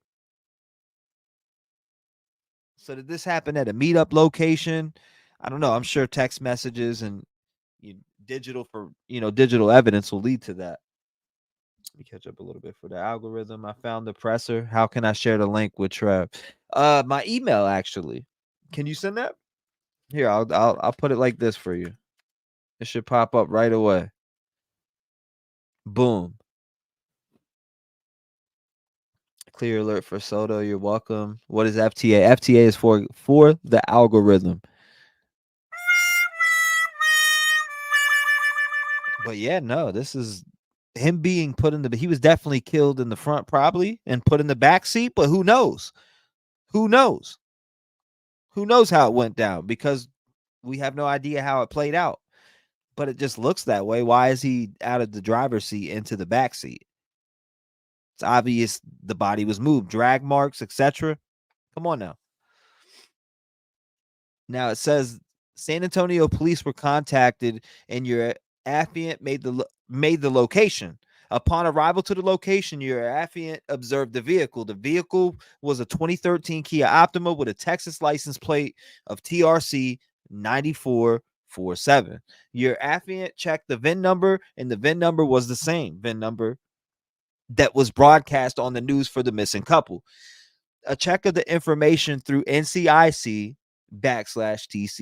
showed the vehicle belonged to the boyfriend of the female. Your affiant observed the front right passenger side of the vehicle. Your affiant observed a deceased pregnant female inside of the right passenger seat. Due to your affiant knowledge of the female on a previous murder case from 2022, your affiant recognized the female to be that of missing female. The female appeared to have trauma to her head. Now, in 2022, was that the case of her brother, Ethan? Is that the Ethan case, or am I wrong there? Because officers saying that he recognized her from a prior case. So is it that case? Is it the brother? Is it a brother case? Okay, it is. So yes, Suki says yes. Margaret says, weren't they killed at Christopher's house and they put him in the back seat, or put him in the back so he can drive them to that place where they found him? I mean, it sounds something like that, or they met at a location. You're right. Okay, just making sure. Just making sure. It says your affiant observed the front right passenger side of the vehicle. Okay, so that's we read that part. Now it says here, your affiant then observed the back seat of the vehicle. Your affiant observed a deceased male in the back seat of the vehicle. The deceased male resembled the boyfriend of the female. The male had a apparent gunshot wound to his head. It appeared the male had been dragged into the vehicle. Your affiant did not observe any weapon near the male. A search warrant was requested so entry into the vehicle could be conducted. While waiting for the search warrant, your affiant spoke to the families of the female and the male. It was found that the boyfriend to the female sold narcotics and would use his phone through cellular communication as well as social media to sell narcotics. It was also advised that the boyfriend would post money and narcotics on Instagram.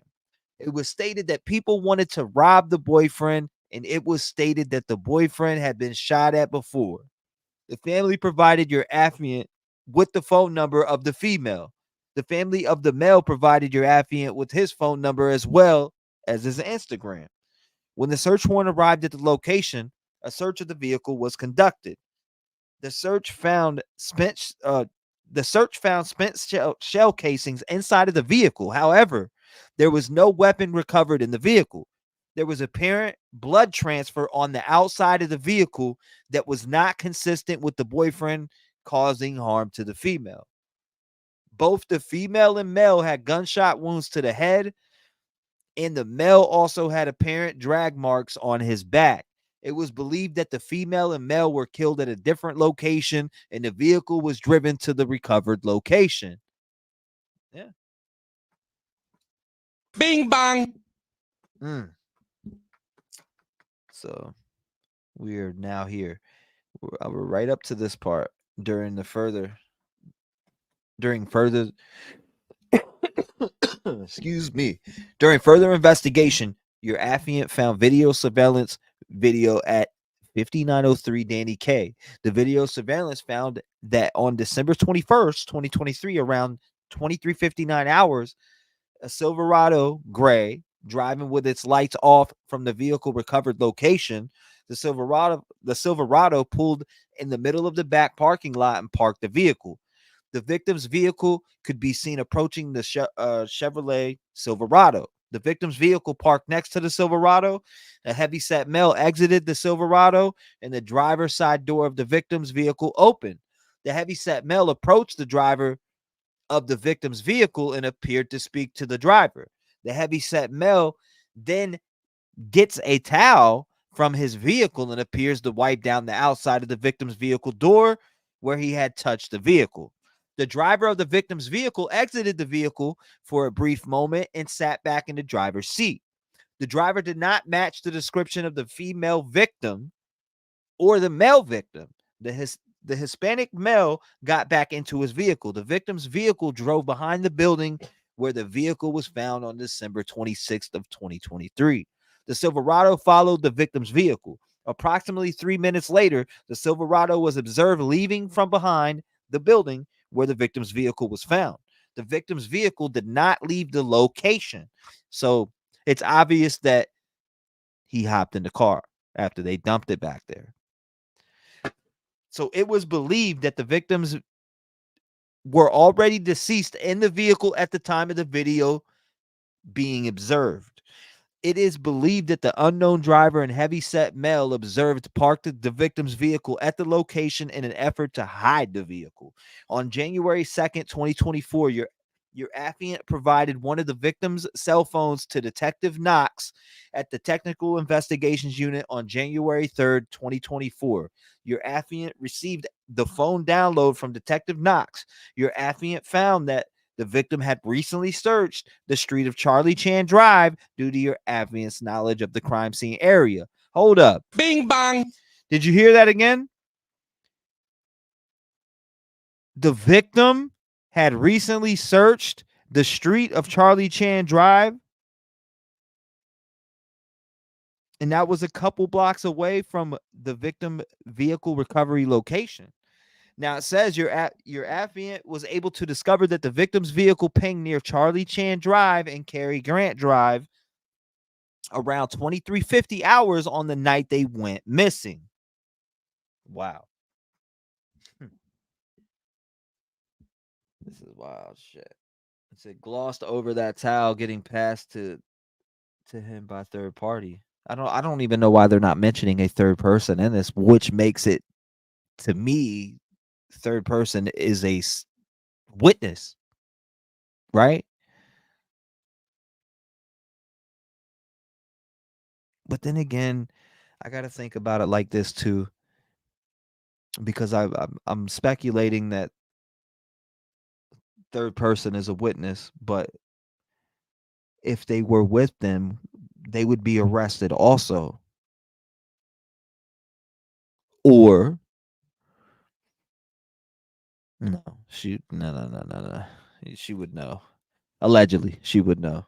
I don't know. You got to think. You know, I'm over here thinking. I'm thinking. See where I believe that called planned your crimes ahead of time, aka premeditation. She almost said snitch. Right. R.I.P. Fabian. I'm just thinking. This is fourth person. T-REV, not if they're state's evidence witness, RP, Fabian, accessory. Yes, right. They would be arrested. That's what I'm saying. So we have no record of a third person being arrested. But in this video clip that we have sitting in front of our faces right here, which obviously I've went and did a zoomed in video version right here, you can clearly see in this video clip right here, there is a towel being handed over. I mean, I zoomed in enough for you to get a good look. You can already see it on the main video, and on this one, you can most definitely see it even more. And even on the fully zoomed one, you can even see the arm more of the person putting it down. I see a hand like actually come across the screen and quickly drop that, and it's gone. Now, some people are saying that they see somebody moving in here within this range. Like right in here. I don't see nothing there. I'm not seeing anything there whatsoever. Thank you, Midwest. I appreciate that. Well, final thoughts. Final thoughts. Anybody, final thoughts on the night? If you want to call in and get in your final thoughts, make sure you call in 219-885-9693. Everybody will get 5 minutes. Final thoughts for the night. You said it's a star witness because they spent days afterwards together, so that person knows the true story, not the bullshit affidavit one. Yeah, this is the affidavit one right here, which I already really read it all. Specifically right here it says, let's pull it up right here. Read it all the way to here. Okay, so from the victim vehicle recovery location, your affiant was able to discover that the victim's vehicle pinged near Charlie Chan Drive in Cary. Hold on, let me refresh this too before I start reading that again. There we go. Your affiant conducted computer research and was able to locate the vehicle that looked identical to the suspect vehicle seen on camera with the victim vehicle. Your affiant did research on the owner of the vehicle and found the owner of the vehicle matched the description of the male that exited the vehicle on camera. Homicide detectives went to the vehicle location listed above and found a listed vehicle at the location. While at the residence on Charlie Chan, a person identified as Ramon Presadio, that's how I'm gonna say it. I was calling him Ramon Precado. Now I'm calling him Ramon Presadio because that's what I heard earlier. So Ramon Presadio reported knowing why SAPD was at his residence. Ramon Presadio informed SAPD detectives to speak with his son, identified as Christopher Presadio. Ramon Presadio and Christopher Presadio were transported to SAPD homicide to speak with the affiant, while additional SAPD detectives searched the residence on Charlie Chan Drive under the authority of a search warrant. Your affiant spoke with Ramon Presadio after Ramon Presadio was read his Miranda warnings. Ramon Presadio admitted to driving his Chevrolet Silverado to 5903 Danny K Drive, where he met Christopher Presadio. Ramon Presadio identified himself on surveillance. So he said, "Look, this is me. This is me. That's me right there on camera." And he identified himself. Right? He straight up identified himself. And this is definitely going to be an episode on ID. You know that. That's definitely going to be an episode on ID, man. But I think the dad doesn't leave. He must wait out of the sight for Christopher to drop off the car. Then we'll need a getaway. Thank you, Popular. I appreciate that. Welcome. What's going on, Wicked? Nice seeing you. Shout out to Wicked, Devil Dog, Low 12. Ellis, what's going on? 641. I hope you don't got a gun. What's going on? Talk to me now. I do have a gun. I'm always packing. Well, I'm being nice. What's going on? Hey, I've just been sitting here listening to you guys. I got so much to say. There's a lot of information that's been left out in this whole case. Okay, talk to us. I want to hear it. Okay. starting from when they said that they arrived in the area of Chris's home. We don't know that he was in the drive. They've never stated that. They've never stated what happened prior to that. We know that she looked up the address, right? Right. And we don't know the time that happened. We don't know how much time between that and when they arrived in that area. We don't know how much time passed. We don't know if they met somewhere else. I tend to think that they did. It's now coming out from a couple of sources that they found another house that is connected to these people as well. Supposedly this house was left to Christopher. He's got a brother that was also left the house. Wow. And so there's people that are investigating into that. Do I think this person in the truck that handed them the towel is guilty? Yeah. They probably should be charged. Did she snitch? I don't know that she snitched either, but I do believe that she was willing to come forward and tell information. None of these people tried to hide anything. Nothing. Yeah, Not from allegedly, the right? Allegedly, not she did. you know, they didn't even try to hide those bodies or that car. They left them out in plain sight where they could be seen by somebody, whether or not somebody paid attention. That's a good point. No, That's a good you point. know, That's a very nobody good did. point. It wasn't like They a did. desolate ass area or nothing. No, exactly right. They could have driven it into a lake where nobody would have found it for a long time, but they didn't do that. Why? I'm not really sure why all this went down. Am I believing it was over pot? Not in a million. But yes, I believe that person has now turned witness instead of, and possibly asked for immunity in order for exchange to be a witness. I think that's going to be the key.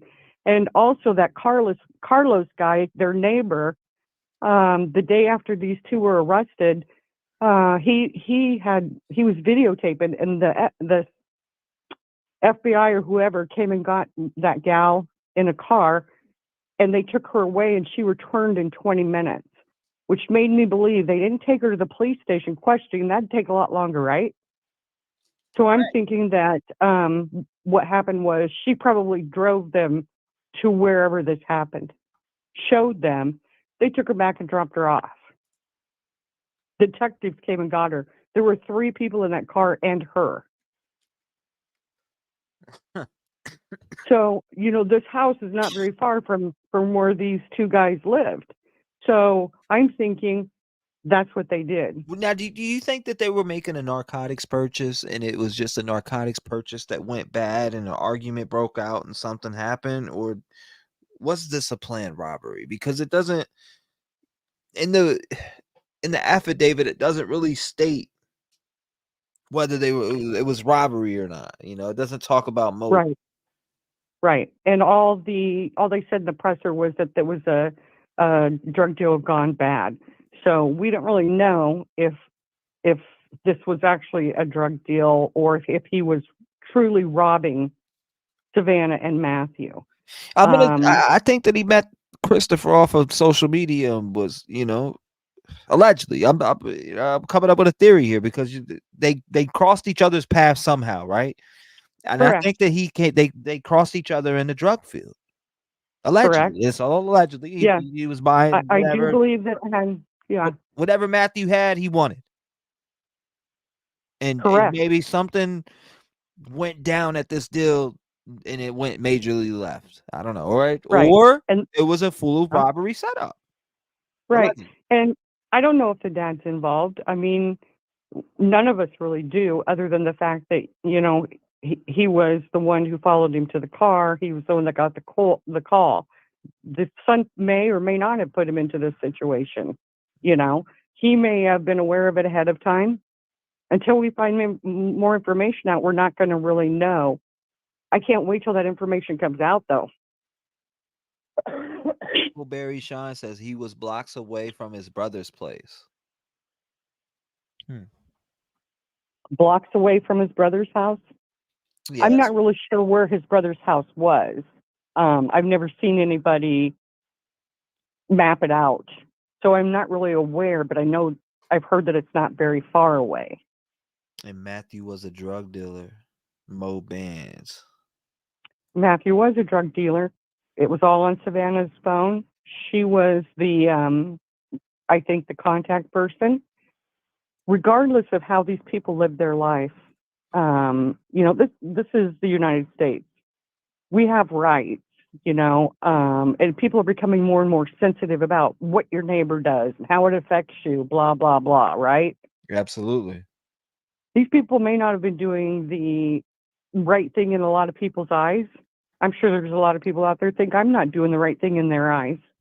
In the United States, we have the right to live our lives the way we want to.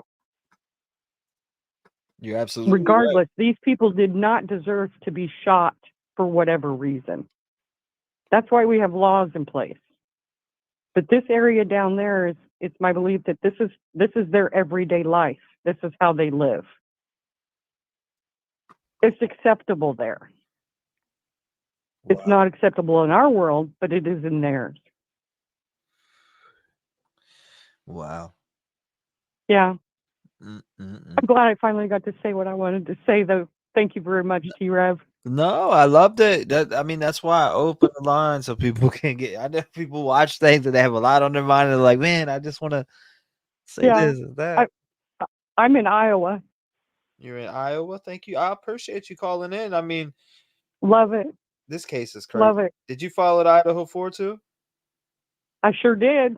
Sure did. I still am.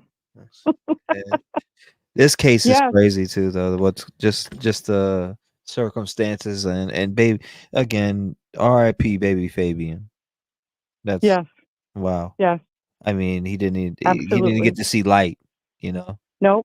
And Nope. And I got to feel for those families, that they get to see that child for the first and last time. That is heartbreaking. yeah, there's no words for that. Nope. Absolutely not. Well, I'm going to let you go. You have a good night. Well, thank you so much. I appreciate you calling it. God Thank bless you. Lock your doors and make sure everything is locked up before you go to bed. Always. God bless. Stay vigilant.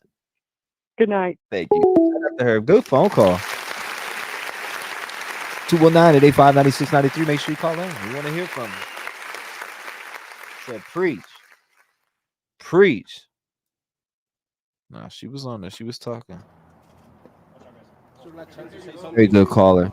Very heartbreaking too.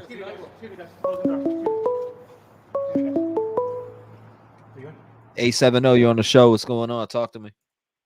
Hey T-REV, it's me, Regina. What's going on, Regina? What's up? Great live so far. Hey, I just want to start off with saying y'all slacking. Y'all need to be hitting that like button for real, man. For real. Hold up. Wait a minute. And second of all, Something ain't right. I would just like to point out some facts in this case that are not coinciding with Texas law, which makes me to think there's a lot more elements at play to this case than just this family killing this couple and their unborn child. The fact that the father was not charged with first-degree murder under Texas Penal Code is very suspicious because according to Texas law, there is no such thing as an accessory after the fact or catching a different charge. If you participate in something before or after it's done, you're guilty of that crime by Texas Penal Code. So this leads me to think that this father, son, whatever, probably have some other investigations going on against them, probably in drug trafficking, that's probably associated with Soto and Matthew Guerrero, I believe was the father's name. Guerrero. I'm terrible with these names. But if you follow the breadcrumbs that the law states, compare it to the affidavit, it paints a completely different picture. There is a lot more going on with this case than just the 3 homicides. I'm starting to think maybe that the third person turned state's witness and has a whole bunch of other stuff to reveal to the police at this point. But also something else I would like to touch on, because the last caller is right. This little baby never did nothing ever to deserve this. Okay.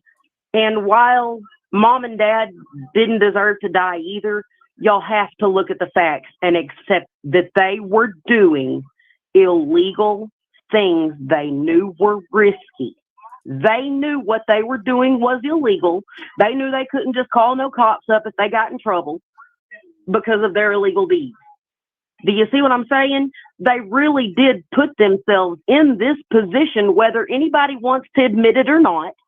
Whenever you live a thug life, you die the thug death. It's just the truth and the facts to it. If you're gonna if you're gonna slang and you're gonna bang for the flag, you're gonna die by it. And you're gonna go to prison. And something else nobody's talking about. How did these people have their citizenships in the United States? Were they legal U.S. citizens? Oh my God! Were they U.S. citizens? Or were they here illegally smuggling drugs across the border?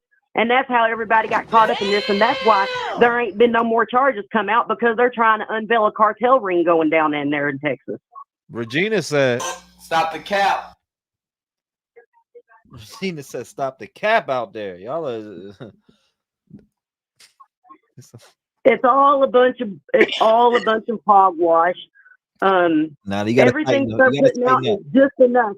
They ain't gonna put nothing out on these mofos about, any of their other crimes right now. They aren't gonna say anything like People that. need to do is notice when you're fucking up and turn it around, because Amen. Because if I can fucking do it, then you can. Because I've been through hell. I've been through hell and back in my life. So if I could turn my life around and get away from that type of thug life, then you can. And we need to start actually putting that into the youth today. The youth needs to hear this shit, because I remember hearing things as a kid like, oh, well, if you don't go to school, you're gonna struggle. And I didn't, I was always like, yeah, blah, blah, blah, but would just skip past that and didn't mean shit. But you find out what that really means when you crack out of the teens and you hit into 20 and 21 and 22 or even 18 right away. You start to find out what those are, and then when your ass don't have no education, and then you're stuck in a rut because you put yourself in that rut. You are the only person that is capable to dig your ass up out of your hole. And the youth has to hear it. We can't blow smoke for the youth, like, I think this shit cool. What it is they see all these gangbangers out here toting guns and selling drugs, and they think, ooh, that's the lifestyle I want to live. I want to live rich and lavish in my 2013 Kia Optima. Yeah, right. Think about it. Wise dude, if this is the life y'all want to be living, why the hell was dude driving a 2013 Kia Optima? Exactly. And I mean, for real. You see all these people you're associated with out here in the thick of your crime, selling drugs and shooting people and gun deals, and you're watching these people do all this evil shit to other people, and you think they ain't going to come for you when you got something they want? Wake up. Now we speaking. And it's just, for me, Regina, like I wasn't able by my mom, right? I wasn't able in general, and my household isn't the average household. It's probably like what they lived through type of shit. So hey, River House, I'ma just say, let me tell you something about conspiracy theories, darling. Some of them out there are truly freaking whack, but how many of them done came true? And you can call me a conspiracy theorist all you want to, but I never said the Idaho 4 kids had anything to do with drugs. You're comparing potatoes and pineapples, dear. No, I don't mean. What was River House saying? What they say? I don't even know if I meant to click on that comment. It was up on the screen. Conspiracy theory, Regina, just like Idaho, 4 college kids. Oh nah, nah. You don't know me, bro. Don't play. This shit. These people, like, they had a chance to turn this around, though. They're young, 22 years old. Come on, I mean, like they had plenty of time to really turn that around, though, Regina. They were did. young. If we got to look back, they were 22 and younger, so they had plenty of time to really turn their life all the way back around. Their life's robbed, so now they can't do that. And not only that, a baby that was full term, about to be born. Hey, Riverhouse, if you think I'm a conspiracy theorist and all this ain't over some drug bullshit, then why does the affidavit say that he was selling narcotics, bro? I'm not the one conspiracy theoring anything. All I'm doing is connecting dots. And I'm saying some of this shit don't add up.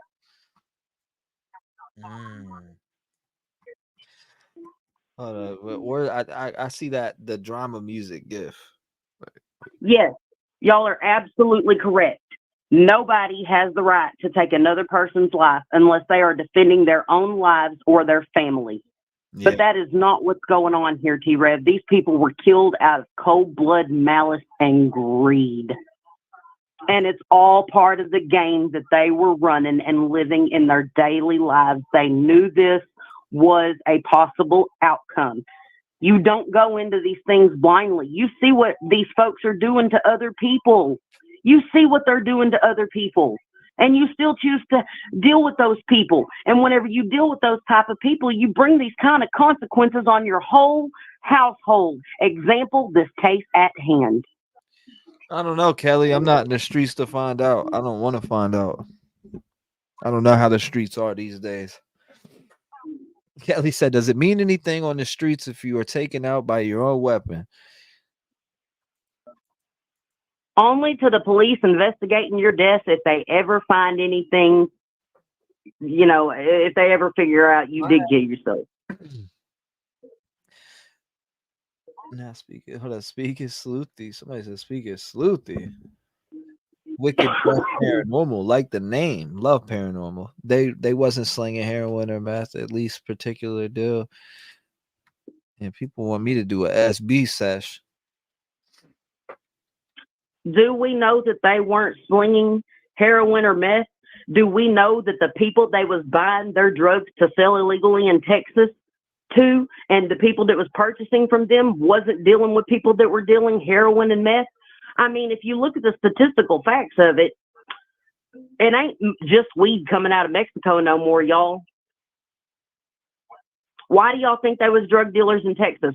Where do most of the drugs come into this country? Through Florida, Texas, and California. Look it up. Vicky Lou. Somebody said I was trying to take a nap before my 8 a.m. appointment, but Regina woke me all the way up. I'm sorry, Whitney. I'm sorry. That's funny as hell, isn't it? I'm just trying to put the realist spin on it. That there is greater problems here that have been revealed. The bigger that people need to wake up to, other than just these 3 people died. This is a bigger problem that is going to continue. There's more innocent kids going to die. There's more families going to get annihilated over this bullshit. What about the you got to take some type of good out of this and really focus on the youth, because the youth these days are just, you know, like parents let them do a lot of crazy shit. Like, believe it or not, there's people out there that can smoke with their mom, smoke weed with their parents at 13, 14, 15 years old and live a adult lifestyle before they, you know, are even out of school. You shouldn't even be seeing shit like that at that age. Exactly. I mean, it's one thing to go to a high school party and one of your friends have a doobie and you ain't even supposed to be there anyways, and you smoke with one of your friends, but whenever your parents are the ones contributing to your delinquency, they ain't parents. They're trying to be your best friend. You can't be a child's best friend and be their parent truly. Yeah. You can't do it. No. You have to be a parent. You can't cover up your kid's deeds. You can't if your kid steals a piece of candy out of the store and you catch them with it, you know what you do? You know what you do? You take them out back to the woodshed. Texas, well, meth is being made here, though. Desiree said, smiles and beautiful and contagious. Texas is not legal state for Mary Jane. See, that's another problem. They just need to legalize it everywhere because it's causing. I don't know. Yeah, You already know my exactly. thoughts on that. T-REV, somebody said something in chat that I want to address about marijuana because, I live in Arkansas. I have my medical marijuana card. I smoke some Mary Jane like, man, you already know. But listen, it's really good. I have health issues, and I would rather smoke a joint and not be in pain than take a pain pill and pass out and not be able to focus on my daily chores and stuff that I need to do. Okay. But listen to this. Someone put in chat that marijuana is being laced. Let me tell you something. I've looked this up. Crystal methamphetamine and cocaine and fentanyl burn up to the point they are destroyed, and you cannot get anything off of them. You cannot overdose on marijuana that has been laced with fentanyl. Whenever you put flame to the weed to smoke it, it destroys the fentanyl, it destroys the meth, and it destroys pretty much everything else in it, except opioids. Opioids can be smoked like that, but that's a little different. Natural opioids, the oil. That's a wild shot. I've never tried it, so I wouldn't know. Well, I haven't either, but I looked this up the other day because I was looking up this piece on fentanyl-laced marijuana, and you can't smoke marijuana and overdose on fentanyl off of it. It don't work like that. Once you put a flame to fentanyl, it's destroyed. Starlight says not true. I wonder what part. Look it up. Don't trust me. Trust the facts. Go look up the medical reviews. Go look up the facts before you say that, because it is true. People smoke all those things and get high. Yeah, but whenever you do drugs like crystal meth or cocaine or crack cocaine, which is the rock form of cocaine, or fentanyl, you have to put it in a glass container so that the flame doesn't actually touch it. It just heats it up. Because if you put flame to it, it destroys the drug itself.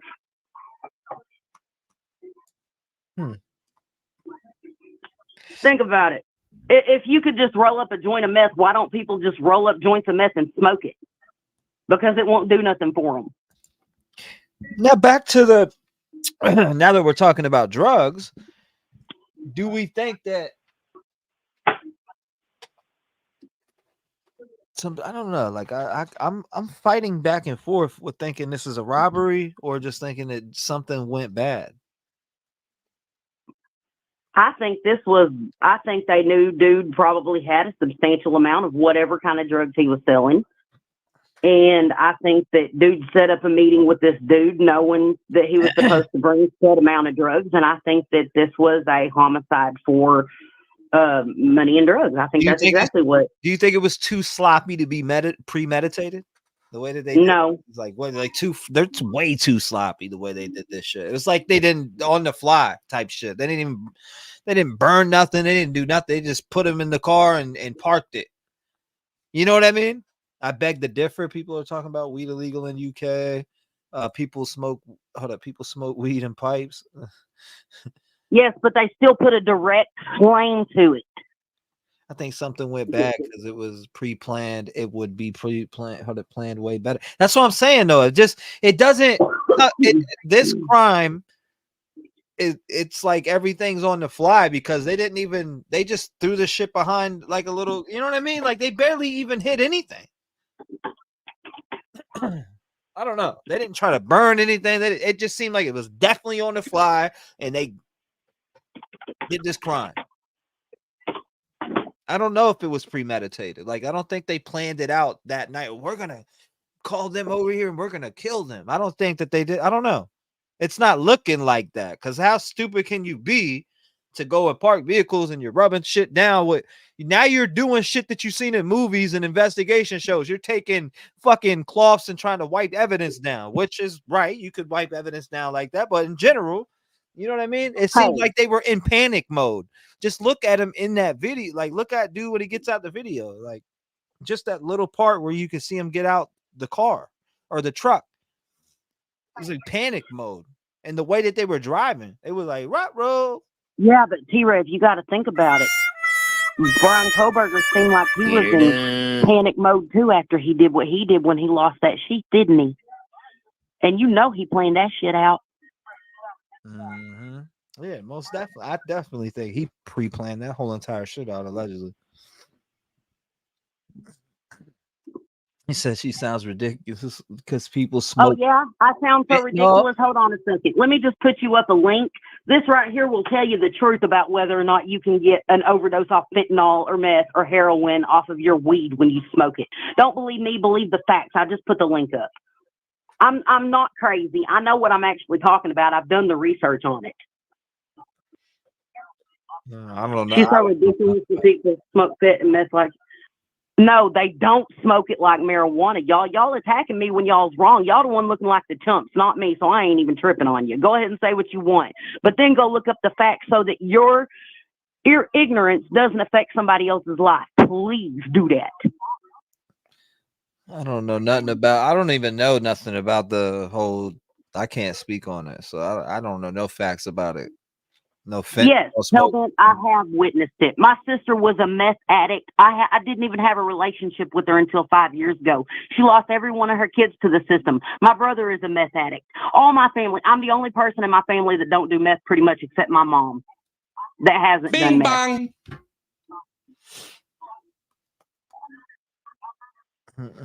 He said, "Oh my." Oh my God. Turquoise said my friend dried her patch out and put it in her weed. She was fucked up. Damn. Oh, okay. Oh, you're talking about the patch. Okay, I see what you're talking about. There are things that you can put in marijuana that will lace it, but crystal meth, rock cocaine, crack cocaine, and fentanyl are not any three of those things. You can't get high off of the drug you're destroying when you burn it. I don't know nothing. I don't have a fight or burn. People, I'm not involved in this conversation. I have no idea about if you could smoke fentanyl with weed and don't want to know. I don't want to find out and never will. Hell no. I'm good on that. I'm glad. Hey, T-REV, have you ever noticed people want to call you aggressive when you speak the facts?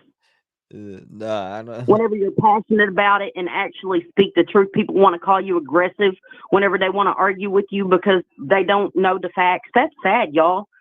That's sad.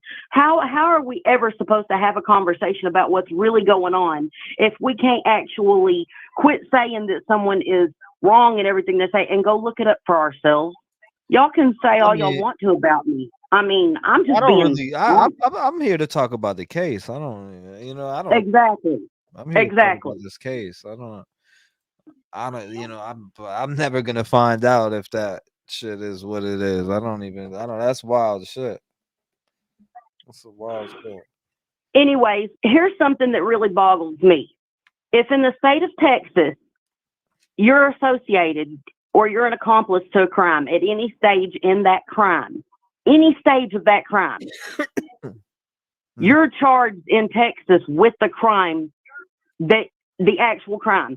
Say, if you look up the penal code in Texas, if your brother or your mama or your sister kills somebody and you go help get rid of the body, you are not charged with accessory, or you're not charged with this charge that the dad's getting charged with, moving a corpse. You're charged with murder. Why are they doing that? What's the reasoning behind that? Mm-hmm. I mean, the dad helped get rid of the bodies. So by Texas penal code, he's no longer, an accessory. According to Texas, he never was. He's actually charged with the crime. So why is the dad charged only with the abuse of the corpse? That doesn't make no sense. Talk to someone that can verify I've seen it happen. No, that's wild. There is a present of the crime. Hold up. No, if you're not, or if you're present at the crime, not moving body after crime. Okay. Serenity PH. Texas penal code does not allow for accessory or anything like that, if you are involved in a crime or the cover-up, according to Texas Penal Code, you are guilty of the original crime.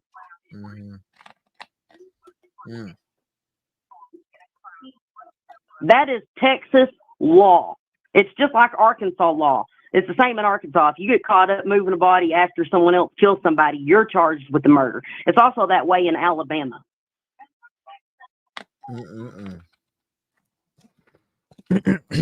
Stop talking at us and just speak normally, please.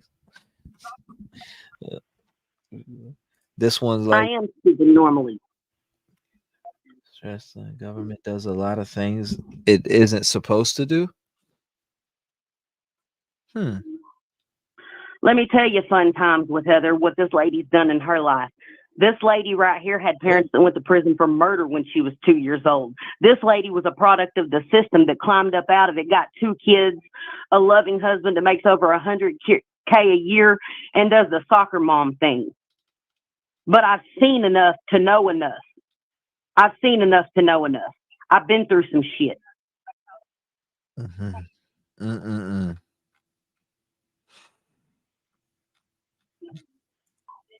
I'm not angry. I'm not angry about anything.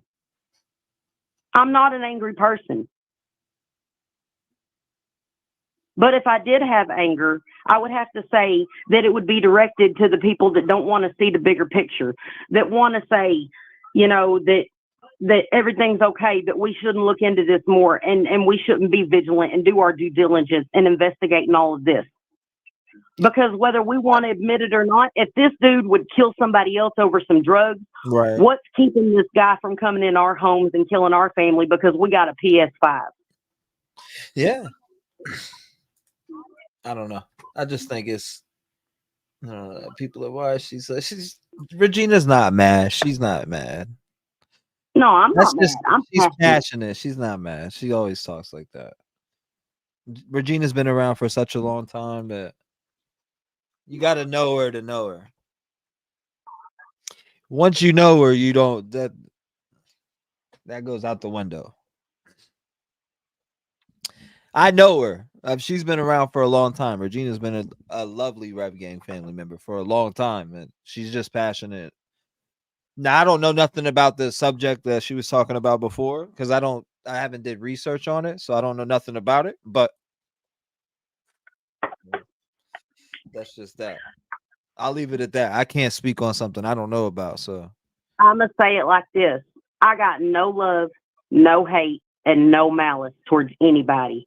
I only wish to represent the truth and the facts so that other people can learn how to avoid these situations and protect their families and their loved ones. That's what matters to me. What matters to me is the people that are still alive in these battles out here, that just like this family was going through. Because, you know, it wasn't no easy thing for them. It wasn't no easy thing for them, having to be drug dealers and stuff. This is the lives they apparently grew up in. It's what they knew, you guys. It starts at the basic fabrics of being a family and the morals that are going corrupt in our country while all of this is going down. Y'all can't tell me no otherwise. You can't tell me no otherwise that this shit is avoidable.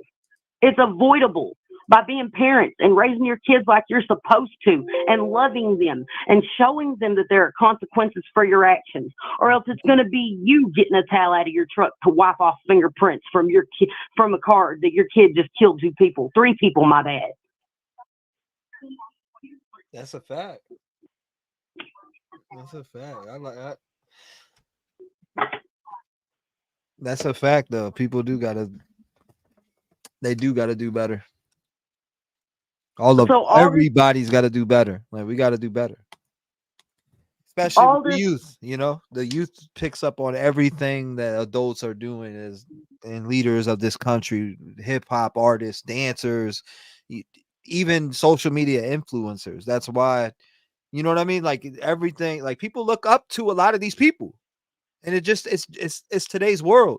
Now, a lot of kids that are growing up, they watch these streamers that do like Roblox and they're seeing these different things. They're watching these, and then it grows to Grand Theft Auto streams, and then they start learning about the drugs and all this, the different things. And we got to do better with the youth, because the youth. We got to quit desensitizing them. We got to quit helping cover up their bad deeds. We got to show them that there are consequences for their actions with a loving demeanor, and teach them right from wrong. There's a difference in disciplining your kids and being cruel to your kids. Because if you ask me, it is more cruel to your kids to let them steal that piece of candy and get away with it, to let them hit their little brother or sister and get away with it, and let them grow up and end up in the system just like this boy and his daddy. That's the real cruelty. That's the real abuse. That's the abuse in this world today that we're all ignoring. And then we want to all act like we're astonished whenever something like this goes down, whenever we're witnessing it all around us. Yeah, that shit's wild. Right. Government can't parent. I completely agree with that. Government cannot parent. But you know who can parent? The people whose kids they are. Here's something you hear. So what? I grew up just like that. You're not telling me anything new, but how can you preach on something you don't know? You just heard fucking hearsay. I'm not sure. Well, I don't think it's hearsay that a man, a woman, and her unborn child died, and the police are telling us that it's over a drug deal, over drugs. Right. That's not hearsay. I mean, they insinuated that in the affidavit, all right, he was selling by his phone and social media. So that right there, to me, pointing that out is indicating to me that that's what happened, is a narcotics drug deal. Yeah. When you're putting that in the affidavit. Yeah. Now, you'll want to know something really, really crazy about it all. As much as I think about being a good parent and raising your kids right, I'm 100% on board with drugs being decriminalized. Right.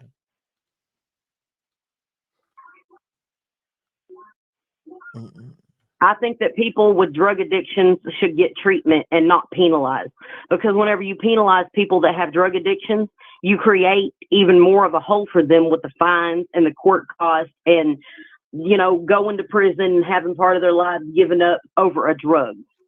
I think that if drugs were legalized, I think we would actually see a deduction in these crimes associated with these drugs, because whenever you're going to buy your drugs legally, you ain't got to worry about selling them to some gangster with illegal, with illegal guns and stuff that's going to kill you. I said, I don't feel like I'm being preached. Nobody is questioning who does. Wasn't that truck in the damn what? Who does she think was in the truck and threw the damn towel? Music King said. Who do you think was in that truck? I think it was either the mother or a girlfriend. I think it was somebody.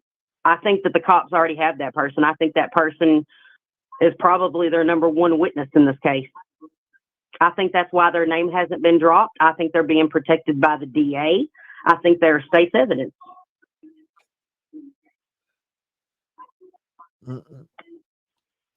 Pew, pew. I'm not so sure that the dad hasn't given more information about what his son did, is why the dad hasn't been charged with murder, premeditated murder, instead of just the moving of the corpse. I think the dad has actually said, yeah. And I think I think that's probably part of the deal he got out of it. Or that's what or that's what they charged him with, to get him to talk. Telling him, we're going to charge you with first-degree murder.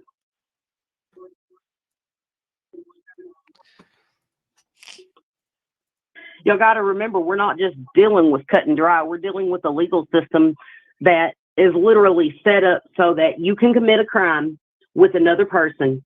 And if you roll over on that person and you turn state's evidence, our country will protect you and give you lesser charges and stuff.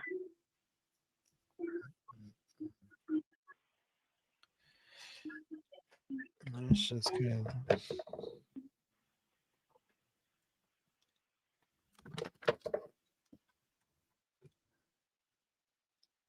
But at the end of the day, I'm no expecting matter I'm which way you expecting spin it, another arrest.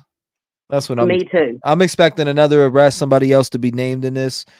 Now, if they're waiting for somebody to talk, they're going to be marinating in there as they're sitting in there. So if there is somebody else involved, I'm sure as time goes by, that could be used as a pawn by either one of them. Also, T-REV, I think something else is depending on how much of the said narcotic was being traded. I think that this case might actually lead to more arrests with other drug dealers, et cetera, et cetera.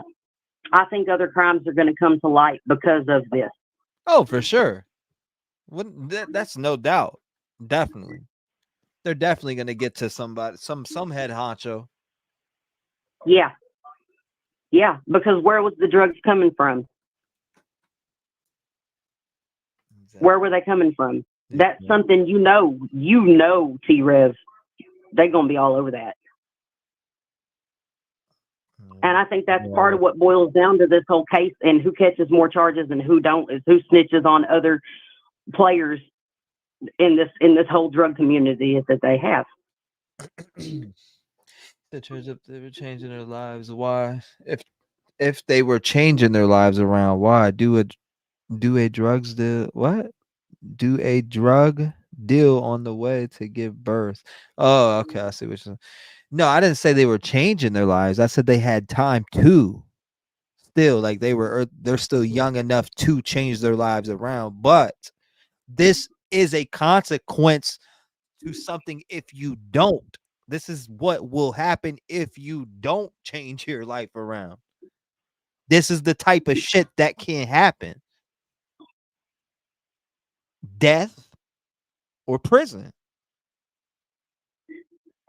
That's what I was saying. My dad gave me a piece of advice when I was very young. I don't even think I was a teenager yet. He told me, if you don't want attacked by bears, don't go in a bear den. Interview. Nah, I didn't see that Insane Justice. I didn't see that. But I actually seen somebody talk about it though. I didn't see it though. Nope. Speaking of how fucked up our country is, have you guys seen Cat Williams' interview? No, but I've been reading all the rumor mills online that they think he was cracked out of his mind. Yeah. It's crazy. Well, I appreciate you calling in, Regina. Shit, you had a mind fool. I'm sorry. I'm sorry if I'm passionate. I'm sorry if people don't agree with me. But y'all, you got to go, look, don't trust me on anything. I'm not the person you got to trust.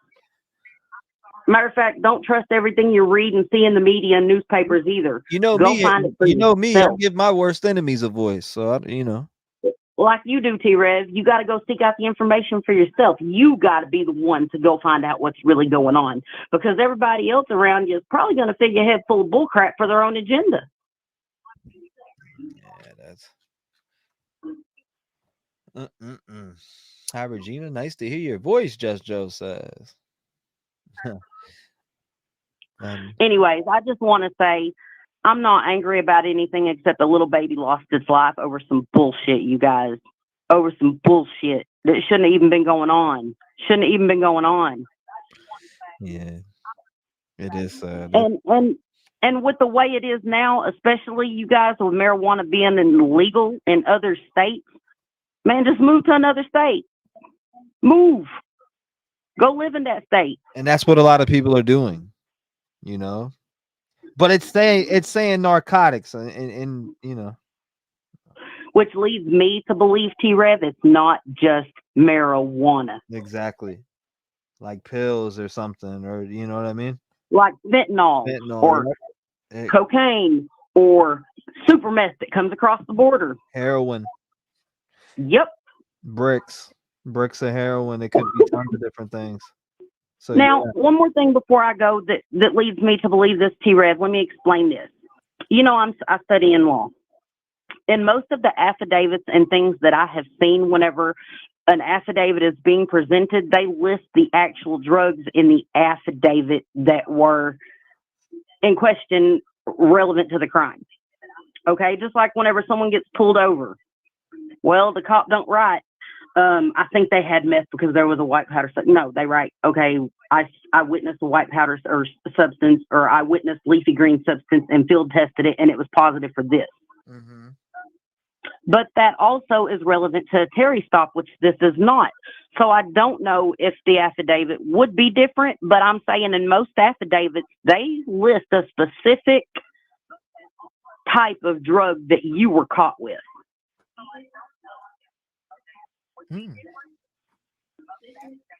It doesn't say they were caught with possession of marijuana or they were caught with possession of fentanyl. It says narcotics, as in multiples. Exactly. That's what I read. That's what I think. That's what I read. That's what I think. So. Yeah, with an S, narcotics. Yes, exactly. But I mean, that's what it's called too, though. But in general, though, like I said, I think it's more than just weed. More than just weed. Well, I appreciate you calling in, Regina, and giving us your thoughts and opinions and breakdown on it. Thank you for always being a voice. I appreciate you giving a voice to the voiceless, T-REV. And at the end of the day, I think that all of us just need to realize that this does affect us, because this is the lives of the people that are living around us. And this shit spills over to us, whether we want to admit it or not. And it's up to us. It's up to us as individuals to do the right thing, because just like this dude killing these 3 people, you can't trust nobody else to do the right thing. Trust God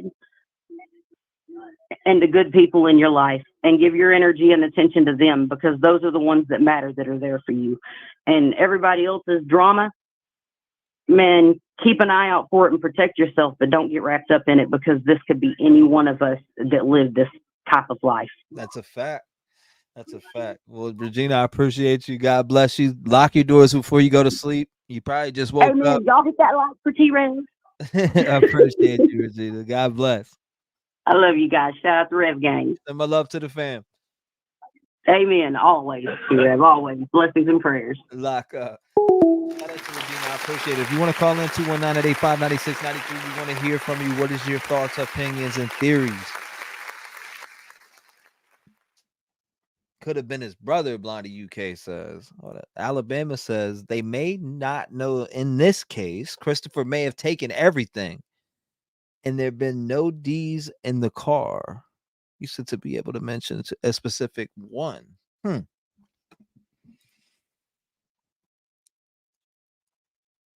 612. What's going on? Good morning, Shelly. It's nice to see you. Shelly, Trina, Wani, nope. No 12. 612, calling out the blue. What's going on? Talk to me. T-REV, thank you for taking my call. Yes, ma'am. How are you doing this morning? I'm good. I really like these all-nighters. That you know, you'd be surprised how many people are up this late at night, you know. I love it. And I love it. I think the lay people have a deeper knowledge of what's going on. I don't know why, but I just have that feeling that they go into, you know, the information at a different level than a lot of people. They, you know, they don't listen as closely or whatever. But my point is that I wanted to bring up is that Matt was 6 feet 2 inches tall. So he had to be at a level like sitting down for a contact shot, like they say it was to the head. Just doesn't make sense that a smaller guy like Christopher would reach up and just shoot him in the head if he was outside. He had to be at a certain level for him to make that direct shot. I think that's very important to consider.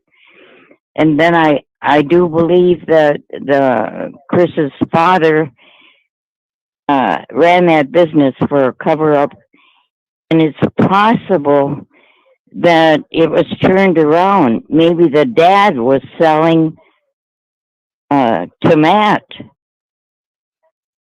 Ever think of that? I mean, that's interesting. Yeah, anything is possible. But the main thing is that I'm thinking it's totally impossible to shoot a 6'2" tall man. And I think Christopher was maybe, who knows? He's not very tall himself. He couldn't reach up and just directly make a straight shot to the back of the head, like back of the ear, like it's been reported. It just isn't possible. Then I was also thinking, with the young mother to be, perhaps the window was open and he was able to, or from the back seat, just boom, boom, like they had no time to even think. And maybe she was shot first and he was in shock and reached over to her to grab her or help her or show compassion for her, and right there, boom. That's they had to be fairly close together to be shot at within 9 minutes, and so those were my thoughts, and I thank you for taking my call. I really enjoy your show. Yeah, don't ever be sorry for speaking your mind. Thank you much. Seriously, that is, I mean, that's where the problem is. Nobody wants to speak. Right. Nobody wants to speak up, right? Exactly. I'm just thinking. You're right. Everybody wants to talk when everything's over with, but they don't want to speak up and try to make things better. And that's why I have these lines open. I just think it could have been the other way around. Maybe Matt was trying to buy drugs from Christopher's dad. Okay, so maybe he was going to him to get, maybe he, I see what you're saying. So maybe he was going to some re-up, some type of whatever. Yeah, re-up. That's what he said. He was going to re-up. Remember? That's the word, re-up. Yeah, he was going to re-up on it.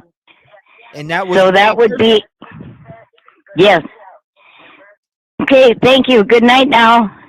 Yeah, absolutely. God bless. Okay. Thank you so much for calling in and sharing your thoughts, and thank you for being a voice in the community. Make sure you lock your doors before you go to sleep and be vigilant.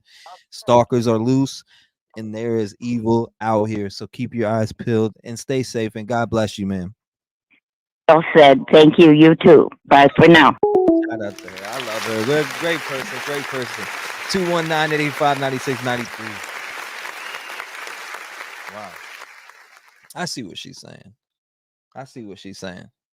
What a doll. In my opinion, I think Chris took the fall for his dad. So, Maria, you think that he's taking the fall for him because he's younger? My dad don't have that much time left, so I'm gonna take this little rap for him real quick. Oh no. I think if he did, that can turn around easily, right? Stories can change. So as time goes by, we'll see, that's could be possible. It's definitely not out the realm of possibility, I'll tell you that much. He said, I think he unalived Matthew in the garage, in the house, then came out from behind the car and unalived Savanah. There was only one spent shell inside the vehicle. Oh my God. Spencer V says, possible they wanted to send a message. And this supposedly all went down within 4 to 8 minutes. I don't know. Right. Would they say 9 minutes tops? Is that what it was? 9 minutes tops? 9 minutes tops. Was Matt trying to intimidate him by showing him the gun? That's definitely good speculation. That definitely could have happened.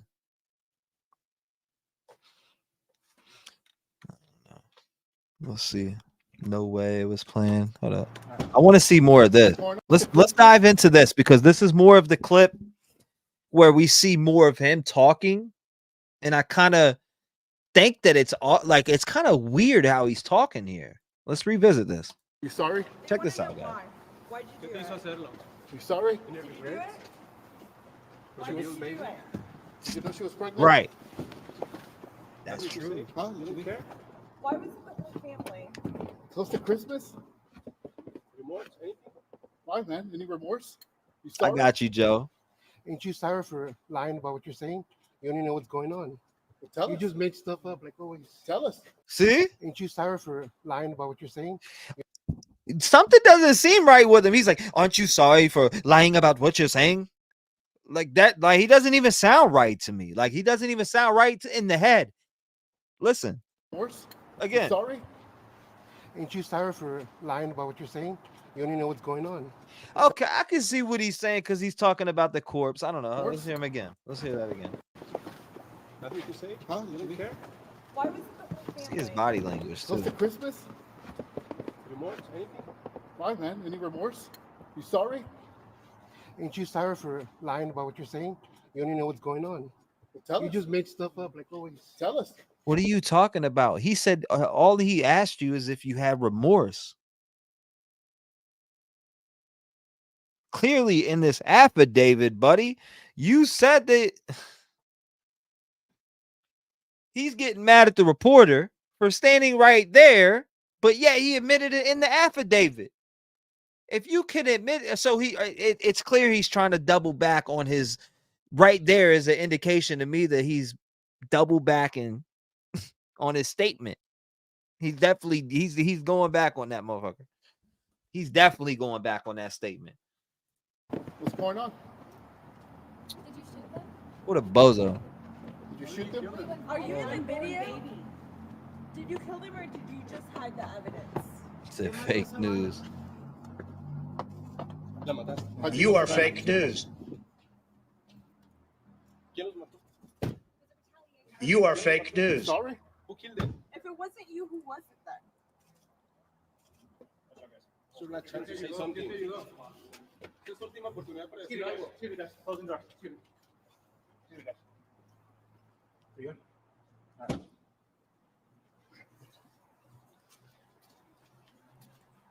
You can see though, right? I'm legally blind. I can see barely, but I'm an innocent bystander. You know what I'm saying?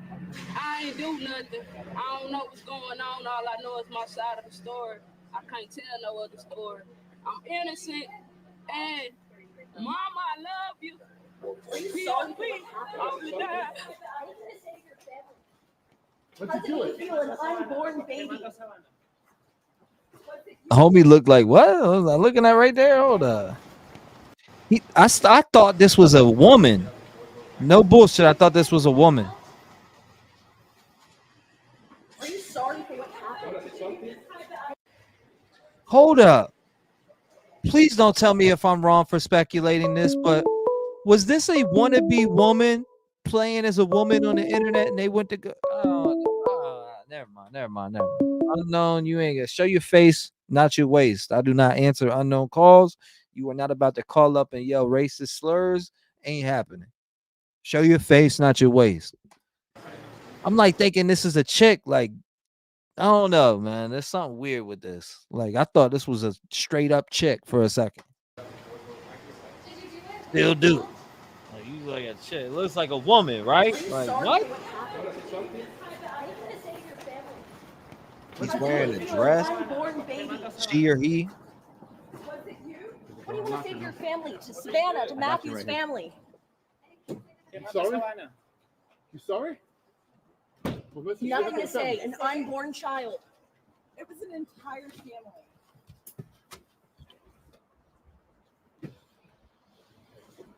You sorry?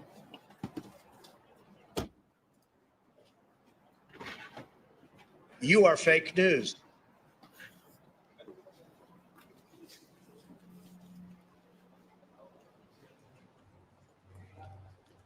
Angelina? Damn. Catfish? Yeah, that's what I was thinking of, something like that. Seriously. But it clear, when you read the affidavit, it clearly says, it indicates as a drug. Like for me, it's indicating as a drug deal. Just with the wording and verbiage. If you look at that PCA, the verbiage indicates a drug deal. Now, it doesn't say where they met, because it could have been from a website. They said social media, right? How do we know that he didn't meet this person off of like Plenty of Fish or Meet Me or anything like that and was selling drugs from there? And this happened to be, you know what I mean? It happens. I'm telling you.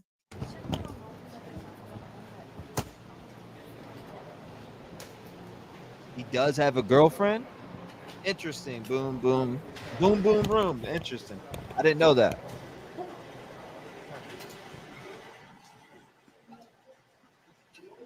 I got you. Dwayne. I'm gonna grab a drink. 1 second.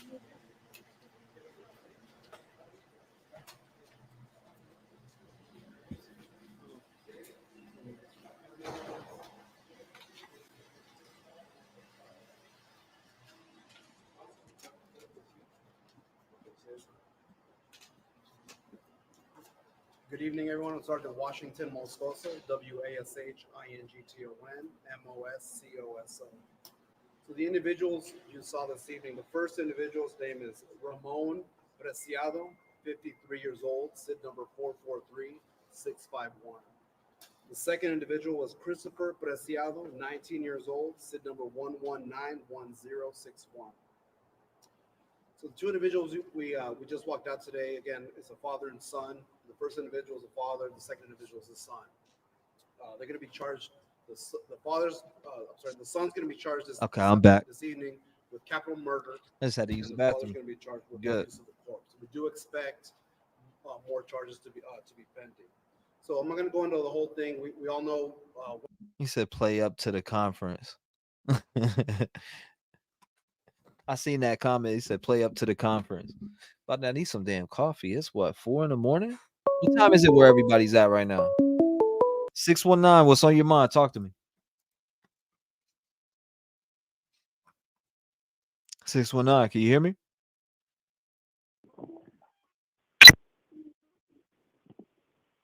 Is that Morse code? Hey. What's Good going morning. on? Can you hear me? Yeah, I can hear you. Do you think it was a setup? Do I think Like, it was a setup? do you think? Can you hear me now? Yeah, you're good. You're good. I can hear you.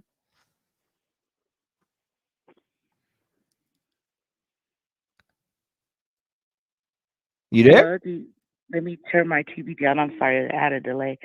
Do you think they were all together, Chris, Matthew, and Savannah? Like maybe Matt went to go pick him up and they went to another plug and ended up getting robbed. And maybe they didn't kill Chris because they know him and typed his location in the phone to set him up. And maybe that's why he called his dad. And the time, you know how the time was, he only had 9 minutes to shoot and to call his dad. So that doesn't make sense to me. And why would he rob someone and their family has money and he sent Matthew to his house and sent him his address? So I think they were friends. What do you think? Yeah, they definitely had to. I don't know. They've definitely, meeting up or whatever. Like they definitely had some type of interaction before. Now I don't know if they were friends Yeah, or on not. Telegram. On Telegram, I seen someone showed on TikTok. They had a Telegram message where he was messaging Matthew from like last August. So I think they knew each other already. So if that's the case, then they probably were plugged in with each other and were making moves together then. And Right. So that's what I'm saying. Why would Christopher rob him? I think somebody if that that's the case, Christopher if what you're knows. saying is They true. probably both got in the back seat. Maybe Christopher was sitting behind Matthew, and Christopher's plug was sitting behind Savanah and shot them both, because it doesn't make sense. And probably, I don't know. I'm just saying, it could have been someone else who did it. He doesn't seem like he doesn't look that smart. The Christopher guy, Yeah. and he has on a dress, and I mean, I know that doesn't matter if you have a dress if you're still a killer, but Is this or a maybe dress? those are his pajamas. It was early in the morning. I don't know. I don't know if that's shorts or a dress. Yeah, I think that's like a long t-shirt dress, pajamas or something. I feel like shorts or something. Or it could be a love triangle. Maybe he was jealous of Savanah. Maybe he liked Matt. I don't know. It's weird. I just don't get it. It doesn't make sense to me. A drug deal doesn't make sense. Like, why would, if you're gonna rob somebody, why are you gonna send them your location Right. to your own house? Think about it. There's some other stuff going on. 508. Yeah, that's only 208. Damn. West Coast. Yeah, no, this is definitely I don't know if they had. What'd you say? A 3? You said, hold up. What did you say, that they were like dating or some shit? I said it could have been a love triangle. Maybe You I think? don't know. I don't. You I'm never just know. saying, I mean, you it just really doesn't make never know. sense. You really never Just know. like a drug deal doesn't make sense, or a robbery. Why would you rob somebody and send them your location to your house? And it was panicky too, the way that they were in the And vehicles. the dad, he owns like a company. So Chris looks like a little spoiled, halfway rich kid a little bit. He looks like, he doesn't look like he needs to rob anybody. Doesn't make sense. Room 22, looks are deceiving. Absolutely. Why did they need to type the address? Christy said. Well, maybe somebody did it and they set him up and grabbed Savanah's phone and typed in Chris's address with his ID and saying, if you call the cops, we're gonna charge you for it, or if you tell on us or snitch, you never know. He is Sounds like wearing some long black organized shorts. crime to me. Yeah, that's not a dress. I was about to say it looks like shorts to me, but still looks, I mean, girly to me. But they said he had. I seen people in the chat said he had a girlfriend. I mean, it is what it is. We did the same. We said the same shit with Dylan, or a lot of people said the same stuff about Dylan Mortensen, which I never said. But I happen to be one of the people that think I thought this was a girl the first time I seen this dude. Literally. Now. Yeah, me too. I was like, is that a chick? Maybe he had a girlfriend, or he was, or Chris was jealous of Savanah. That's the only thing I can think of. But a robbery? I don't think so. No one's gonna rob somebody at their own house. So far-fetched. Yeah. So that doesn't make sense to me. It's a very weird situation. How it seemed like everything was spare of the moment. Maybe even what happened was spare of the moment. So what if they went to all go get some weed together at another plug, which was one of Christopher's friends, and Christopher's friends probably got into it with Matt in the past, and you never know. They got in a car, or maybe they went somewhere to a different location, found out who Matt was, they got into it, then they came back and shot Savanah. They took his ID to make sure he doesn't snitch. Think about it. I don't know. That's the only, and then told him, I mean, he was dragged too, right? Body. Yeah, but real killers don't leave their mess behind. What's he So, dragged? What was he dragged for though? They'll throw you back in the car. What are you being dragged for though? Maybe because he got shot out the car and they dragged him to put him back in the back seat, so it wouldn't be a mess outside, so no one would call the cops. Or maybe they beat him up outside the car, inside somewhere, and then drug him in the car. I think this story is. And told Chris, if you snitch, we're gonna, probably kill your family, or we know where you live. He's probably scared as shit. Threatened his mom or some shit. I don't know. It's just weird. He doesn't seem that smart.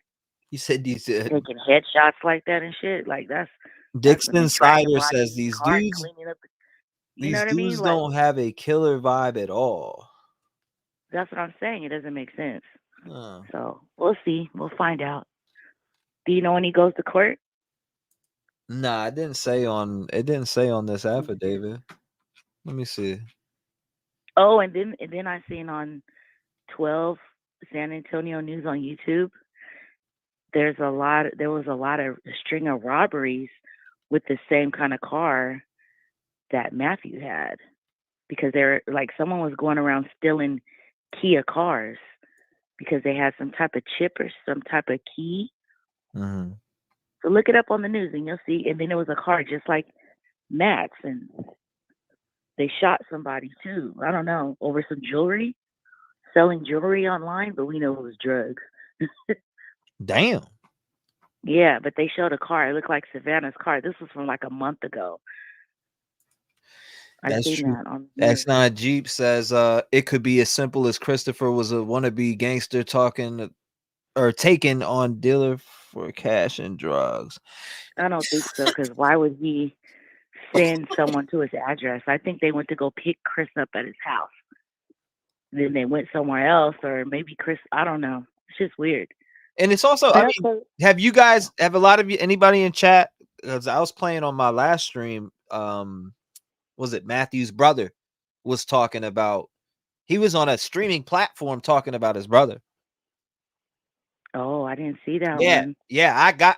I mean, if chat wants me to play him, I can hunt him down and play those play videos. it. I want to hear it. I found the videos of Matthew's brother talking about Matthew and the way he sold drugs. Brother, I'm thinking of Chris. He knows his brother lived a certain type of life. He talks about his brother's life. Like he's saying but certain at the end things. of the day, somebody jacked him, We all know that's the type of lifestyle it is out there in Texas. He said if it don't make sense, it's probably a wow. I'm serious. It looks like looks can be very deceiving. Yeah, boom, boom, boom. Looks can be very deceiving. Don't judge a book by its cover. But why are you gonna rob somebody? If your intentions was to rob someone, why would you send them your location to your house? I don't know. Remember they said his location, he got caught because his location was in Savannah's phone. The police lied and said they didn't have her phone, but they really did. Birdie B, Chris got in back, shot them both. Then dad helps Chris drag Matthew into the back. Chris gets into the front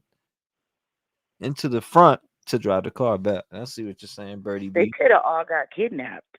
If it don't and make they let Chris go, and Chris called his dad. Think about it. Keep on keeping on says if it doesn't make sense, it's probably a psyop. Yeah, because it don't make sense. They could have got kidnapped. What's I'm up, telling you, that's what I think. They got kidnapped, and then they let Chris go and threatened him and took his ID, typed in the address in her phone, and told him to leave. And he called his dad. The first thing he did was call his dad. My problem I'm having is why isn't the police, or why aren't the police on top of a third suspect? Because clearly there's a towel being handed to this man. Right. Right? I see that. Or am I tripping? My eyes ain't playing tricks on me. It looks like someone threw him a towel. Like, and I got to further zoom in on this clip that you guys are looking at right now that I can kind of see a hand in, but it gets grainier as you zoom in. Look, this is the full zoom in right here, chat. Look how grainy it gets. It's super grainy, but you can still see it. Does he have an uncle, I wonder? Because a father is going to, if something like this happened, the father is going to call somebody he trusts. Look right There's here where I'm no circling. You that can see a hand. I see a hand. I see a hand come from right here where I'm pointing at. Like, pay attention to right yep, here. I see it. Make your screen full screen. You can see like a it's actually more than a hand when it comes into frame. I gotta look at it. You see it come into frame. Mhm. Yeah, it does it like real fast there. I don't know. Hopefully the chat sees it and I'm not just bugging out. Let me know if I'm bugging out though. If I'm losing it, let No, me I know. see. I see somebody handsome. It jumps like yeah. Police lie, Candace says. Bang bong. Bing bong. Appreciate you, Rook. I don't know. Let me catch up. I gotta see what Yeah, chat. the police aren't gonna tell us everything, you know. I swear I see a hand.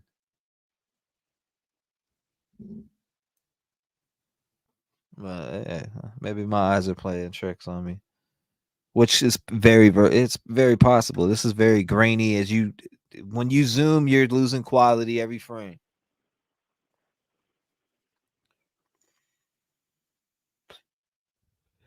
But I mean, I'm just saying there's not no third suspect, and that's a problem, right? I mean, I there's think it's gonna be a third suspect unless that person snitched.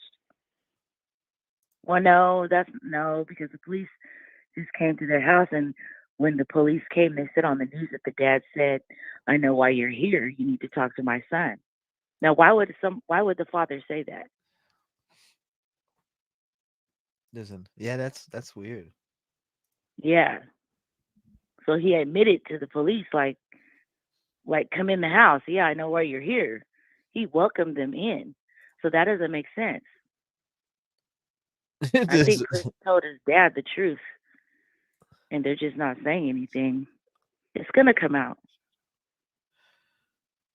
Candace, the police have talked to the hand, guaranteed. That's funny. Yeah, I think that person snitched. Either that's his mother or that's his, I don't know, it could be a relative, like somebody that the dad would trust and somebody that, you know, that Christopher probably that loves Christopher that wouldn't tell on him. I don't know. Oh, you want to see the leaving part, huh? We'll see the regular parts right here. This is the regular one with no edit.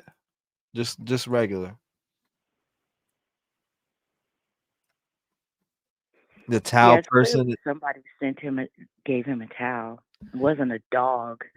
So Towel person is a done deal. Huh. Such a sad case. New Zealand and world mysteries. Like that name. Can you slow the towel video down zoomed in real time? It can't be missed. I'm in Hawaii, but I just have a California number. Yeah, I can slow it down. What did you say about a Cali number? I said I have a Cali number, but I'm actually on the Big Island in Hawaii. Oh, damn. Lucky you. But okay, I'm gonna go so someone else can call in. But thank you. It was good talking to you. Yeah, it was nice talking to you too. I appreciate you. Lock your doors, stay safe, and thank you for being a voice in the community. Thank you. Have a good night. You too. Or God morning. bless. Shout out to her. 219-885-9693. Let's see how long we've been on. Almost 5 hours. It's a light shift.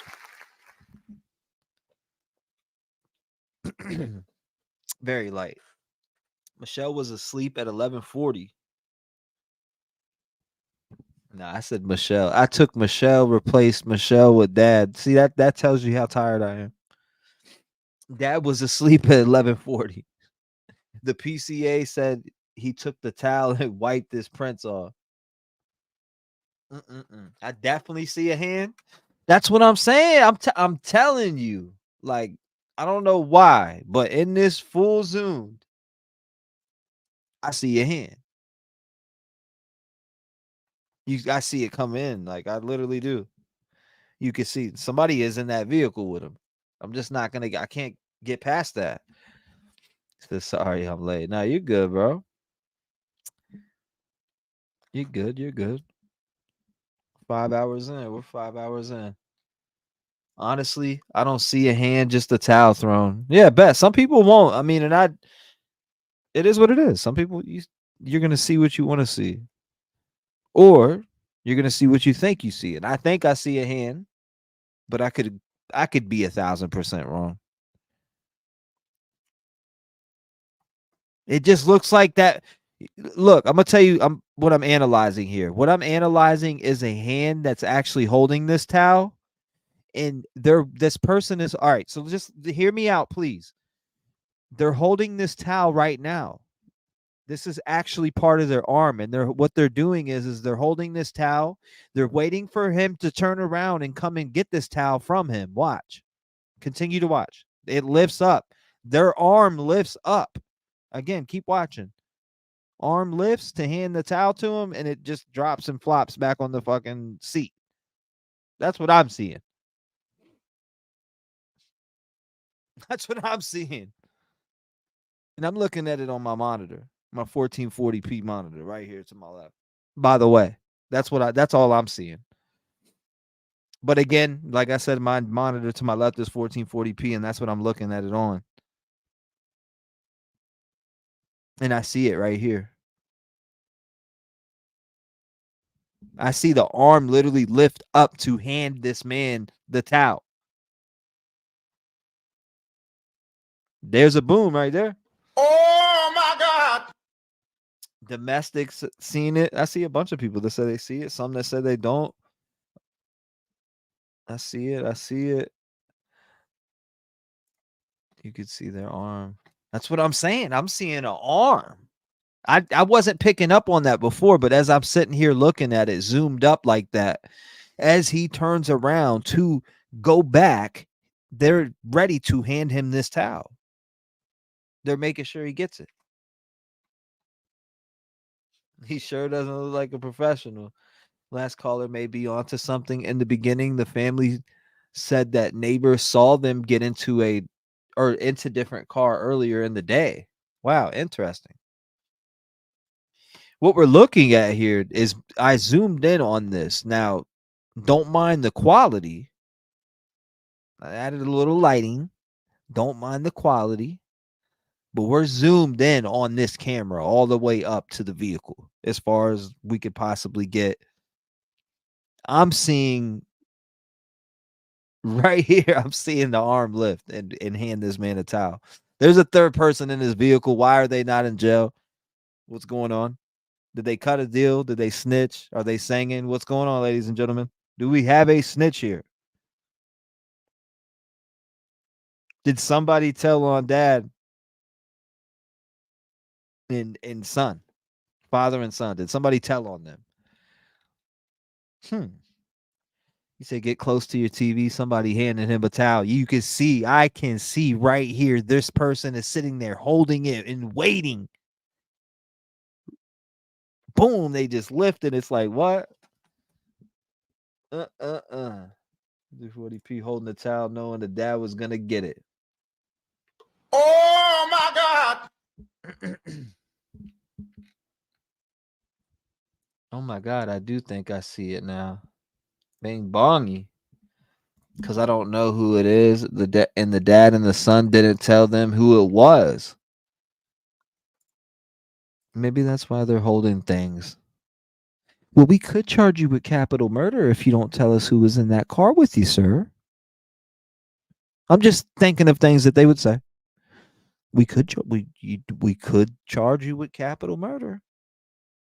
Who handed you that towel? You know what I mean? Like, I'm just thinking of the investigative techniques. But if he said, I want a lawyer, that's out the window. You ain't getting all that. But, I'm just over here, I'm thinking, come on, the shows, everything that we seen, come on now. ID, as much true crime as I studied, I eat, sleep, and breathe true crime. The level of arrogance, in my opinion, speaks volumes. If the first time of a crime, I'd be scared beyond words. All right, let me get back on this screen. Looks like we're about to wrap up, huh? Coming up on 5 hours. Hey, I'm about to get out of here. I appreciate you guys coming by. I'm gonna be live again. It seems like you guys like the nights. You like the nights, huh? Is that what we like? We like nights. Bing bong. Bing bong. Man, it's been 5 hours, Donnie. Donnie's late to the party. Bing bong.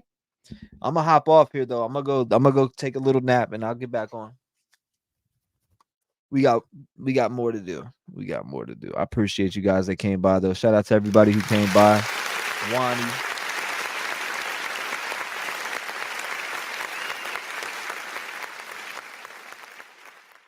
Nights, and people love nights. Stay tuned. You said no. Oh my God. All right, brother. Brothers and sisters, ladies and gentlemen, I appreciate you guys who hung out with me tonight. Well, I had a great time, great phone calls, and I'll be back on later today. But shout out to all of you. Thank you for coming by. I do appreciate you. Remember, remove all negative from your life. Love and light.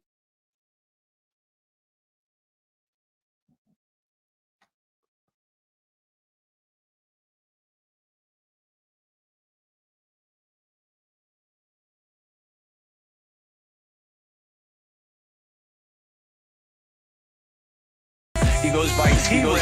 We'll call him that as well. And he joins us now. Voice of the voiceless, people get killed for other stupid choices. Standing up for the families that took a loss. This something that we find important. Rap clean, strong, chest up. Little homie, keep your head up. You can be whatever you want. Get rid of the fake and it will let up. All my life I strive for greatness. I'm manifesting my time with patience. People try to copy us, but respect is earned. It's not an obligation. I love the fam and they love me back, and that's why I always have it back. So I give a voice to those people who were never given a chance for them slimy cats. When you come here, you ain't a number to me. I really take time to read what I see. Don't forget to lock your doors, cause there's danger all up in these streets. Y'all really put life into the air that I breathe. I really am thankful for all of my peeps.